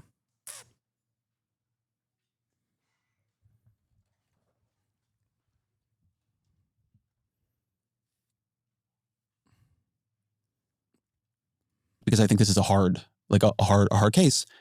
I think from your perspective and from my perspective, we probably don't believe hugely different things. Mm-hmm. A huge amount of the country, right? A majority of the country believes things about trans people, about what policy should be towards trans people, about what language is acceptable to trans people, that like we would see as fundamentally and morally wrong. Right. And what politically, not in a column or something, but politically, should our relationship with those people be? Do we win them over? Do we compromise with them?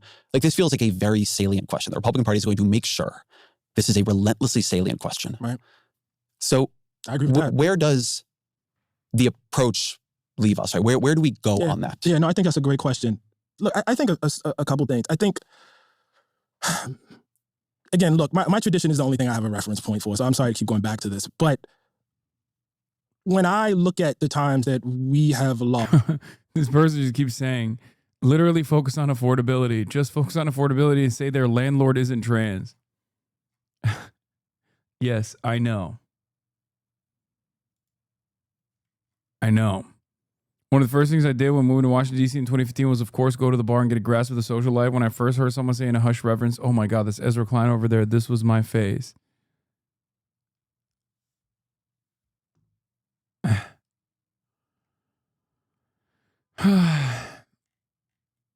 How can anyone read this and not go, shit, this is so obvious and clear now as far as like fascism? Adam Cocker says, want the actual answer? Go through each U.S. state curriculum requirement for World War II in history class. They all focus on U.S. involvement in Europe, the Pacific Theater, and the reaction on the home front. And then states diverge, where many states do not require any curriculum on the rise of the Third Reich or Mussolini or any other rise of fascism. We are seeing step-by-step uncanny parallels, and the reason that Europeans, Canadians, Brits, and luckily still some parts of the U.S. are fortified against it because they actually fucking know what fascism and its rise looks like. I disagree. I think this is...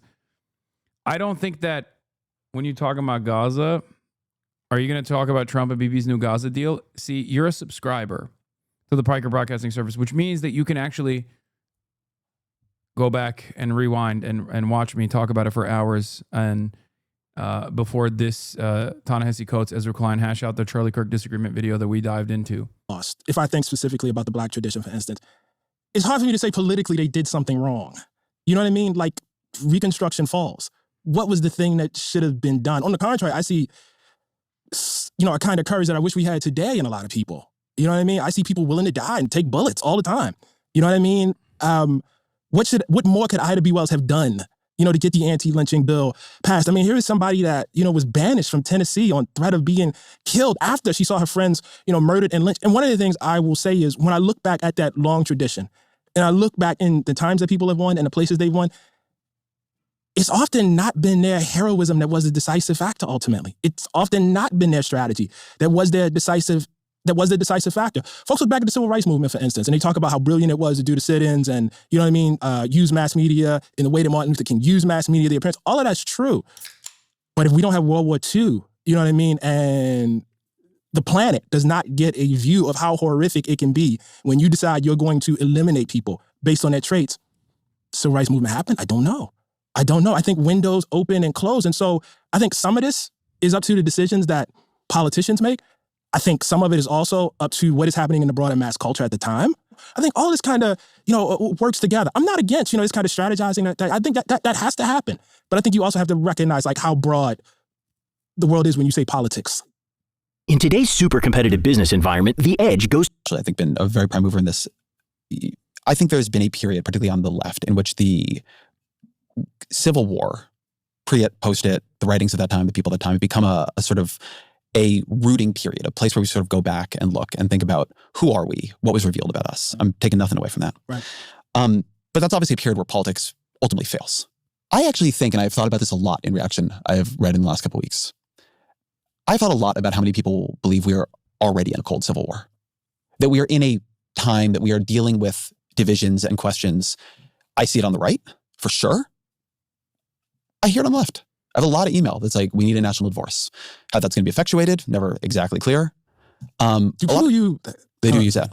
Do people you respect say that to you? Well, yes, actually, I will say that. But I'm not going to, people say things to me that are off the record and I shouldn't say it. But you don't believe that though, right? You don't believe we are at a point. I think this is really important. I was curious what you would say to this question.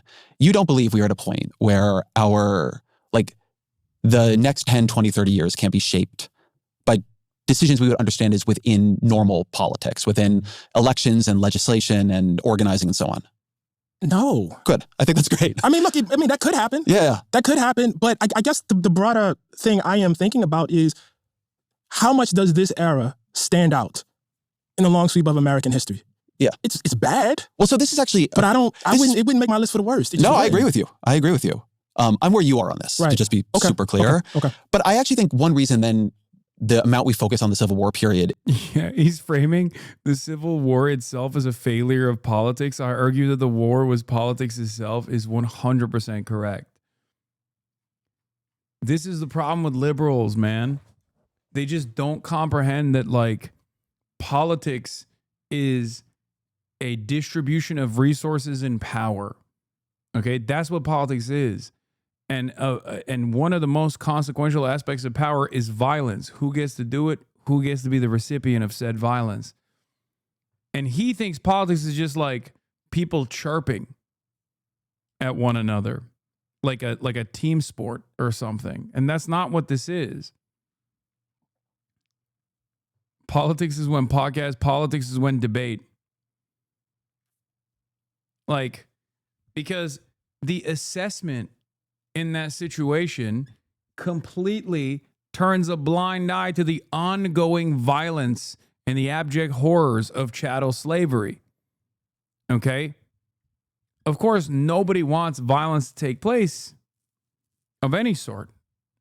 But that's what the abolitionists were fighting against anyway. They were fighting against the systematized version of violence that many turned a blind eye to or would die defending.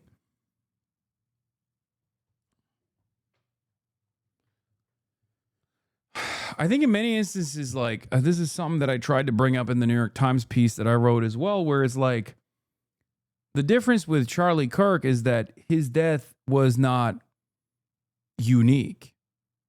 Okay? America is a very violent country.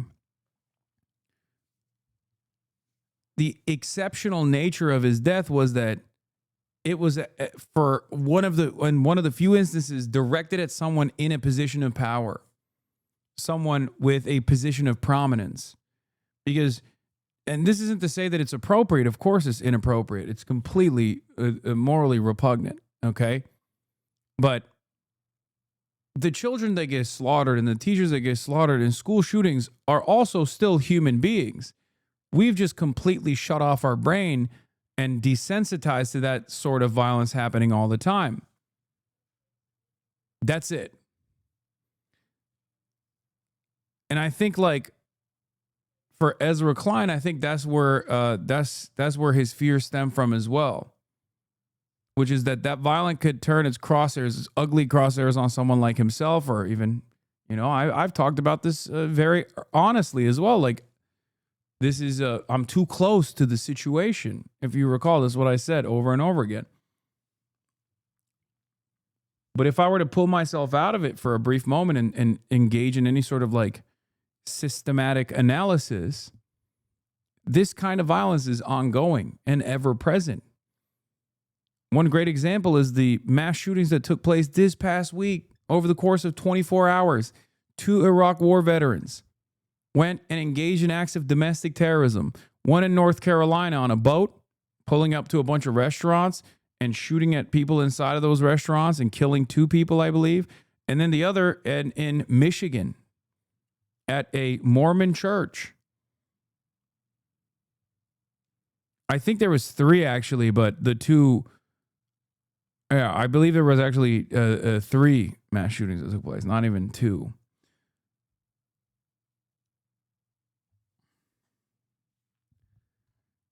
Okay, the numbers keep growing. People are saying Texas, Michigan, North Carolina. Now they're saying 4. Jesus Christ. See, that's what I mean. It's like it's ordinary. It shouldn't be, but it is.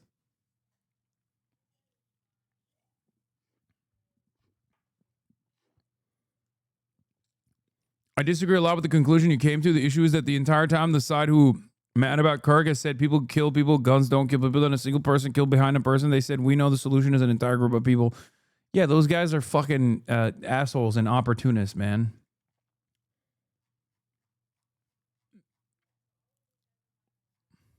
Is tricky is because that's a period when it didn't work like that, right? You actually had to go over the cliff of that and have the war. I've been thinking a lot about, because I've been reading a lot about McCarthyism. So I've been thinking about that whole period. And he's like, I agree with it. No, I'm just kidding. He's going to be like, McCarthy has some good ideas. You just sort of brought up the World War II as, sort of a generator of the politics that allows us to have the Great Society, the Civil Rights Act, et cetera. I think another way of sort of glossing that is you have the rise of Red Scare politics, which predate McCarthy. You have Joseph McCarthy, who is just for a period an unbelievably dominant force. It's insane. Everybody who challenges him loses. That's right. He becomes a complete kingmaker. He's eventually boxed out and beaten by... Is he saying Joseph McCarthy was doing politics the right way? I'm going to fucking lose my mind, bro.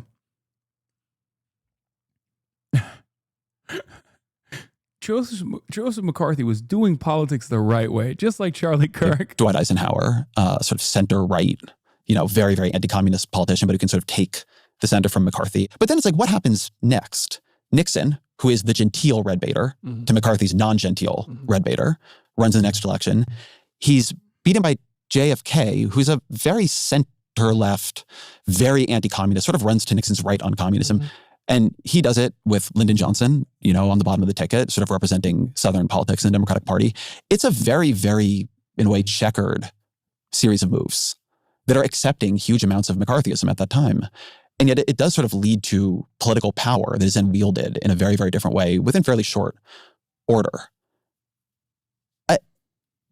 I take from this, I've been thinking about this because I think we're sort of in a new McCarthyism, some lessons on how politics can work and like the give and the take of it. We've been sort of brought up the Civil War a bunch, but what do you take from this period? I take something that we've kind of been circling for this entire conversation, which is that the role of politicians and the role of writers, intellectuals, et cetera, is very, very different. Politicians do things that I wouldn't do. I don't, for instance, I don't hold JFK or RFK up, you know what I mean, as the people. Yeah, me neither. Right. Yeah. I'm not a fan of JFK Camelot revisionism. But I guess it's not a very good president. That's like a separate thing from whether, you know what I mean, why politics happens the way they do. Let me give you an instance that often also comes up. That's not the Civil War, and that's the New Deal, right? Mm-hmm. Like, I think there is a pretty strong argument that the New Deal not a strong argument, but pretty clear that the New Deal did quite a bit to create the social safety net, create an American middle class, right? That's true. Did FDR want to, in his heart, exclude Black folks in the way that they were excluded from it? No. That was the price of getting the thing done. I understand that as politics. But were I there in that time, it would be incumbent on me to yell at FDR to not do that. Mm-hmm. And I just think that's really, really, really, really important. We don't all have the same role. When I wrote Case for Reparations, it was not my expectation Nor did I even think it would be politically intelligent for like Barack Obama to go up and yell, I'm for reparations. You know what I mean? But that's different than, you know what I mean, my role. I guess the substructure of a bunch of what I am saying, which may or may not be in argument with you. It's just, right. when I texted you to come on, I was like, I've been thinking about what the underlying arguments are here. So you're kind of getting this spilling out of my brain. I think that there is a work of politics that for a bunch of different reasons has become demeaned. And I think, and this does not speak well of the people, so to speak, in power doing it, but I think that they are not doing it well. I think the culture around them, I think politicians are not always leaders. I think they're often followers. And dude, the crisis at the heart of liberalism is their inability to actually lead and constantly find themselves in a defensive posture against increasingly violent reactionary sentiment. Ezra Klein is quite literally advancing that same crisis every time he speaks on these issues and says, there is no other option. We just have to cower in fear. They are far too powerful. Someone like Zohran Mamdani obviously directly betrays this notion. And I don't know what his assessment of someone like Zohran Mamdani looks like. I don't think he's like outwardly anti-Zohran, for the record. He wouldn't dare, but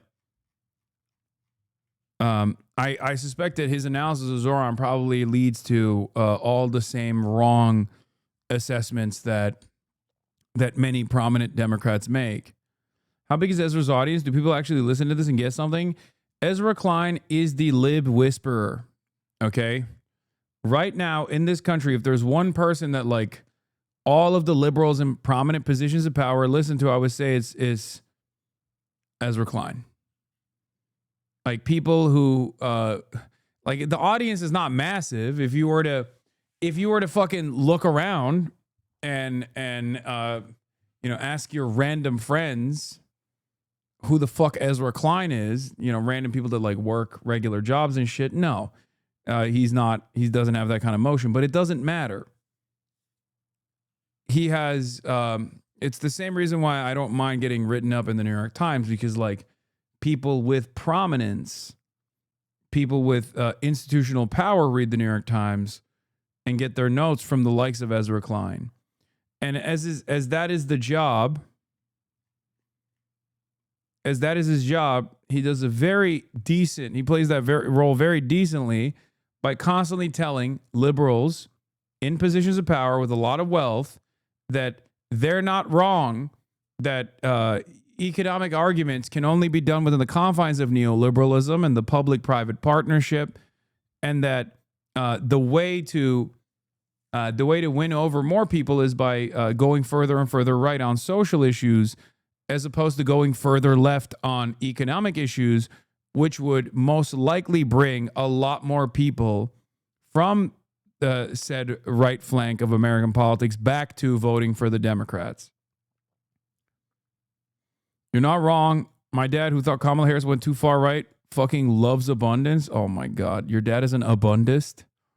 That's crazy. I think that the idea that kind of political coalition building across these gigantic differences, building across public opinion, both not just as you wish it existed, but as it exists, has become, seen and like treated as often betrayal, cowardice, moral fallibility. It's not, I think it's fine to say people got different roles. And in fact, it's good for intellectuals to criticize the politicians.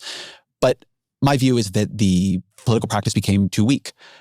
I don't think that was true for Obama. I went back preparing to talk to you and I read your piece. My president was black. I saw this. Yeah.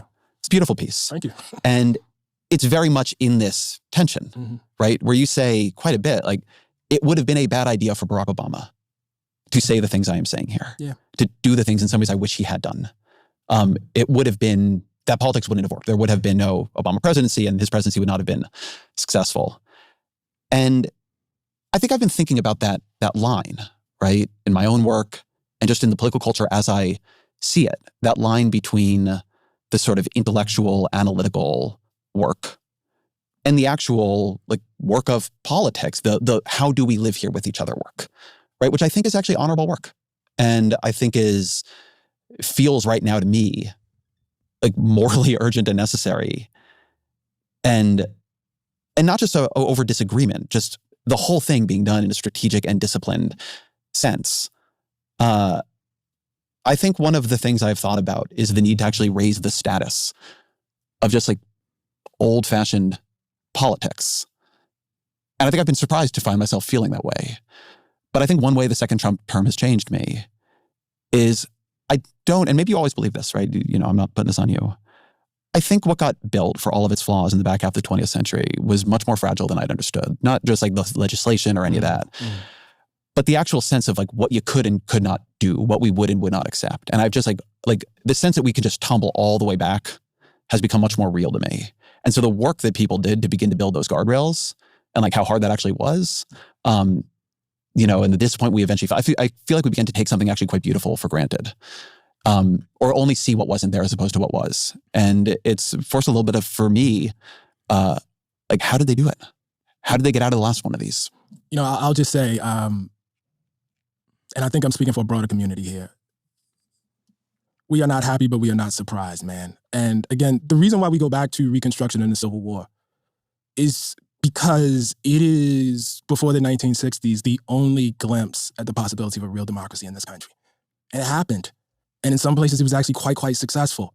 You know, you have people who, you know, had been enslaved, who were written off as illiterate fools, who, you know what I mean, serving in legislatures. And actually, you know, with the standard of the time, actually, it's such a hopeful, incredible story. It's a beautiful thing.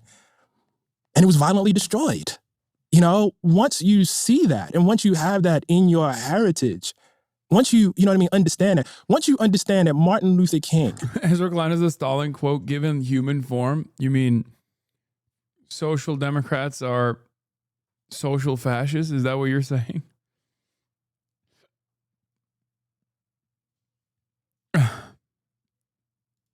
Could be standing up. The problem is, I don't even think he's a social democrat.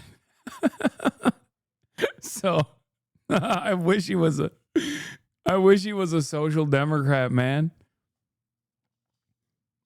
I wish he was a social fascist. telling his own people, we do not embrace violence at all. It is morally repugnant. We embrace love. And that could get you shot. Not burn it down. Love can get you shot. You know, you just have a different view of your country.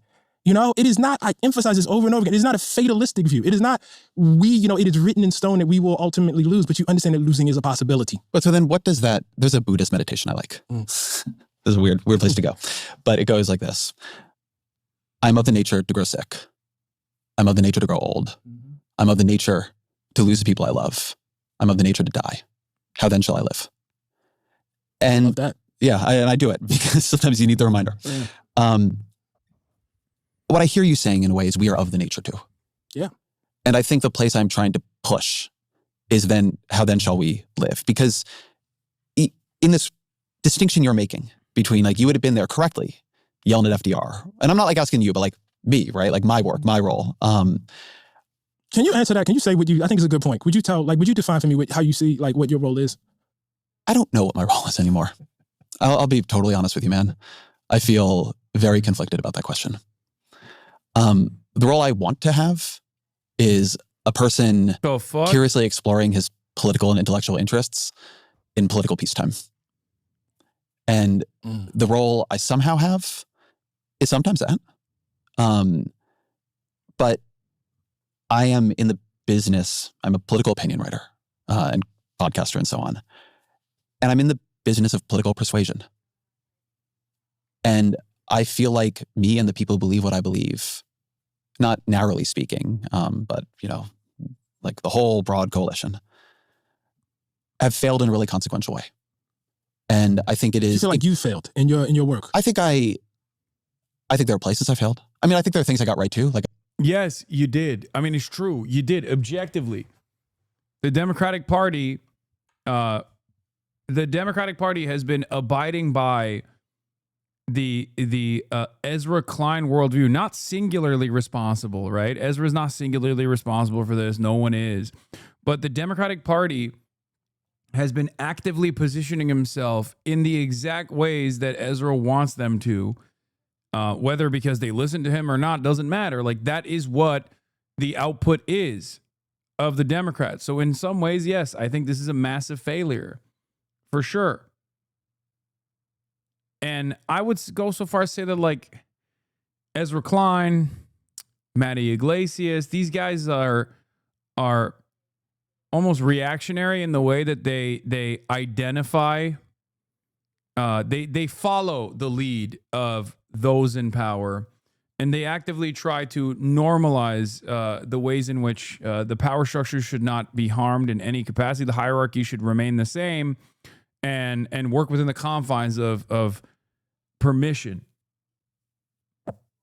where they just say, like, yeah, things are getting really bad. Here's how the Democrats could win, and therefore maybe potentially put a stay of execution on American fascism happening.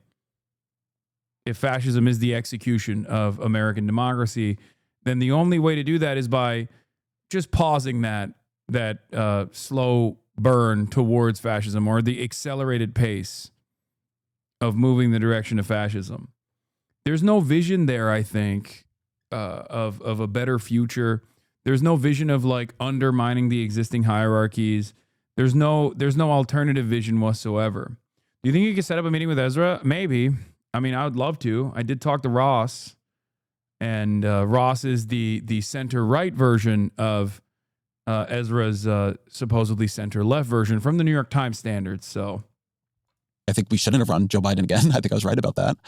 I think I've gotten a lot right, but I think I've gotten definitely things wrong. But I think we are here now, right? That's what I would really say. And it is forcing me to rethink things I would prefer not to rethink. I will give you an example because people are mad at me on this one right now. Please. I said in a podcast with my colleague Russ Douthat, he was pushing me on left radicalism. I was saying, I don't care about left-wing radicalism. I don't think it's some great threat. I don't think it's a huge political problem. I worry about left-wing pessimism, fatalism, that we are losing and don't want to change anything. And I said that the question for me is, how do we win Senate seats in places like Kansas and Missouri and Ohio? I said, I would like to see us doing things like in red states, and here I meant redder than those, running pro-life candidates. People got real upset about that, and I get why.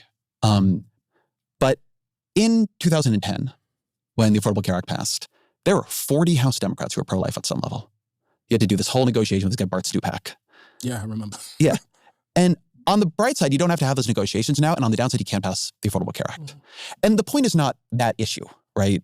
That one issue, although things like, the example, say, Susan Collins, where she's in theory pro-choice, but she votes for Mitch McConnell and John Thune as leader. Right. Like, that's how you build power on some level, right? If you have those, Joe Manchin, like, I wish he were still a senator from West Virginia, as much as I have deep disagreements with him. I think that I am. Joe Manchin's position as a Democrat senator from West Virginia only works if the party has the interest of whipping his votes. If he benefits from being a spoiler more than he benefits from working in tandem with the party, then his D next to his name is only there for him to be more valuable as an infiltrator. Okay? This is a major issue. Joe Manchin, as a Republican from West Virginia, would be meaningless. He'd be in a grand sea of other Republicans. He would not get the same looks from think tanks. He would not get the same amount of money from interest groups. He is only valuable as a Democrat, and he knows that. Okay, this is why I always stress the importance of whipping Joe Manchin. Like, not obviously literally for those who are looking to find political violence in any of my rhetoric. I mean, like, whipping votes. I'm a person, I think you are a person, whether you admit it or not, who is one of the people with a, voice in shaping what our political culture is. And I believe at some level that political strategy is downstream from political culture. I think it means exploring things that are uncomfortable and being pretty disciplined in a way maybe I haven't been about separating the question of what I believe from what I believe will win power. Because I currently think that the cost of losing power is horrifying and dangerous, and we can't keep doing it. So that's... There it is. This was what I clocked as his opinion, is that Democrats have to concede on social conservatism and run spoilers like Joe Manchin instead of winning a broad coalition, because as long as the Democrats are in charge, things are not as bad as they would be as opposed to the Republicans in charge. Look no further than what's happening right now. This is the argument that a lot of Democrat dead-enders present as though it's some sort of brilliant analysis that we are unfamiliar with, right? Democrats winning for the sake of Democrats winning alone is a worthwhile goal, no matter how they win. And the most exaggerated counterexample to this would be, okay, what if they just embodied every single policy position of the Republican Party with the exception of like one or two, and they won that way? Would that still be success? Especially when there is a different alternative out there, when there's an alternative vision out there, seemingly that people are responding positively to. Democratic socialism, for example.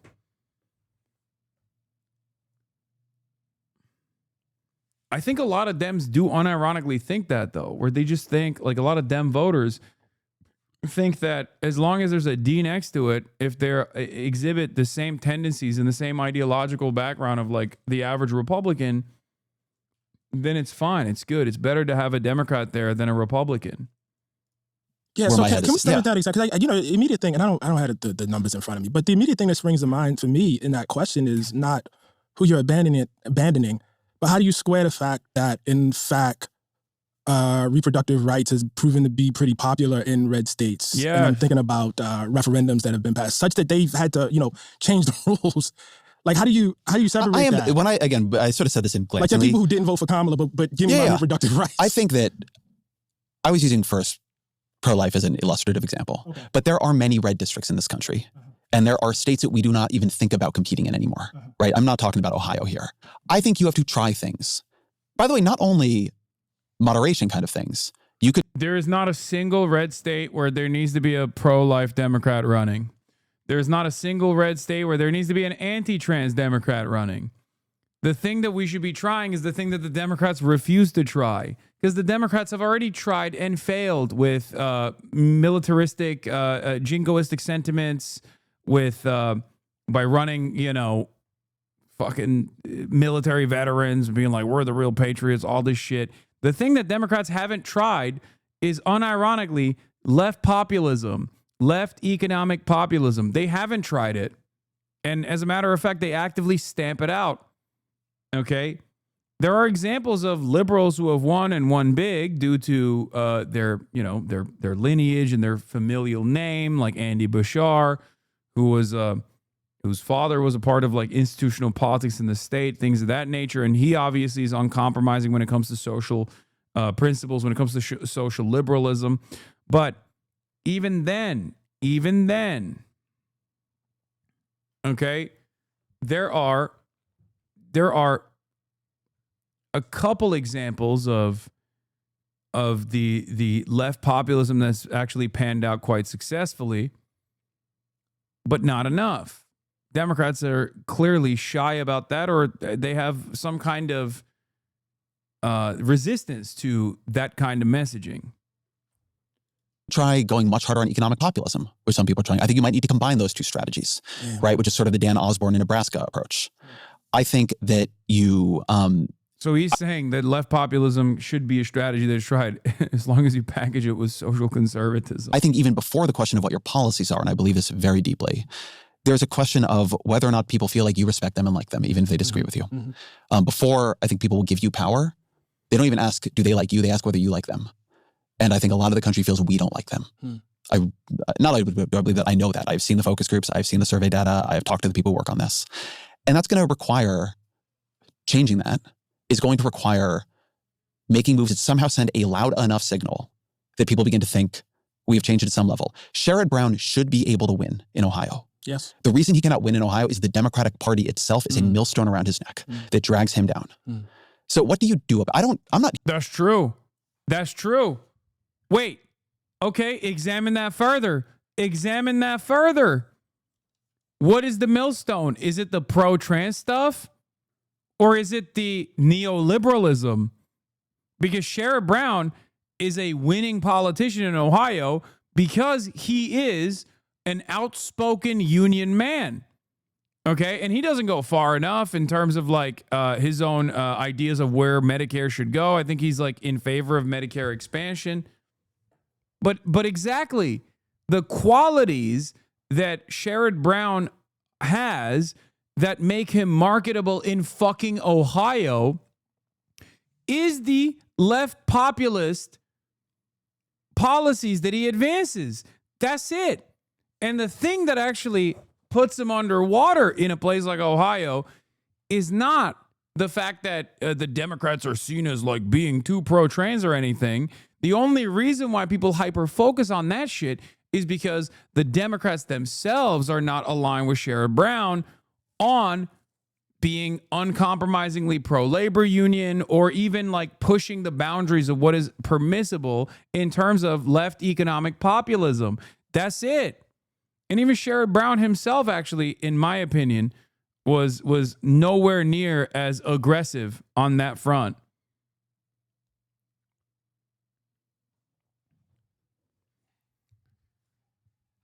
I've said this so many times. I'm not making shit up. I'm not inventing an alternative reality where everybody's like super pro-trans. That's not the case. Most Americans believe in these two things that are utterly conflicting with one another, okay? One, trans people are actually disproportionately targeted and marginalized, and that's bad. This is literally a majority position. Two, trans people are gross and weird. I don't understand them, and they're it freaks me out when I think about them, okay? Those two positions seem directly at odds with one another, and yet that is the majority position in America, okay? That is the majority position in America. If you look at any polls on trans people, that is literally the majority position. This means that there's room for growth in either direction, okay? Most people don't think about trans people all that much unless they are made to think about trans people all the fucking time. And that's part of the reason why the Republicans constantly hammer that point on over and over again, okay? There's a reason why a lot of people who are transphobic will be like, I'm not hateful to trans people by any means. If they obviously could openly be hateful and transphobic, they wouldn't feel the need to say that even when they're being fucking transphobic. Okay? This is something that I stressed over and over again. The same goes for immigrants. Most Americans are, on the one hand, subscribing to the notion that immigrants are actually doing a lot of crimes and shit is a failed hysteria that obviously has been successful in terms of gaining prominence in this conversation in the absence of any sort of counter messaging, right? But they also believe in mass amnesty. How the fuck does that work?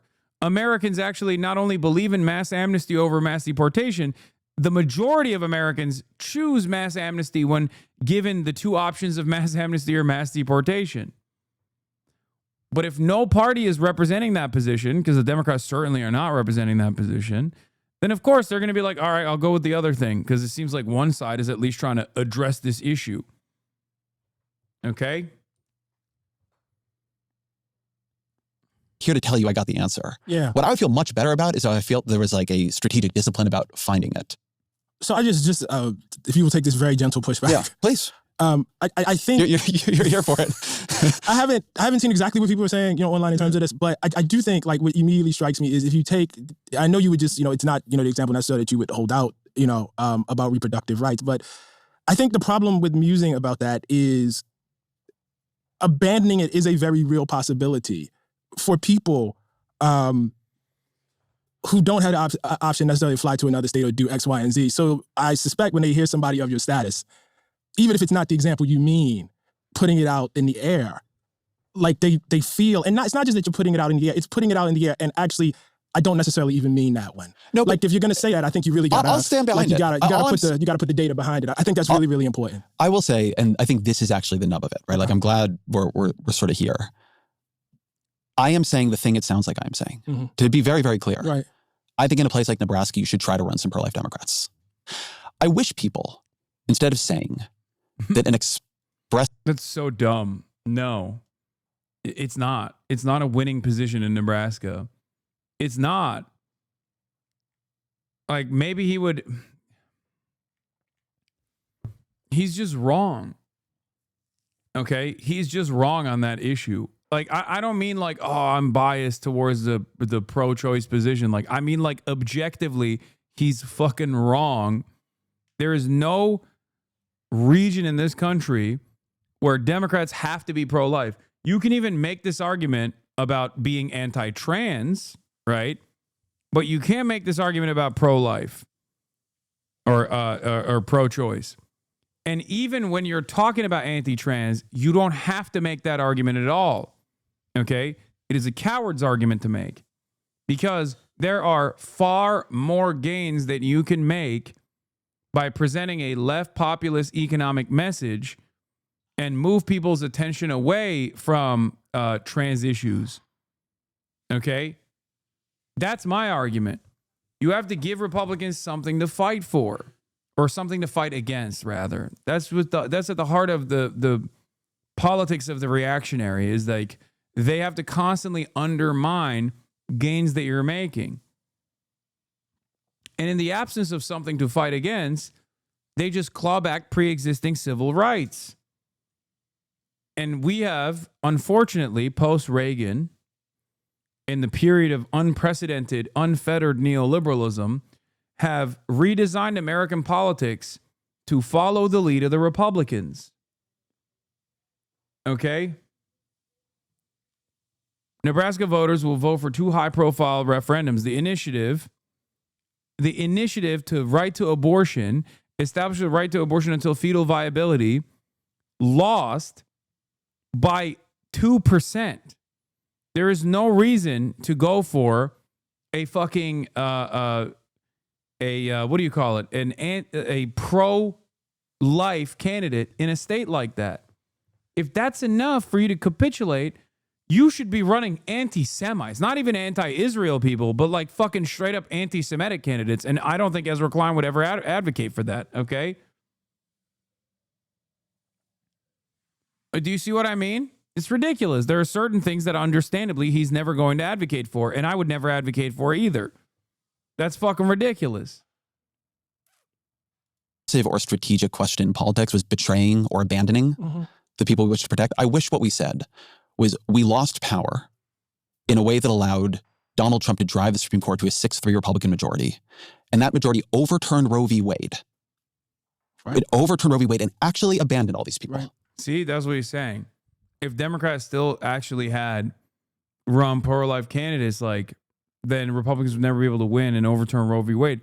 Except they overturned Roe v. Wade at the Supreme Court when a Democrat was president.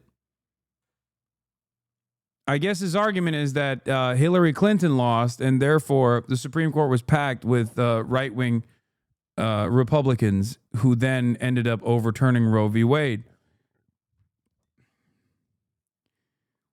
But Roe v. Wade was overturned under Brandon. Actually fucked them over, right? Right. It is part of, I think, when I say that like the work of politics has become diminished, it is part of how that happened, that talking about this creates this sort of counter argument. Well, even to discuss it is to abandon. In 2008, as you and I both know. Elon Musk, at Hasan, I can't find any clips of you being such an advocate for not deporting undocumented people back when Biden was president. Is there a reason why / how that sentiment is so much more galvanized now? Do you fear that Trump and JD will reign for the next 11 plus years? Brother, this person already responded to you, but it's important. Okay? Please go to my YouTube and search Hasanabi Biden border or Hasanabi Biden immigration, and you will probably find hundreds, if not 1,000 videos that I have done over the course of the past 4 years of Biden's presidency, where I have actively railed against Biden for not doing the right thing on immigration. And perhaps one of my most famous videos was clocking exactly what is taking place right now, all the way back in the year 2021, in the month of February. when one of the most high-profile anti-immigration incidents took place, when Customs and Border Patrol was whipping Haitian migrants with their reins in Texas. Okay? I said at the time that immigration is a human crisis that is taking place at the southern border. However, the crisis that the Democrats, if the Democrats lean into the reactionary sentiment here, and the crisis is actually about like how many people are coming over our porous borders, the Republicans will capture the attention of the broader population and will make this an issue that they win. Okay? An issue that they win on.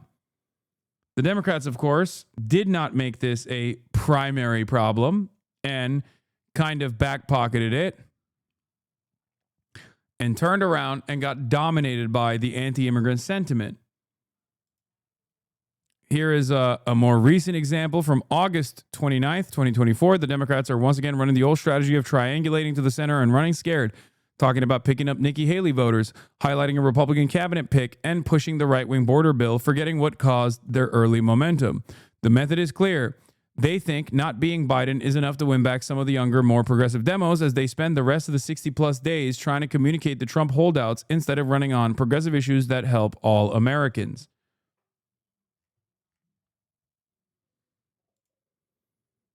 Are you on board with the Dems pushing for $1.5 trillion for undocumented in the new spending bill? Yes. I think they deserve $17 gorillion. Okay? $17 quintillion, actually. Okay? I think we should give all of your money, take it out of your pocket at gunpoint, and give it to an undocumented Guatemalan boy. That's what I believe. Since you're already fantasizing about things that are not taking place, I might as well just really lean into that fantasy, right? I believe in a world where the Democratic IRS comes to your door with guns, armed and dangerous, and they say, fork over the dollar bills, bitch. And you cry and you say, no, where is this money going to go to? And they say, to a Guatemalan boy.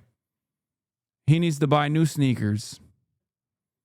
Fuck you. And then they spit on you and they take all your money and then they give it directly to the Guatemalan boy next door.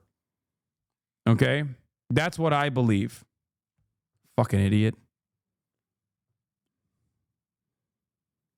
Dude, it's so funny. You can just like manipulate Republicans with just a couple words. You say undocumenteds are going to get the all of the benefits, and trans people are going to get all the benefits, and they'll be like, please rob me blind. Because like what that chatter is talking about is actually the heated debate that's taking place that Democrats will inevitably cave on, which is assurances that Medicare and Medicaid funding will not be cut. This already took place in the big, beautiful bill that Donald Trump passed expeditiously. Okay? That's $800 billion. $800 billion fucking dollars of Medicare and Medicaid spending that is going to be cut. Okay? $800 billion.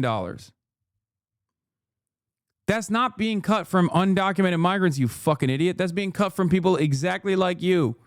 People like your parents. But the Republicans have just lied to you and said, no, that was going to the undocumenteds. And you're like, oh, that's good then. Anyway, Biden admin so far, February 26, 2021. Deportations didn't halt for 100 days. DHS still working with private prisons. Bomb Syria to threaten Iran.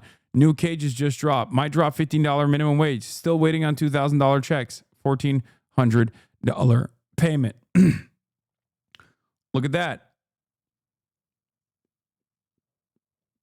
Look at that.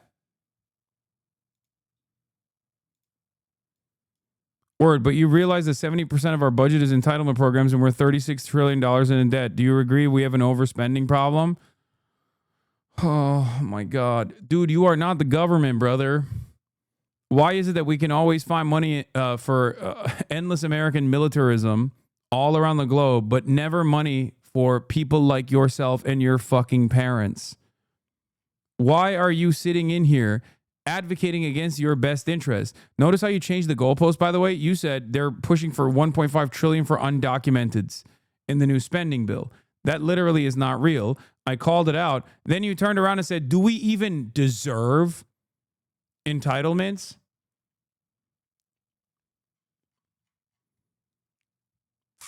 I don't know if you know this, but you're not Elon Musk, okay, who is obviously the #1 welfare queen, for the record. But you're not him. You don't have billions. He does. You keep talking about our debt. Meanwhile, every single time Trump has actually come in charge, he has expanded ginormous fucking tax breaks for the wealthiest and the corporations of this country. What do you think that does to the debt? We have no issue expanding the debt in that regard, but all the issue expanding the debt as far as like it helps everyday working class Americans. You are not a billionaire. Why the fuck are you advocating for the wealthy to continue getting tax breaks? What the hell? What if he is? No, he's not. Come on, dude. Maybe the Biden admin will stop using Title 42 COVID protocol to purge immigrants without due process on Ukrainians, and they just completely stop using it in general. That was me being hopeful. It didn't happen.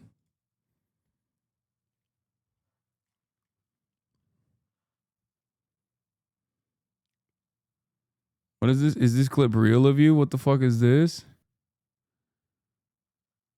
Probably not. I have no idea. Why are you sending me a clip with like 13 likes? Anyway, let's continue with this video. Barack Obama ran as a public opponent of gay marriage. Right. He ran opposed to it. Right. Republican Supreme Court forced Biden to end Title 42. Oh, also, one thing that I need to explain to you guys is like what we have seen with Donald Trump melting any sort of institutional prowess or any sort of institutional legitimacy could have been done at the behest of the citizens under the Biden administration. It did not happen, and here we are. A time when not only, I won't speak for you, was I not opposed to it, but most of us did not, most of us did not think he was opposed to it. Right. Like at his heart, we did not think he was opposed to it. Right. But he was playing politics. Right. That playing of politics allowed him to name Supreme Court justices, and that led to the decision that created a constitutional right to same-sex marriage. And I am saying that that kind of playing politics is needed. I can give you an example from the other side, by the way, too. Yeah, go for it. Brother, you know what my position was during the election about Palestine, about Gaza. Kamala Harris was running to be the first Black woman to be president of the United States. You cannot imagine how animated Black folks were. And some of like the base of the Democratic Party, Black women, we're going to, see this thing. She was not taking a position that I thought was particularly moral. I had to talk in front of Black audiences about that. You know what I mean? And I had to do the other thing, which was go before Arab American audiences here, Palestinian American audiences here, and say, look, I'm with you. You can be mad at me. You probably will be mad at me. I get it. But for me, politics is the lesser of two evils. We've been fighting this battle for a long time. We've never had the luxury of electing people that represented the best of us. And this is why I'm voting for her. This is a really, really serious thing. And when you hear these Palestinian Americans, and when you hear these Muslim Americans, and when you hear these Arab Americans upset about this, you can't just yell at them. You have to take them seriously. These were hard, very, very difficult conversations. But when I made those conversations, look, man, I had to be buttoned up about it. I just think you take very, very seriously the need to convince people outside of the tent right now, right? About like we have to convince them to come in. I guess what I want from you is I want you to take as seriously people who are in the tent and who are vulnerable and afraid. And if you have to convince them of something that's extremely, extremely uncomfortable, or tell them that you're taking a position that is extremely uncomfortable, I just think you owe them a little more. That's all I'm saying. Yeah, man. that's fine. I'll take it. But I want to put this on you for a minute, right? Sure. You keep sort of putting it back on me. Yeah, I'm going to repeat this one more time. I want racists and transphobes to vote for the Democratic Party. Okay? I don't want them to vote for the Democratic Party because the Democrats have become racist and transphobic. I want them to vote for the Democratic Party in spite of their racism and their transphobia, because the Democratic Party is pushing the boundaries of what is possible in terms of social welfare, in terms of bringing back autonomy to the workforce, in terms of public housing, in terms of healthcare, universality. Okay? That's what I want. I'll say it. I say it all the time, but I think I need to repeat it over and over again. Okay? That's it. I don't know why liberals make it seem as though they are reinventing the goddamn wheel when they say, oh, you guys just don't want racists to vote for the Democrats. Like, no, I do. I do. I fucking would love for every racist person to vote for the Democratic Party. It would be great. Okay? It'd be great. But not because the Democrats have become racist. That's what's important. And I think that racists and transphobes would vote for the Democratic Party in spite of their racism and transphobia if the Democrats actually said, we're going to give all the racists health care. Okay? We're going to give everybody health care. Everybody means everybody. Okay? Universal health care means universal health care. It means Nazis are going to get health care. Okay? Free college means Nazis are going to get free college and their children are going to get free college. That's what I believe. That's it. And not because not because the Democrats somehow magically were able to convince racists that like they're more racist than the racist party. Fucking stupid. I'm open. Go ahead. I won't. You keep putting it back on me here on the Ta-Nehisi Coates Show. What then should we do? What then should be? You are one of the most influential public intellectuals in the country. I know you don't like to think of politics as a thing you do, but it is a thing you do. What, as bad as you know this can get, and given that you're not a hopeless person or who, doesn't think you should just collapse into fatalism, what do you think should happen now? I think that really depends on what your role is. I don't have a great overarching theory for what everybody needs to do because I think we all have different positions. I know what my role is. And I do see myself as part of politics, by the way. Yeah. And I think that's a very, very important way of answering the question. I mean, I'm not going to be the person that yells at you because, you went on a bunch of right-wing podcasts. As I've said many times, in the course of this interview, I see myself as a writer. I see myself as a journalist. I see myself as someone for whom it's very, very important to state the truth plainly and to clarify things as best I can. I'm not a strategist for the party, and I've tried to, as you raised in that Barack Obama. This is a funny take, but it's true. Racists used to vote for the Democrats because the Democrats were pro-union and they cared about the union more than being racist. Being racist was just a hobby for them back then. Now that they have no jobs, being racist is their new job. I mean, I think there was more to it because I think a lot of the people that used to vote, like there were a lot of people in the South that voted for the union side. But then there was also a lot of people that voted for the racism side because the Democrats in the South were still eating off the gains of the Dixiecrats until, like, I would say Barack Obama, because he was black. And I think that kind of really changed the dynamic a little bit for a lot of the, like, that was the final nail in the coffin for Dixiecrats because, a black man was the Democratic leader. But you're not wrong. It's just not the whole story, I would say. But I do like the way you framed it. It's pretty funny. They lost. Now that the racists have no jobs, being racist is their new job. It's no longer a hobby. It's their occupation now. It used to be just their hobby. Obama piece. I tried to respect the difference. I guess I'm not pushing you to be a political strategist, right? I think that for me, something you see me doing right here, something I think people reacting to me doing is saying, well, if the fight is this profound and we're losing the fight, then the question is to think about how we fight. Right. Right? Right. That's something about knowing that this much of the country is, on the wrong side of what my line would have been. Right.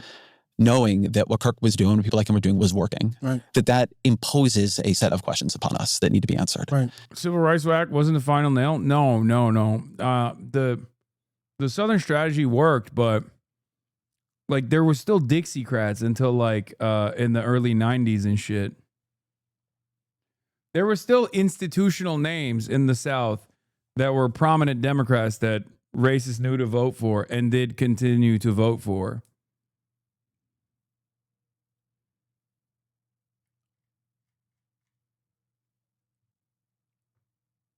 But part of that was still the last bastion of like union voters, union votes. But then the other part of it was because like there were some fucking racist ass Democrats. Let's be real.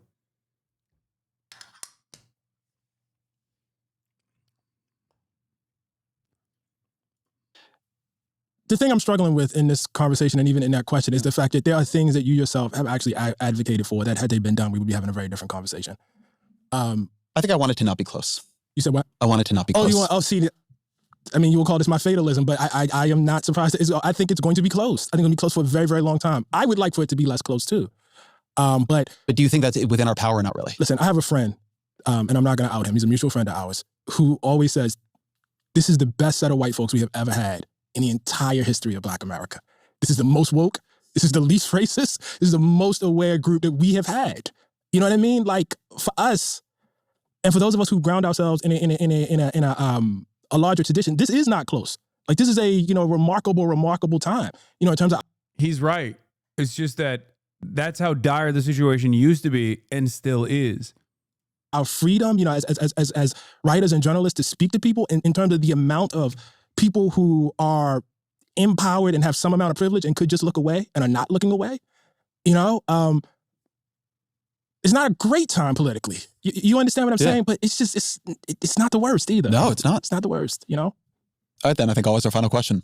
What are 3 books you'd recommend to the audience? So the first book is a book called The Brothers by Stephen Kinzer, which is a joint biography of Allen Dulles and John Foster Dulles, and how incredibly one was head of the State Department, the other was head of the CIA, and how they worked to overthrow multiple countries during Eisenhower's time. It's just an incredible, mind-boggling book, and it's helping me answer some questions about the role of America in the broader world.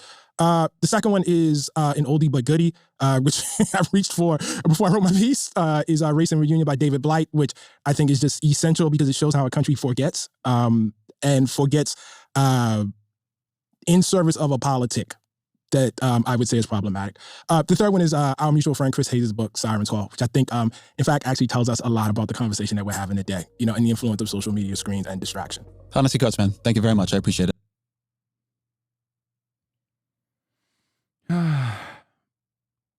Did you watch how Republicans are pushing that Obama causing political violence today? Oh my God, don't even fucking get me started, okay? Recently, Klein suggested it was obvious that they should run anti-abortion Senate candidates in Ohio, Missouri, and Kansas, all states where abortion protections were enshrined via voter referendum. I think it's the perfect example of his worldview. I know, I talked about that already. He has actually retriangulated it to just simply mean Nebraska, where the pro-life ballot measure won by 2% in a 51-49 split. So at least that's the one state where he could back the empirical evidence, where he could just like claim that there's empirical evidence to suggest the opposite. But even then, it's 2%. It's just like so inconsequential. But yes, his initial assessment was 3 red states that actually enshrined abortion as a constitutional protection. Also, he keeps implying he really means it about transphobia. I know. Anyway, it's just bad. It's just bad overall. I would love to talk to Ezra if given the opportunity. That'd be great. Unfortunately, only Ross wants to talk to me. And Ross is already right-wing as shit. Anyway,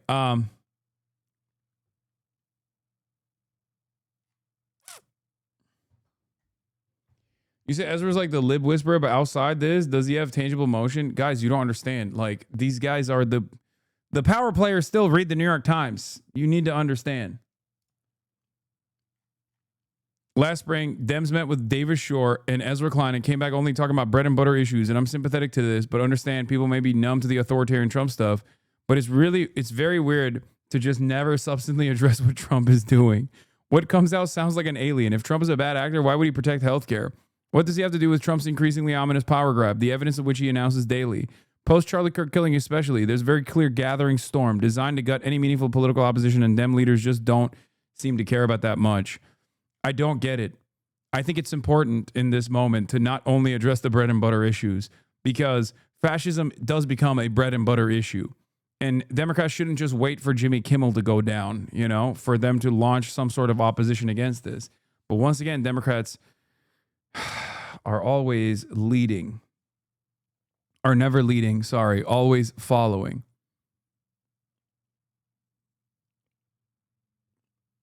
Ezra's your least favorite Dems favorite podcaster, and probably most of your favorite Dems too. Yeah. Because they're targeting the left and Democrats don't give a fuck about us being targeted. Yeah, they're stupid if they think that it's going to only target the left. That's my point. There was a Republican politician that made a list. The list only comprised of Democratic Party politicians. Okay? This is going to be a fight that needs to be fought in every step, in every different ideological tendency. Any kind of liberalism will be stamped out with the same severity as like radical leftist politics. And I think a lot of people don't understand that. A lot of Democrats don't understand that. Like, dude, the designation that they put forward literally says anti-Americanism, anti-capitalism is as a marker for violent rhetoric, anti-Americanism, opposing the traditional American values of family and morality. That's just shit that Republicans say about all Democrats.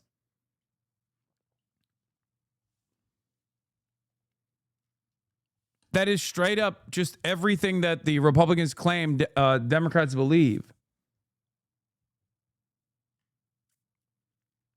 Yeah, anti-Christian too. Oh, that was another fucking immediate lock that I had when they were going after the anti-Semitism stuff, like the fake anti-Semitism battle that they were tasked with. If you recall, I said this will quickly move to anti-Christian sentiment as well.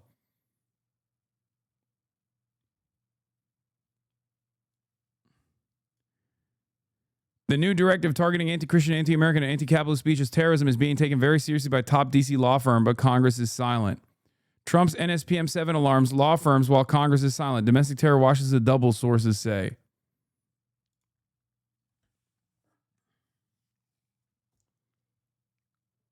I said this already over and over again. Anyway, here, let's talk about the shutdown. House Democratic leaders Jeffries and Senate Minority Leader Schumer speak after Trump meeting. Now, obviously, I want you to hold on to your undergarments because I know everyone's pussy about to be wet as fuck. Hakeem Jeffries is on the screen. This level of sexual charisma cannot be contained. I know that there's going to be an adverse reaction. I know. My pussy wet too. Okay, calm down. Hold on to your butts. Okay, the sexual panthers are here. Okay. Well, we met with the president for the first time since all of these issues started, even though we have requested repeated meetings with Leader Thune, Speaker Johnson, and the president. We have very large differences on health care and on their ability to undo whatever budget we agree to through rescissions and through impoundment, as well as pocket rescissions. And I think for the first time, the president heard our objections and heard why we needed a bipartisan bill. Their bill has not one iota of Democratic input. That is never how we've done this before. When I was leader, we negotiated 4 times with Republicans. Yeah, perhaps that was a problem. And we never had a shutdown. And so it's up to the Republicans whether they want to shut down or not. We've made to the president some proposals. Our Republican leaders will have to talk to them about them, but ultimately he's the decision maker. And if he will accept some of the things we asked, which we think the American people are for, on health care and on rescissions, he can avoid a shutdown. But there are still large differences between us. There was a frank and direct discussion with the President of the United States and Republican leaders, but significant and meaningful differences remain. Democrats are fighting to protect the health care of the American people. And we are not going to support a partisan Republican spending bill that continues to gut the health care of everyday Americans. Period. Full stop.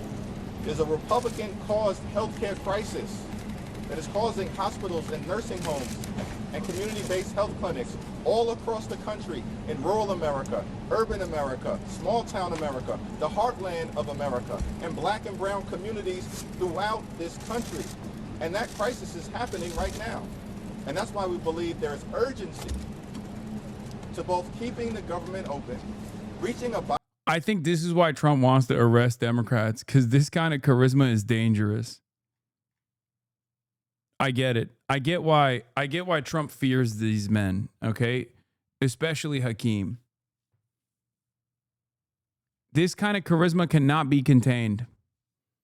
Okay, this will move mountains. I feel like it's revolutionary armed struggle time anytime Hakeem talks. These are my goats. Fuck you. This is my goats too. What do you mean? Bipartisan spending agreement that actually meets the needs of the American people in terms of their health, their safety, their economic well-being and quality of life, while also addressing the dangerous Republican healthcare crisis. We laid out to the president some of the consequences of what's happening in healthcare. And like he didn't fucking know. Base, and by the way he looked, I think he heard about them for the first time. The closing of rural hospitals. The fact that so many clinics are closing.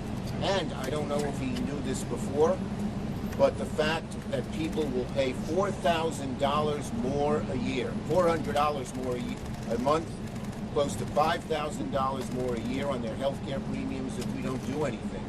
And people don't know what to do. The average working family can't afford that. I told him how I met a mother who was crying to me because her daughter had cancer.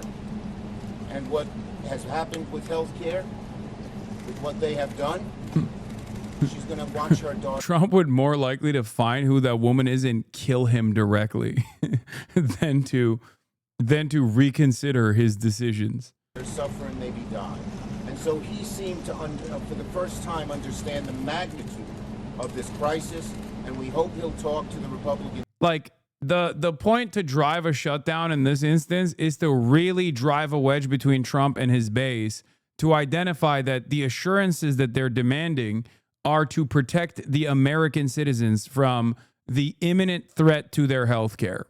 Okay, they're going to lapse their coverage. Healthcare is going to be much more costly, as he's like describing right now. In the, like, you might be having a hard time understanding the things that he's saying because he's so fucking hot, and you're just like, oh my god, I could just like, whatever you say, beautiful is probably what a lot of people are saying. So let me like walk you through it, right? The reason why you push for a shutdown in this situation is to really highlight what you are seeking to protect. Okay. And what you're seeking to protect in this circumstance is $800 billion of cuts for Medicaid. 1 minute ago, this is what Trump said. There's no way to sugarcoat it. Nobody likes Democrats anymore. We have no voters left because of all of our woke trans bullshit. Not even black people want to vote for us anymore. Even Latinos hate us. So we need new voters.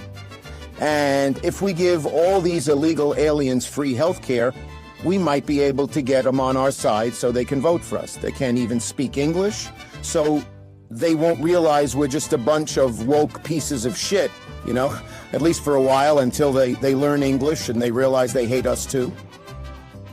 Look, guys.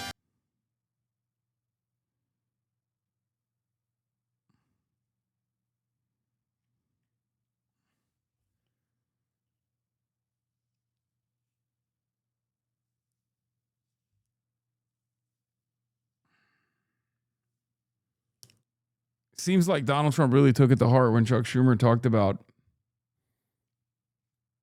healthcare becoming unaffordable, considering that this is what he posted right after this meeting took place.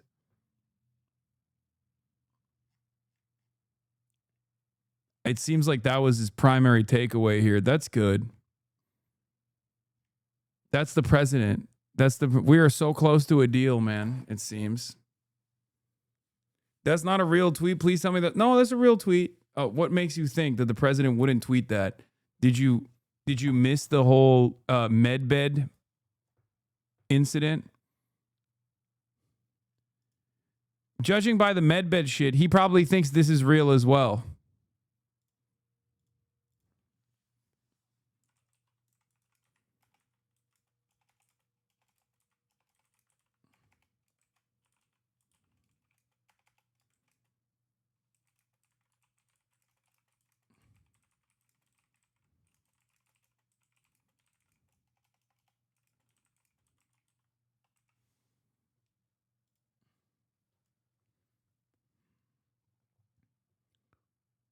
That's funny as hell, but it's sad that your president is posting it.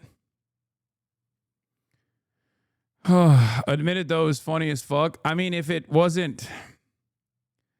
Yeah, if Donald Trump wasn't the president, yeah, that'd be funny, I guess. I don't know. I guess Donald Trump being the president makes it funny. Because it's just like boomer shit.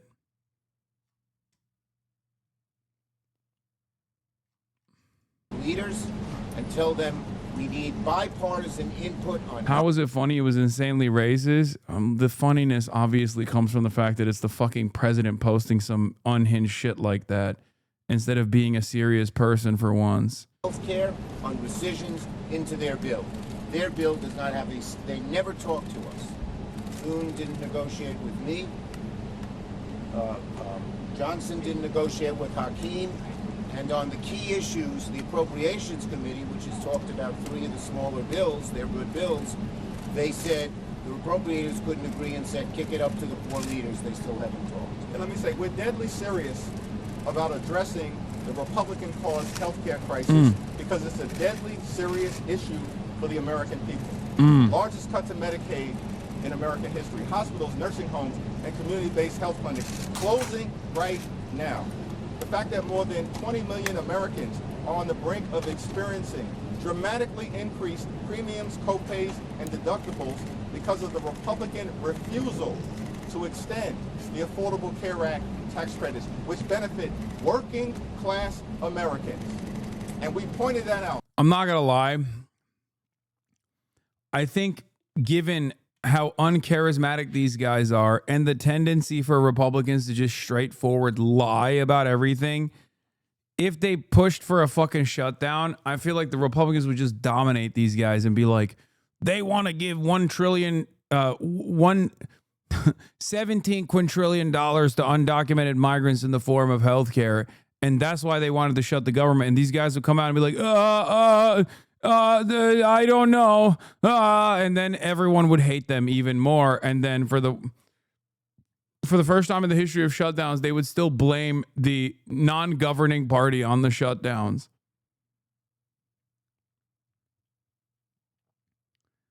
That's how fucking bad the situation is. This is why you need to have people who are good, charismatic, bold, radical leaders in charge of the Democratic Party.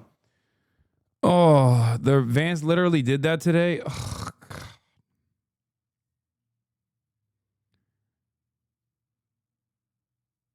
It's called the Democrat shutdown. The Democrats shut down the government. I didn't want to do it, but I'm firing everyone permanently. This Felix tweet is evergreen. I think it's dangerous to have orators who are capable of whipping people into a frenzy like this. Someone who has this kind of charisma can get away with anything. We know Donald Trump watches a lot of television. Mr. President, if you're watching television, shut it off and come sit down and negotiate with us.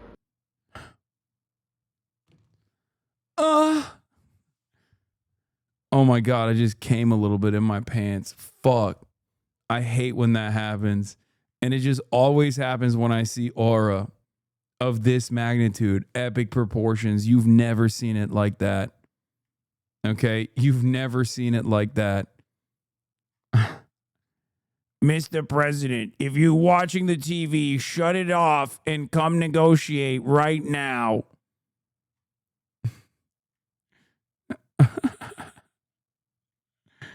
Oh, man, I just nutted. Vance did do that today. The original thing they did with this negotiation, it was a... Dems are quick to fact check this, but regardless, these are exactly the terms Republicans would like to set for debating the Medicaid changes in the reconciliation bill.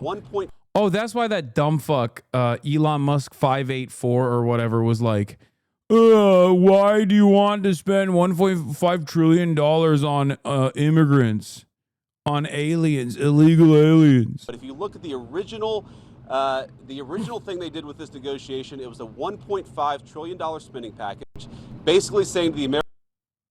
But if you look at the package, basically saying to the American people, we want to give massive amounts of money, hundreds of billions of dollars to illegal aliens for their health care, while Americans are struggling to pay their health care bills. That was their initial foray into this negotiation. We thought it was absurd. We told them it was absurd, and now they come in here saying that if you don't give us everything that we want, we're going to shut down the government. We think that's preposterous. I mean, he's fucking uncharismatic too. That's the other thing. Like, he's hella uncharismatic as well.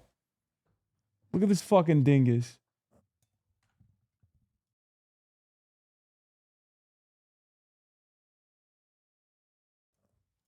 We think it's totally unacceptable, and we think the American people are going to suffer. Sorry, just kidding. I'm nutting again. He's also hot. He's a sexual panther in his own right. God, what a dynamo.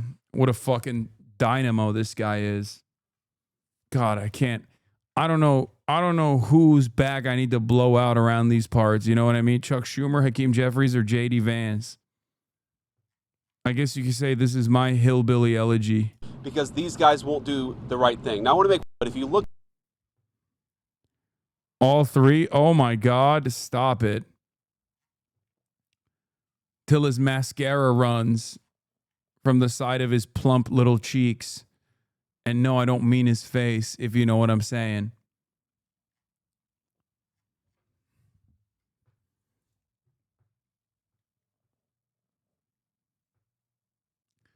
Last time they said if they let the government shut down, Trump would have full control to do whatever he wants. What's different now? I mean, it was fucking bullshit last time as well as it is this time.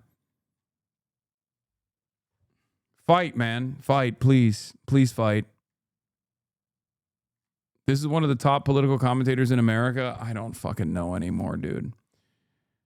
Oh, also there's this aspect too. The push by top aides to President Trump to remove Nicolas Maduro as the leader of Venezuela has intensified in recent days, with administration officials discussing a broad campaign that would escalate military pressure to try to force him out, U.S. officials say. And from what I understand, this push is being led by Marco Rubio, Secretary of State and National Security Advisor. Mr. Rubio argues that Mr. Maduro is an illegitimate leader who oversees the export of drugs to the United States, which he says poses an imminent threat. There's additional reporting from a journalist that went down to Venezuela to track down the victims of the bombing incidents.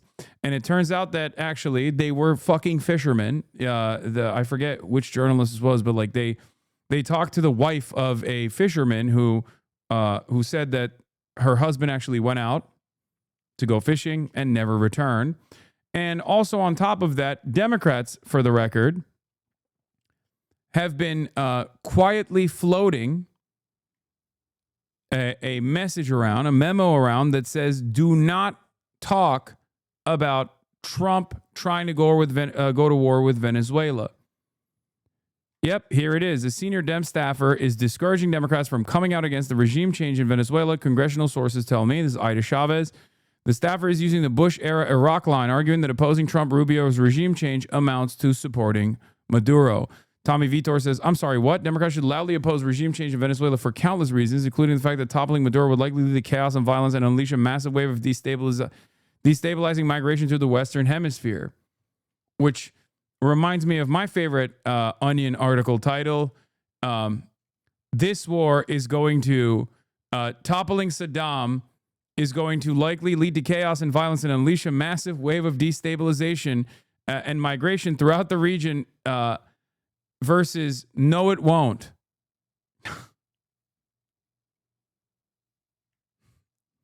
Versus no, it won't.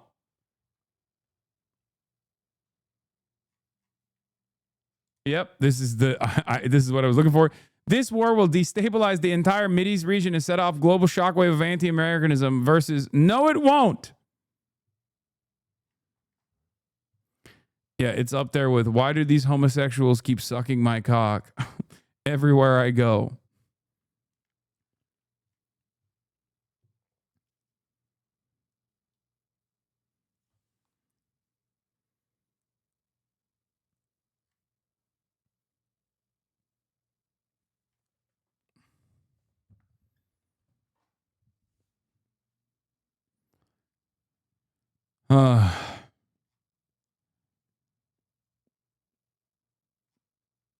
Bro, I'm in fucking Trinidad and Tobago, which is like 7 miles away from Venezuela. Our dumbass prime minister is already encouraging this shit because she's a diet Trump. Fuck this shit. Good luck, chatter.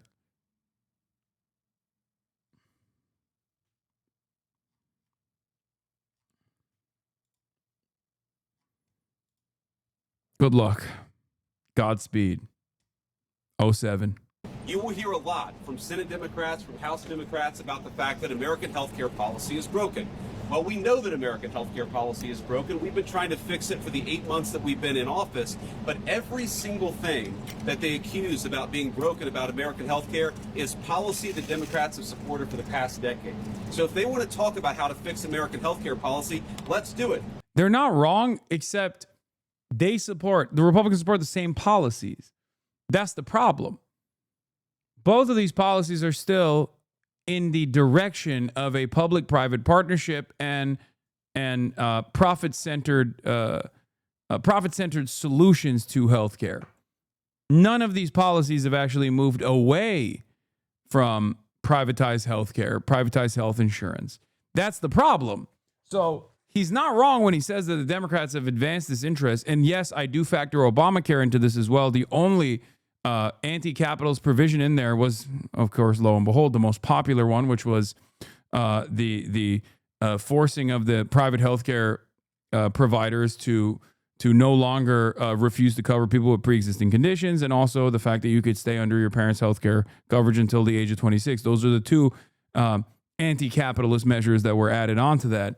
Having said that, every other aspect of this was simply just another massive federal government subsidy to private healthcare providers. Public option. I'm sorry. Was there someone who actually earnestly advanced public option? Because that's what Joe Biden ran on, if I recall correctly. How many times did he talk about pushing for a public option?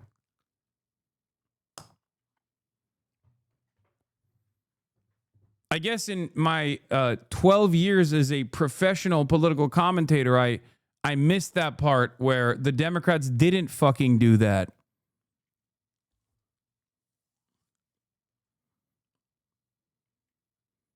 Any day now, though, they're going to start.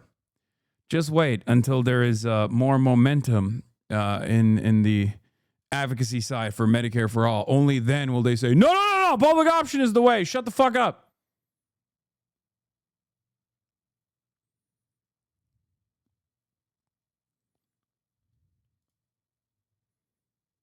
Feel me?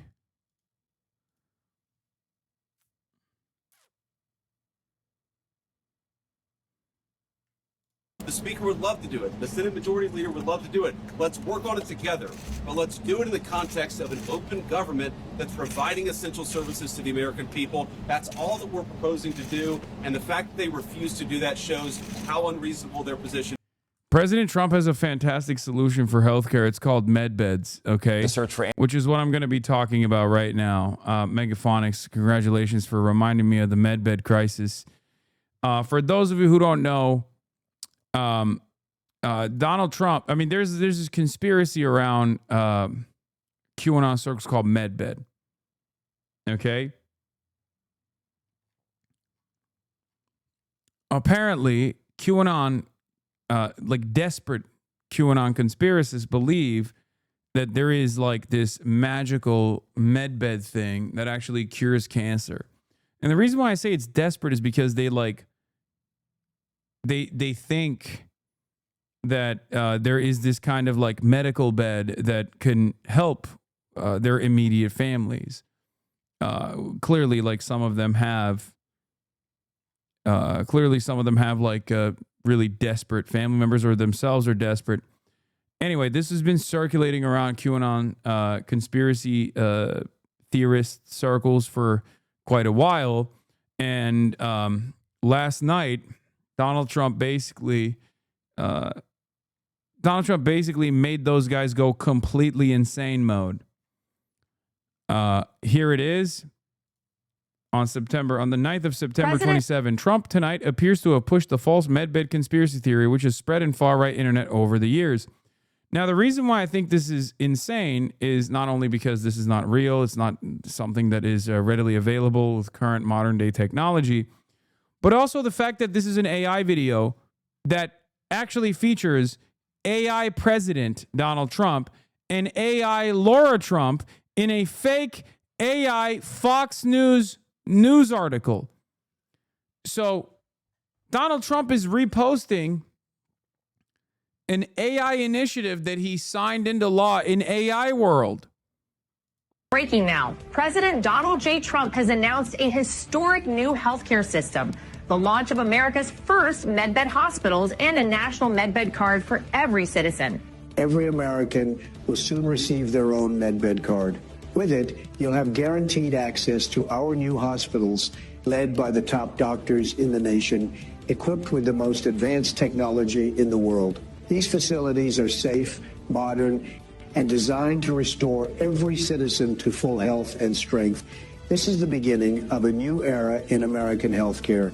In this first phase, only a limited number of medbed cards will be released. Registration details will be announced very soon. Breaking now.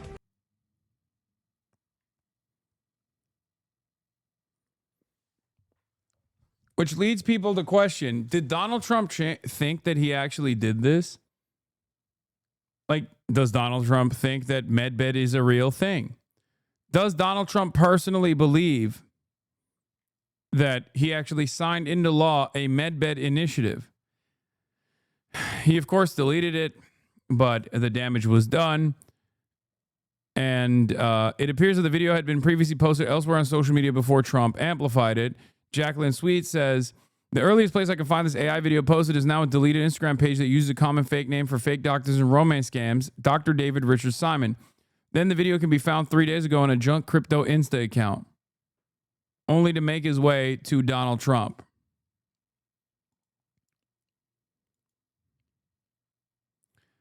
Now, what's obviously interesting about this, if we were to dive deep into the mindset of QAnon conspiracists, is that it goes back to the same thing that I always say. These fucking people want free healthcare. That's a Donald Trump AI initiative for offering every American free healthcare. Do you understand?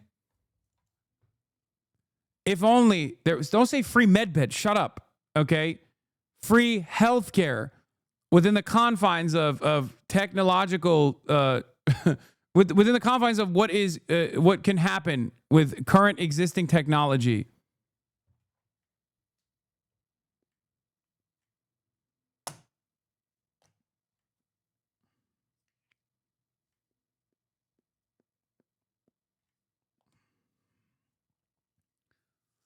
I don't know what else to say. I just, that's, I give up. That's the president. That's what he's posting. Maybe free medbed for all. Did we talk about the bone glue yet? No. Have you addressed this heinous attack? If you're wondering why J.D. Vance has been so vague while discussing the kamikaze rock attack on the glass bridge, it's because the woman holding the rock is actually a registered Republican.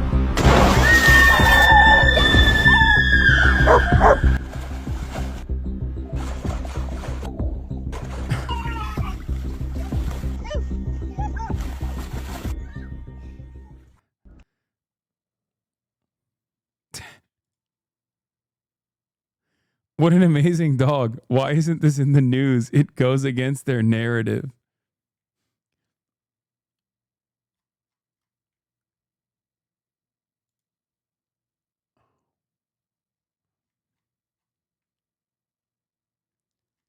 How long before Trump addresses this is real? Okay, this is real, by the way. We were talking about dumb shit before, but China has invented a new every fucking day. Every fucking day! I feel like every day I'm like, America has invented a new way to be racist to different kinds of white people even. Okay? And then it's like, China has decided that money is no longer an object. It's unnecessary, and everyone can get everyone can grow 6'4" if they want to. Every fucking day. I'm talking about the fucking president posting an AI video of medbeds, only followed by breaking. China has invented a new bone glue that repairs bone fractures in just 3 minutes. No surgery or metal plates needed.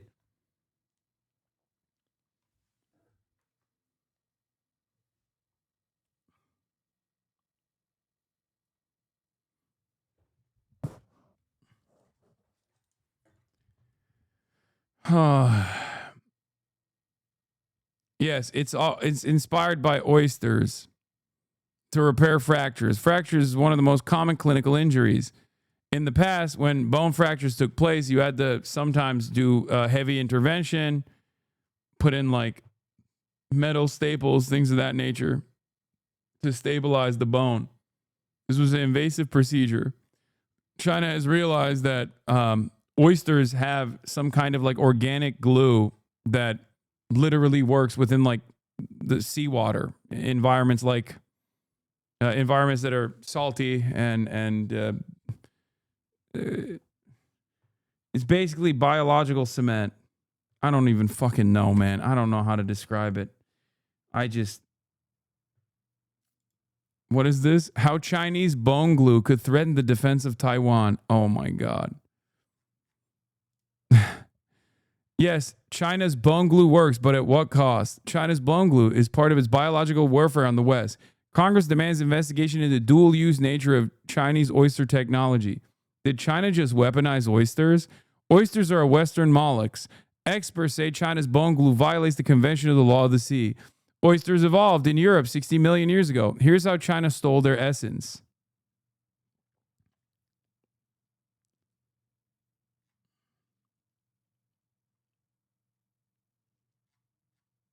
Yeah.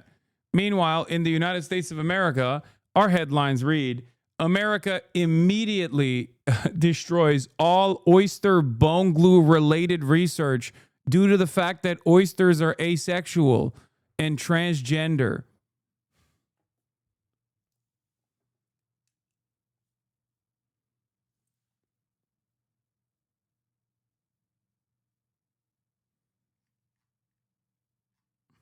Also, 17 neo-Nazi related domestic terror incidents have taken place.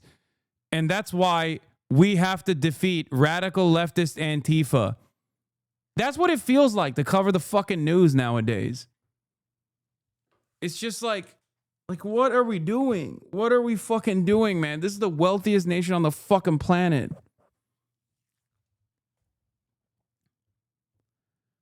Oh.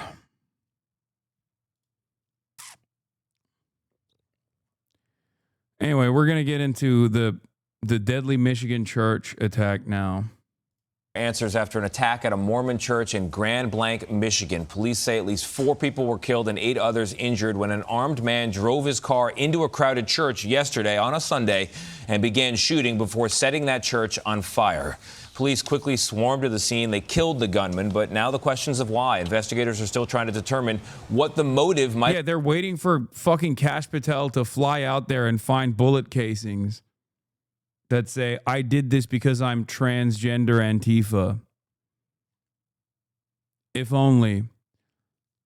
Of course, once again, when it's another MAGA guy, as is the case with the Michigan guy, thoughts and prayers to this heinous attack. Who could have foreseen this? Who could have seen this coming?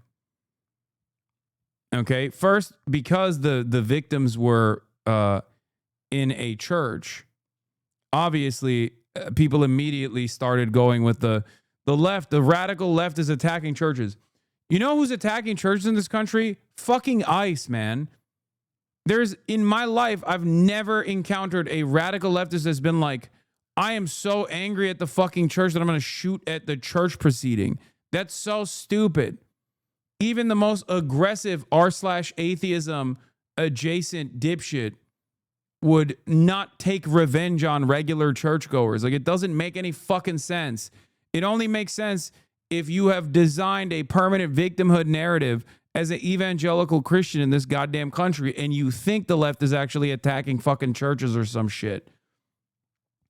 Virtually all of the church shootings are actually done by white nationalists. Dylan Roof being one of the most famous examples of this. Dylan Roof walked into a black church and shot up the churchgoers.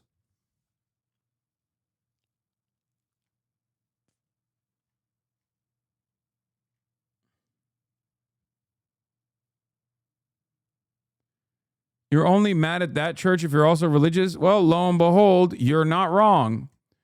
I don't know what the immediate motive of the suspect is, but given his demographic profile and his psychographic profile, it does seem like he had a lot of smoke as a Protestant MAGA Republican, evangelical Protestant, white supremacist MAGA Republican, and Iraq war veteran. It seems like he thought that Charlie Kirk was like maybe shot by a Mormon. So he wanted to take the anger out on Mormons in general. And what's so crazy about it is that, yes, he sat with them, according to witnesses, victims that survived the incident. He sat with them and asked them if they believe Jesus is their Lord and Savior, if they believe in Joseph Smith or some shit. That's what I saw. Have been here. They have identified the shooter as Thomas Jacob Sanford, a Marine veteran of the war in Iraq. Ian Lee has made his way to the church and joins us now. Ian, what have we learned? Good morning. The FBI is leading the investigation into the attack. So far, law enforcement isn't speculating on a motive, though they are treating this as an act of targeted violence. Police warn the death toll could rise. The active shooter at the church. What should have been a morning of peaceful prayer in Grand Blanc, Michigan, instead turned into a chaotic and terrifying situation when authorities say they believe a 40-year-old armed man attacked hundreds of parishioners. He drove his vehicle through the front doors of the church. He then exited his vehicle, firing several rounds at individuals within the church. According to the ATF, the shooter also appeared to have intentionally set fire to the church, possibly using an accelerant. I need manpower up here ASAP. I have people trapped in the building. Grand Blanc's police chief says within... I thought he was sat in the church and then got back in his car, rammed his vehicle into the church, lit the car on fire, and then shot up a bunch of people. And in the process of like the shooting, the car caught on fire and then the church caught on fire. By the way, I just want to show you the car one more time, which is why they quickly stopped talking about this being a potential radical Antifa left-wing terror. As you can tell, I think, once again, going to be quite difficult for them to present that narrative here. Look at the two massive fucking flags. Seems to me like this is yet another fucking Al-Qaeda incident.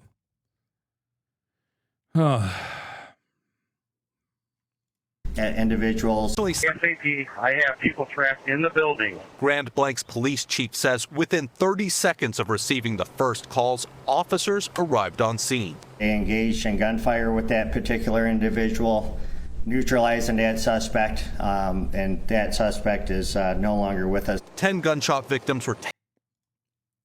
When Burton City Council candidate Chris Johns heard that someone shot churchgoers and burned down the Church of Jesus Christ of Latter-day Saints on September 28th in nearby Grand Blanc, he said not once did he think it was the man he spoke to while canvassing less than a week prior to who went on a tirade against the church and described Mormons as the Antichrist. The man was outgoing, polite, and extremely friendly, John said, and his animosity towards the church didn't seem violent. He said it was very much standard anti-LDS talking points you would find on YouTube, TikTok, and Facebook.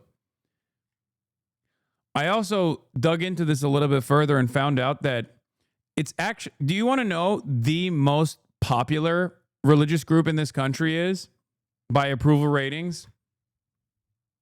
It's actually Jews. The least popular group least popular religious group in this country by approval ratings is evangelical Protestants, and then the second least popular is Mormons. Even more, nope, not atheists. No, it's evangelical Protestants for obvious reason, and then it's Mormons. I think atheists is like the fourth least popular, actually. Yeah, they have a worse approval rating than Muslims broadly.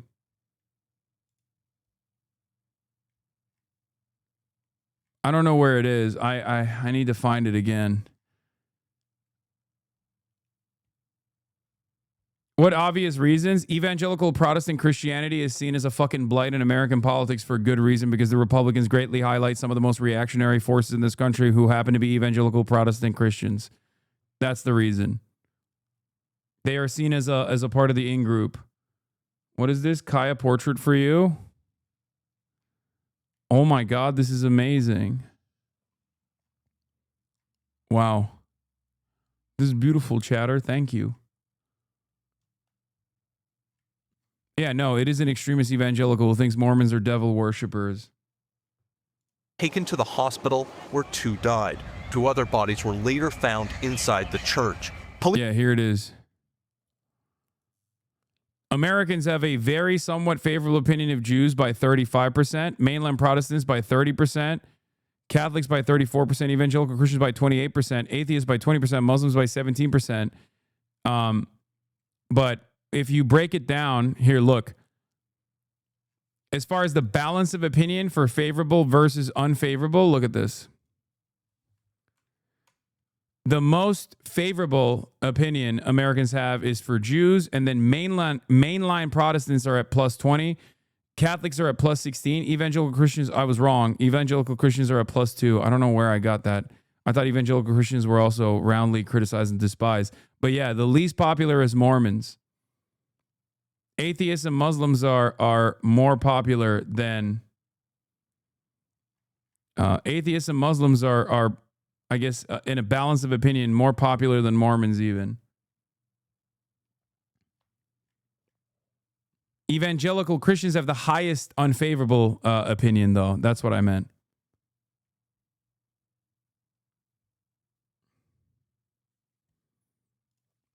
This is the chart you probably saw. I mean, this chart is the chart, I think.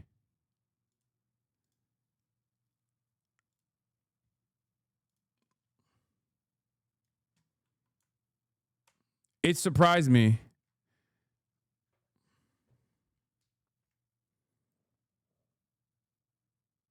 This chart is a expansion of the chart that I just showed you.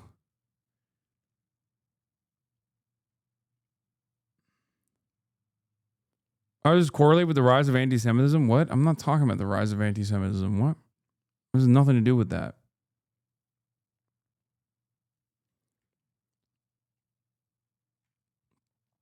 Like, people despise evangelical Christians or have a higher disapproval rating of evangelical Christians than they do of atheists and Muslims. Isn't that crazy? The highest percentage of disapproval rating, the highest disapproval rating percentage is against evangelical Christians, and then atheists, and then Mormons, and then atheists, and then Muslims.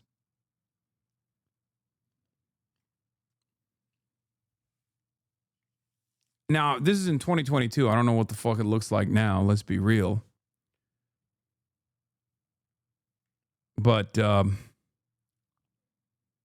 are people against evangelical Christians? Again, I'm going to repeat myself one more time. America is not an evangelical Christian country, but America is captive to the mercy of evangelical Christian politics. America is basically at the mercy of evangelical Christians due to the Republican Party. This is the reason why a lot of Americans despise evangelical Christians. Having said that, of course, there are a shit ton of evangelical Christians in the country, and therefore, when it bears itself out on the balance of opinion, they're still at a +2 as opposed to atheists and Muslims, which are -4 for atheists and -5 for Muslims, whereas Mormons have the lowest balance of opinion when you look at the favorability and the unfavorability, where Mormons are at a -10. The highest balance of opinion is for Jews. Not a lot of people have a very or somewhat unfavorable opinion of Jews, but a decent amount of people, the highest percentage of people, have a very / somewhat favorable opinion of Jews.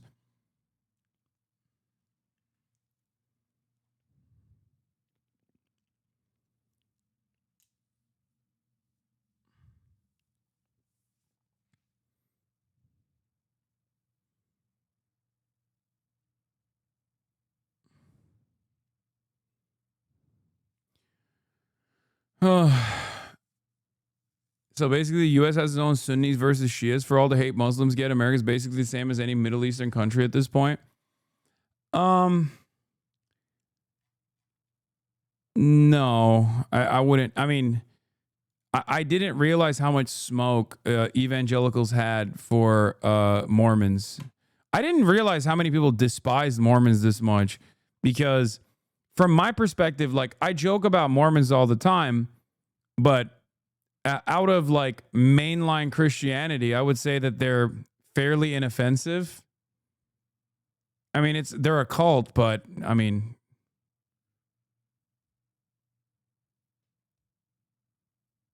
I think the reason why people hate Mormons is because they find it to be they're heretic.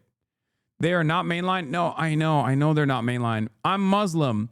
From my perspective, you're all Christian. I don't make the delineations between Catholicism and Christianity, or even Mormons. From my perspective, you're all fucking Christian, okay? Obviously, Mormonism is like relatively new and much different than like the regular versions of Christianity that exist. But someone said Muslims are more Christian than Mormons, to be for real. You're not wrong.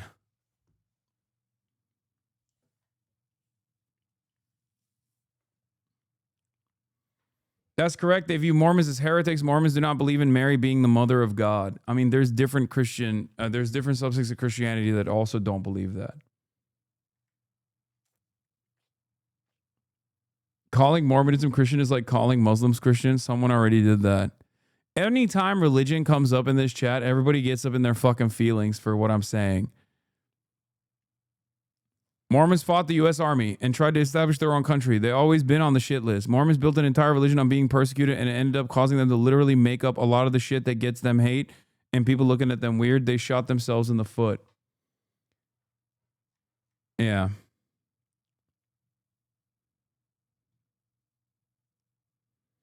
This guy's losing his mind.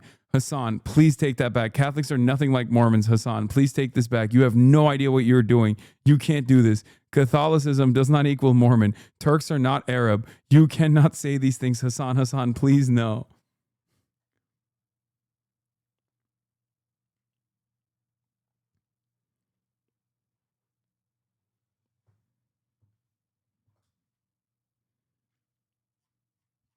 I'm gay. Hasan, my pee-pee hard. Okay. I'm sorry. Police have identified the deceased suspect as 40-year-old Thomas Jacob Sanford from nearby Burton, Michigan. CBS News has learned that Sanford is a Marine who served from 2004 to 2008 and was deployed as part of Operation Iraqi Freedom. The local police chief commended the bravery of churchgoers who put their lives on the line to protect others during the shooting. They were shielding the children who were also present within the church, moving them to safety. Just hundreds of people just practicing their faith, just extreme courage, and that's the type of community that we are. Stories of heroics are already starting to come out. We spoke with a man who helped people flee into the woods. He and his wife also helped some elderly ladies escape in their car as the gunman shot at them. He says they only sustained minor injuries from shattered glass. Ian Lee, thank you. On Sunday morning, a madman killed at least 4 people and wounded 8 others at a Michigan Latter-day Saints church. The horror started around 10:30 a.m. when he rammed his Chevy Silverado truck into the building, where hundreds of worshipers had gathered for a Sunday service in Grand Blanc Township. The killer's vehicle had 2 large American flags behind the cab and a set of deer antlers attached to the bumper. He then got out and opened fire with an assault rifle on the congregation and set the church ablaze, causing the entire structure to burn down. So what do we know about the sicko who did this? The suspect's name is... New York Post can't be serious even for a brief fucking moment, bro. I swear to God. Like, you can't use that professional tone while being like, this sicko that actually did this.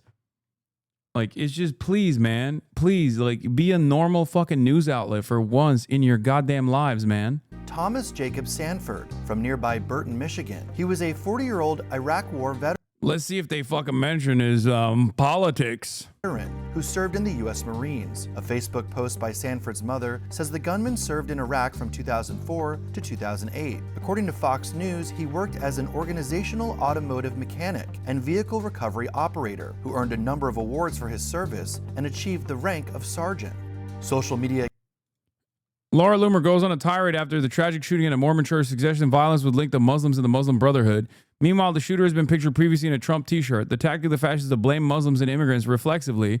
Remember, when you don't care about the facts, you shape reality according to your agenda and ideology. Yeah. For the record, this is the meta. It's either Muslim or Antifa or trans or, like, depending on what you care about the most, right?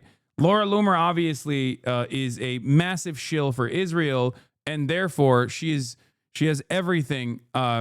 She has every interest in basically heightening the tensions and heightening Islamophobia. So she's going to say it's Muslims. A lot of people like Matt Walsh will say it's a trans person.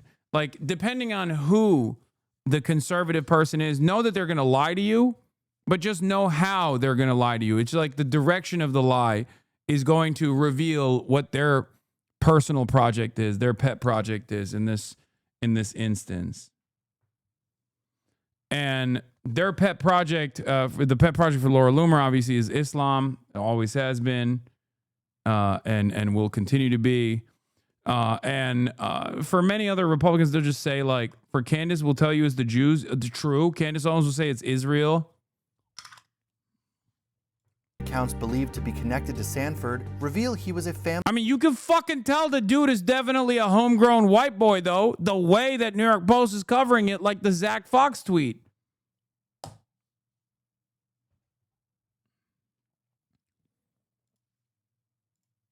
You feel me? They're literally talking. They're posting it like this dude who just shot up a Mormon church is like the nicest guy you've ever seen. Man with a wife and a young son. Pictures posted on Facebook show the family smiling, posing in the beds of pickup trucks, or in a field of tall sunflowers. A dormant GoFundMe page from 2015 raised more than $3,000 for the couple's now 10-year-old son, who was born with congenital hyperinsulinism, or CHI, a rare genetic condition in which the pancreas releases too much insulin. As authorities investigate what led Sanford to commit his sickening crime, former Assistant FBI Director Chris Swecker told Fox and Friends First that a motive is already in sight. The FBI has taken the lead. That means they're treating this as either a hate crime or an act of domestic terrorism. The investigation is deep into it at this point with regard to motive. White House Press Secretary Carolyn Leavitt indicated that the gunman targeted the worshipers because of their faith. Well, from what I understand, based on my conversations with the FBI director, all they know right now is this was an individual who hated people of the Mormon faith. And they are trying to understand more about this, how premeditated it was, how much planning. Yeah, they were just trying to figure out a way to blame this on fucking Trantifa. Okay? Conservatives lied about his shirt. By the way, they spread a Photoshop blank t-shirt and claimed the Trump thing was Photoshopped. It was immediately disprovable, and they still ran within the Daily Caller. Retracted. Eric Swalwell appears to post Photoshop picture to call church attack suspect MAGA. Retraction notice. After publishing the story, the Daily Caller discovered that the photo shared by Representative Swalwell was the original photo, not the altered version. We deeply regret the error. Do you? Do you deeply regret the error? I don't think you deeply regret the error. Yeah, I saw that too. Every fucking major conservative account immediately fucking ran with the idea that this photo was actually photoshopped. That's what they did. What a stupid and dishonest dichotomy. When this fat, bald R-word decided to do what he did, conservatives didn't come out and say it was deserved. The problem is the action, yes, but the bigger problem in the political ecosystem is it rationalizes and supports violence. First of all, as Brian Krassenstein correctly points out, they certainly did do that for Paul Pelosi. And secondly, it very clearly doesn't matter how many people, myself included, said political violence is unacceptable in the aftermath of the Charlie Kirk assassination, because conservatives obviously still went along with the notion that like everyone was celebrating and demanding more of it. They tried to community note your tweet saying it was AI. What are you talking about?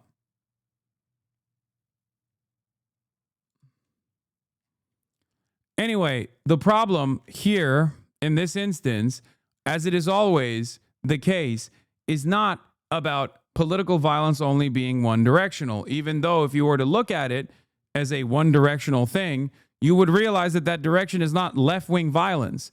Here's a great example of this that also took place over the weekend when Axios came out with a report that the Department of Homeland Security itself actually fucking identified. The White House Deputy Press Secretary, sorry. Here it is.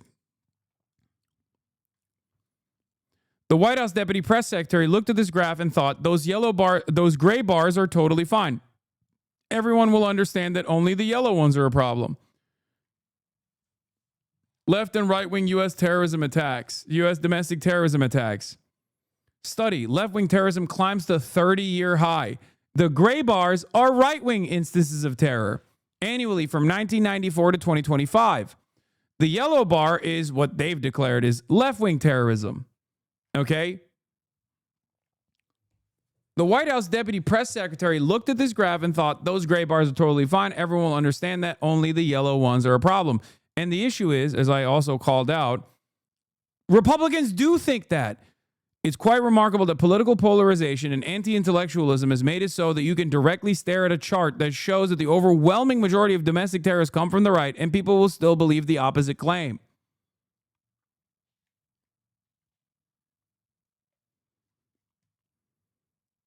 It's fucking insane. I recall the way that partisanship and anti-intellectualism was actually running amok during the COVID era when COVID first began, and Donald Trump would come out and be like, well, Barack Obama also mishandled the swine flu. Dog, the swine flu killed less people than COVID had at that point. Democrats are supposed to be the ones who actually make this false equivocation, this false equivalency between swine flu and COVID, and say Barack Obama handled swine flu perfectly well, and that's the reason why swine flu didn't kill as many people as COVID is doing. And yet it didn't fucking matter. Nothing matters. Do you understand? Like, Republicans can use a false equivalence that actually doesn't even favor them in the argument, that actually dunks on them as an own just by simply mentioning it as a Republican. That's it. Under normal circumstances, it would be the Democrats that said swine flu killed less than COVID. This would be a false equivalence that the Democrats are using in an insincere manner.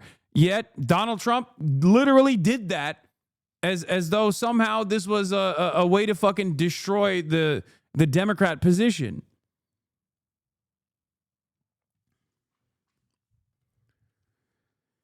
Oh.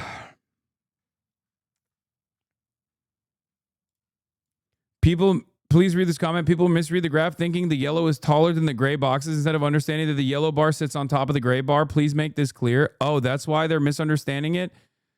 Yeah, no, that's not the case. Here's an even better version of that graph. Hold on. This. Okay? Figure 4. Left-wing versus right-wing terrorist attacks and plots in the United States from 1994 to 2025. Here's a better fucking graph. Perhaps it's because I know what the truth is that immediately when I saw that graph, I understood exactly what that graph was presenting. But I can understand why people would think that like left-wing violence is more than right-wing in this graph. It doesn't matter though. Abigail Jackson, the fucking White House deputy press secretary, should know better.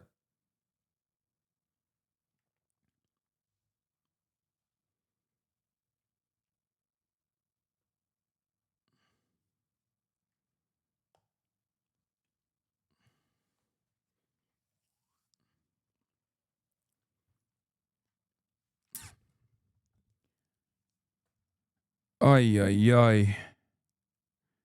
I already covered Laura Loomer immediately lying about it.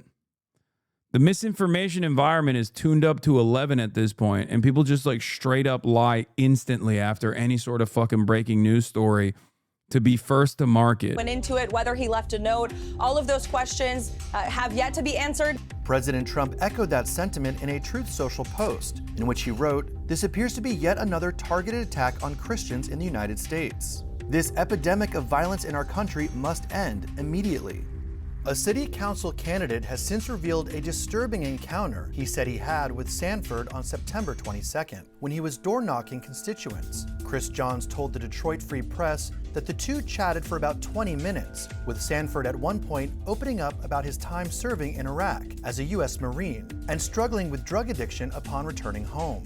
But what started out as a friendly conversation took a sharp turn when the subject of religious faith was brought up and Sanford started ranting against Mormons after revealing he had a relationship with a woman whose family was Mormon when he lived in Utah. It was very much standard anti-LDS talking points that you would find on YouTube, TikTok, Facebook, John said, and culminated when Sanford stated that he considered Mormonism the Antichrist. The Burton City Council candidate said he recognized Sanford immediately when his picture was released after the shooting. "There's certain things you don't forget," he said. "This is not a forgettable guy."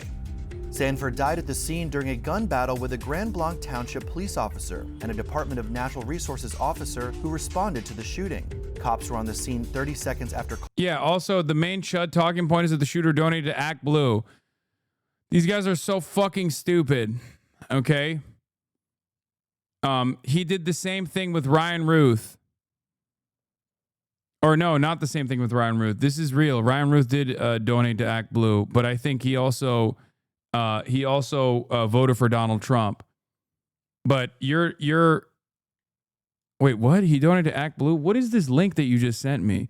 No, the main conspiracy in this Act Blue, in the Act Blue situation, was that this guy, you sent the wrong one. This is no. Ryan Ruth did donate to Act Blue, but he also voted for Donald Trump. But that's not who we're talking about. Ryan Ruth is the guy who attempted to assassinate Donald Trump and then stabbed himself in the court proceedings like last week.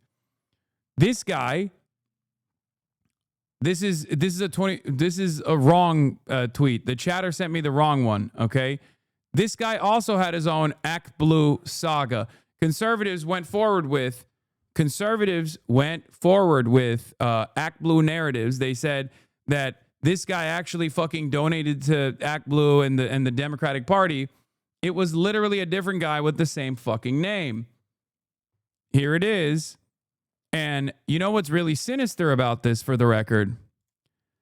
Sanford Thomas J, right? Act Blue, Act Blue, Act Blue. Yeah, that's the wrong fucking guy. And these pieces of shit actually deleted the part. They cut this in a way that shows in a way that doesn't show where the donations were made. Because if you knew what state the donations were made, you would recognize that this is a different Thomas J. Sanford. Because the Thomas J. Sanford that donated Blue Origin Political Action Committee was doing that donation in Virginia. The Thomas J. Sanford that shot up the church was in Michigan. And he was 100% a Trump supporter, by the way.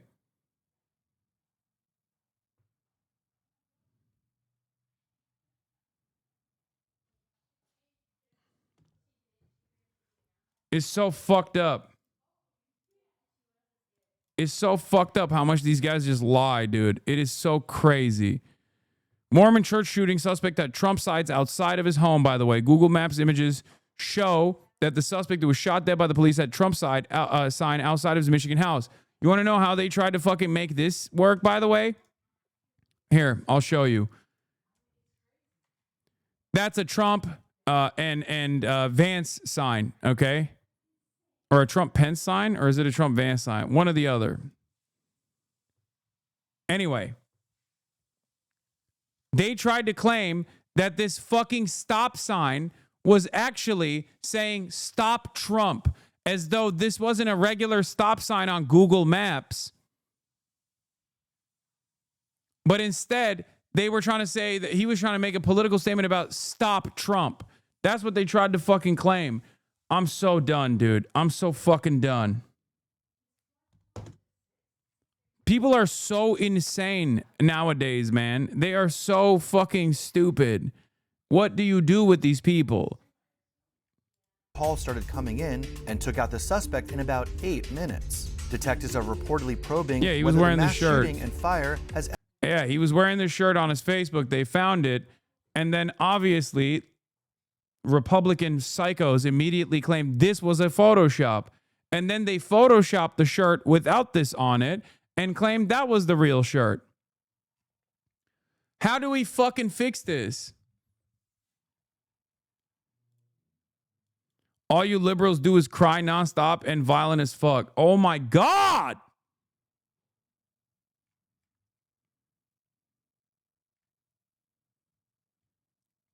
Yeah, anyway, if you want to see his fucking Facebook, LDS church shooter Thomas Jacob Sanford and his entire family aren't just Trump supporters, they're hardcore MAGA conspiracy lunatics. His Facebook is still up. The thread will be screenshots of their MAGA posts and pictures from Facebook. Kids' faces are grayed out. Anti-masker. This is how the crazy left will go without power. Imagine them with power. Posting Jesse Waters. Posting Turning Point USA. 4 common causes of headaches, loud noises, bright lights, ear infections, arguing with leftists. All aboard the Trump train. That's Brenda Walters Sanford. Join a great group of guys. Lincoln, Teddy, Ike, Reagan, Trump. Here's that famous veteran that went viral. We're not going to be peaceful much longer. Video shows fed up vet. Savaging. Thomas Jacob Sanford and his family didn't just post about Trump and MAGA on their Facebook. They went to rallies and demonstrated, of course. Here's Brenda Walters Sanford. COVID-19 vaccines use aborted fetal tissue. My body, my choice. How can anyone deny he is right wing? Because people are just stupid and biased. There's no other way to explain it. They're just on permanent cope. Another They're just permanently in a state of copium. Anyway, that's why your commitment to the truth, as with the Charlie Kirk suspect Groyper stuff, was so important. Yeah. I will obviously, even if it's someone who has like left adjacent values or views or whatever in the aftermath of a shooting or anything like that, I'm obviously still going to dive deep into what the actual truth is and try to pick apart all of the partisan misinformation vectors, which unfortunately have become all too common. So much so that people literally now present it on Wall Street Journal and shit like that. It's so fucked up. Mass shooting over the weekend. Yes, there was. Here's the other mass shooting that took place in North Carolina. This was an Iraqi sniper who was shot in the head in a friendly fire incident and had a traumatic brain injury and most likely PTSD as a direct consequence of that incident, who thought LGBT and Jeffrey Epstein was trying to get him to kill himself through coded messages and numbers. Yeah, he thought that LGBT white supremacists were trying to murder him for being straight. Another far-right anti-queer mass shooting this weekend. Late last year, Nigel Max Edge filed a lawsuit alleging that a cabal of LGBT white supremacists and pedophiles were trying to murder him because he's a straight man. The suit was dismissed earlier this summer. Yeah, he rolled up to a North Carolina restaurant on his boat and shot people and killed 3. There's another mass shooting in this country. This one in Southport, North Carolina. Police say the man pulled up to a dock on a boat and opened fire on a restaurant. 3 people were killed there. 5 others were injured. And once again, we do not know the motive here. Skylar Henry has the story. We do know the motive. He was just fucking insane. Coming from a subject on the boat, possibly in the Southport Marina. A Saturday night out in Southport, North Carolina, turned deadly. At least 6 people down. A gunman on a boat, armed with an assault rifle, opened fire on diners at the American Fish Company, a popular pub known for its live music and waterfront views. Wait, how do you know he was insane? Did you not hear what I just said? He thought that a cabal of elite pedophile LGBTQ white supremacists were trying to communicate to him through coded messages. I think the number that he kept repeating was 122 or something. He would see 122, and that was an indication that this cabal was trying to get him to kill himself. He also was shot in the fucking head. Friendly fire. It seems like he was schizophrenic.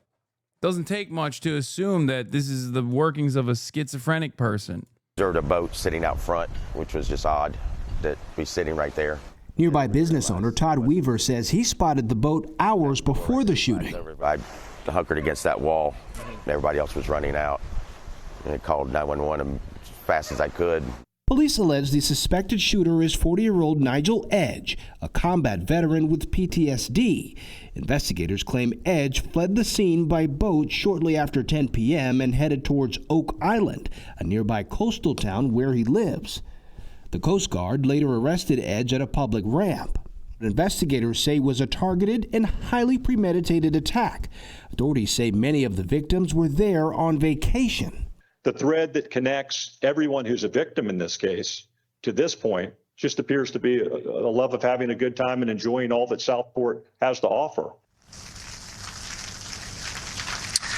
Another leftist anti-fascist, of course. Oh, better luck next week, I guess, for the FBI. Not that it fucking matters. Obviously, the way that the administration is treating this shit is, oh, well, what are you going to fucking do about it? This is why I get very frustrated with the partisan politics of this kind of stuff, where I say violence is a constant in the American day-to-day existence, and that if you were to look at this from a framework of political violence, it's very clear that like right-wingers are responsible for the large share of political violent incidents and acts of domestic terror.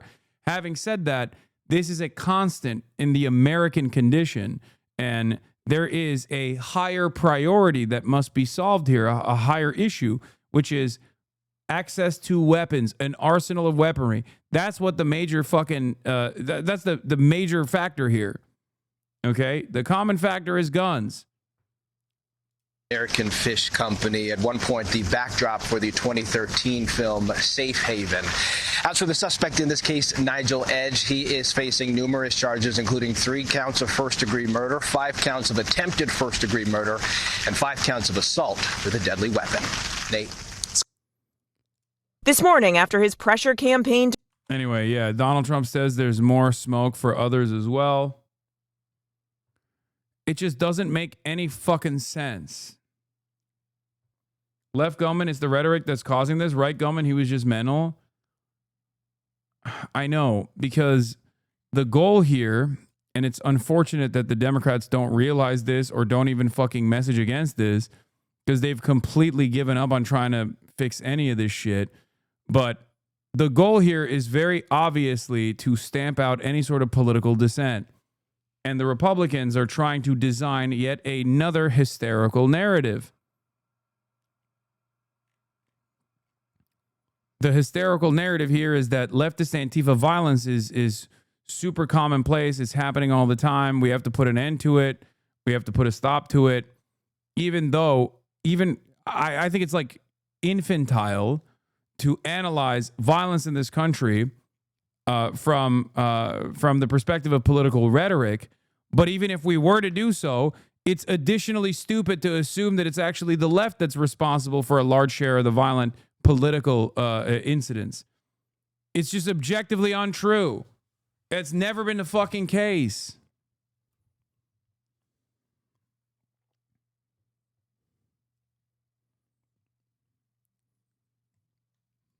Both of these shootings could most likely be solved with adequate access to mental health treatments and also not allowing people with severe mental illness to have guns. Okay?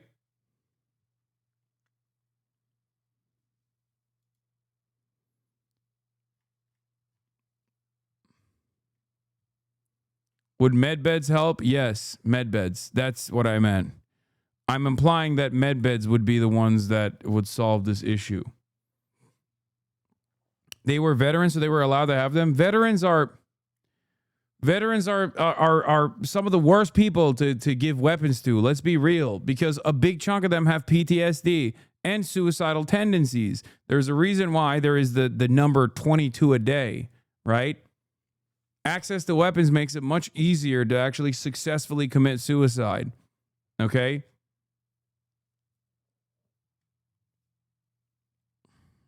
Who am I even talking to? It doesn't even fucking matter. There's no solution to this shit. Come on, let's be fucking real. Oh.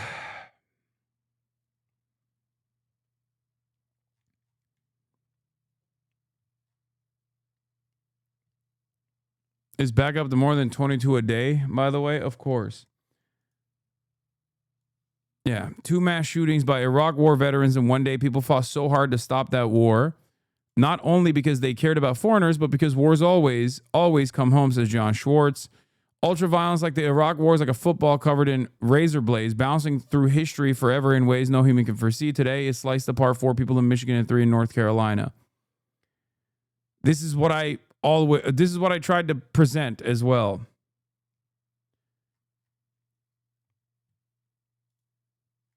Like, if you normalize ultraviolence of this sort, and you get Americans more comfortable with the idea that the only solution to every single problem is just by fucking killing people, you know, putting bodies in graves,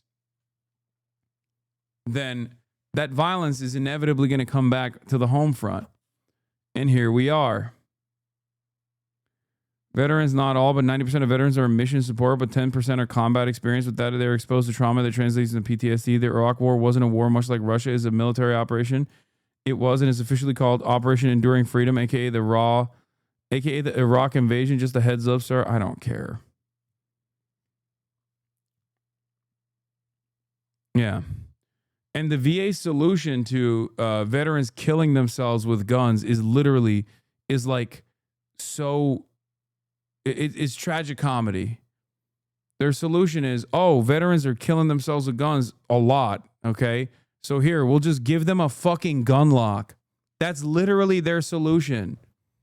Because when you have a gun lock in a gun safe with photos of your loved ones in said gun safe, the time it takes for you to take the gun out before you fucking kill yourself will allow you to reconsider. That's literally it. That's their solution.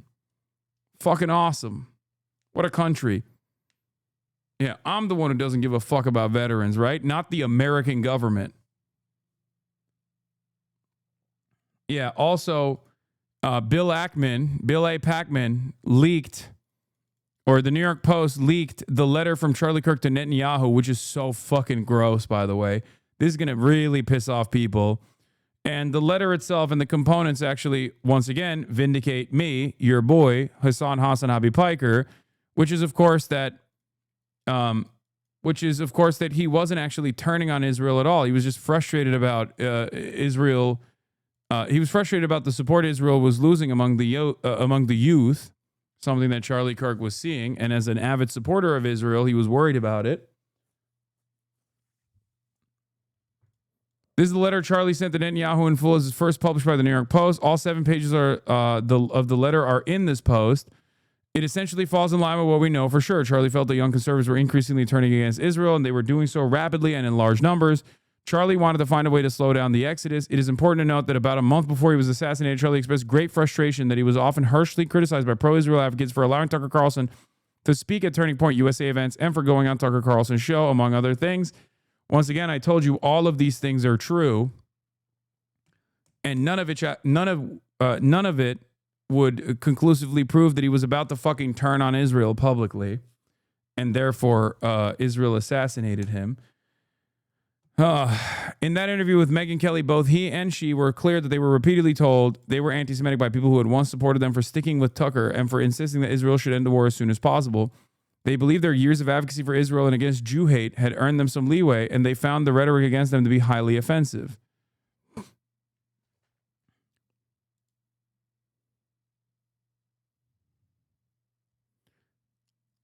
Yeah. And also, the reason why he was talking to that rabbi the day prior to his assassination was most likely because he was prepping for the fucking debate, because he knew that I was going to rail him on the Israel shit, for the record. And I tried to tell you guys this, but everybody was so invested in the idea that he was actually going to fucking turn on Israel. Now, of course, this still hurts Israel's PR because they so grossly and so cynically revealed a private correspondence between Charlie Kirk and Benjamin Netanyahu, but that's just how Israel fucking works.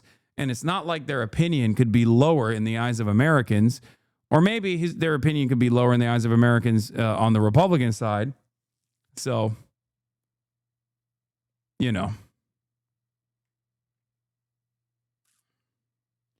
I mean, the Israel story is the better plot. I mean, it's advantageous for the left, for the Republicans to constantly fucking argue amongst themselves about how this was actually Israel, or how every moment that they spend talking about how this is actually Israel is another moment where people are turning on Israel, so I'll take it.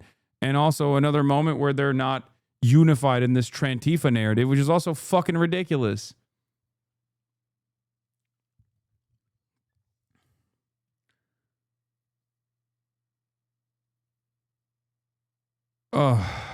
Anyway. Wow.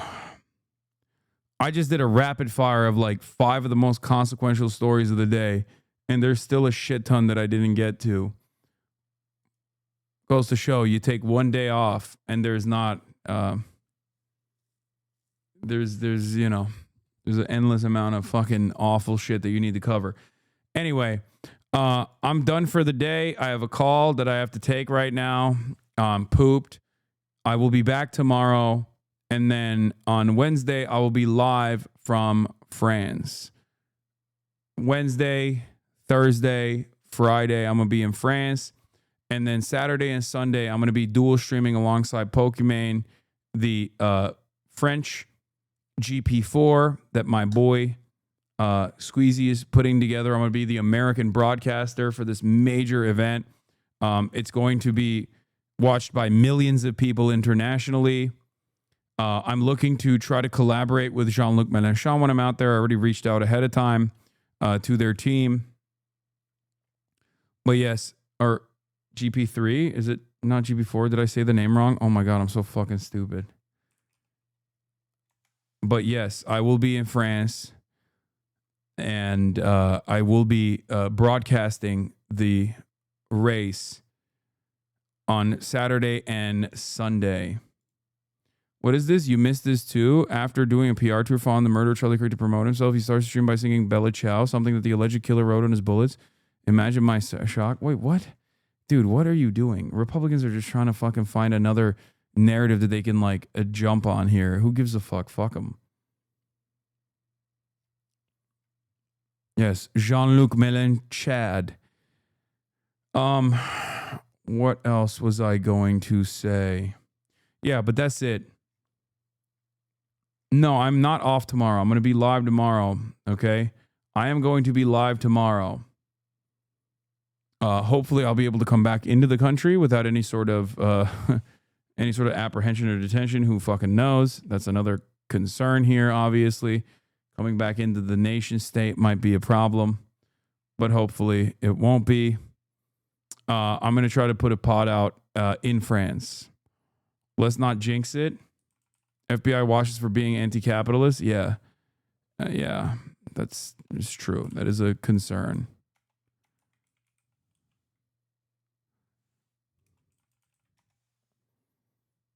Legitimate concern. It's not even a fucking joke.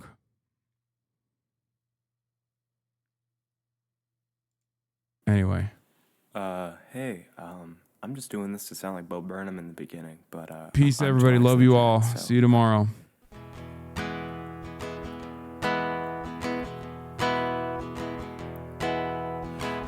Running lo-fi introduction, starting off the day. All the chatter's trickling in, I'll sell people hay. Sunny Los Angeles, California, says Hasan. The stun lock to the stun lock to the topic that's just begun. There he is again, Hasan is streaming. Hasan is streaming. There he is again. Hasan is streaming. Hasan is streaming. Reviewing the P.O. box, Uncle Euchre's face. Sudden discord agitprop, gray names take on race. Tiny Bernie Sanders, LGBTQ Air Force. The whole left at your fingertips, and Anya out your door. The H3 Crowder debate, the Young Turks online show. 3 full fucking years of this, and plenty more to go. 90-day fiancé talks of champagne bourgeoisie. A Trump rally live reaction, a mass riot in D.C. There he is again, Hasan is streaming. Hasan is streaming. There he is again, Hasan is streaming. Hasan is streaming. Reading live stream fail comments, Austin show chat advice. In all the ways the right-wing pipeline can suck you in online. JCS react Lord frame gets broken, cover blown. A full-blown mass pandemic, months of streaming in your home. Total radicalization coming out to find.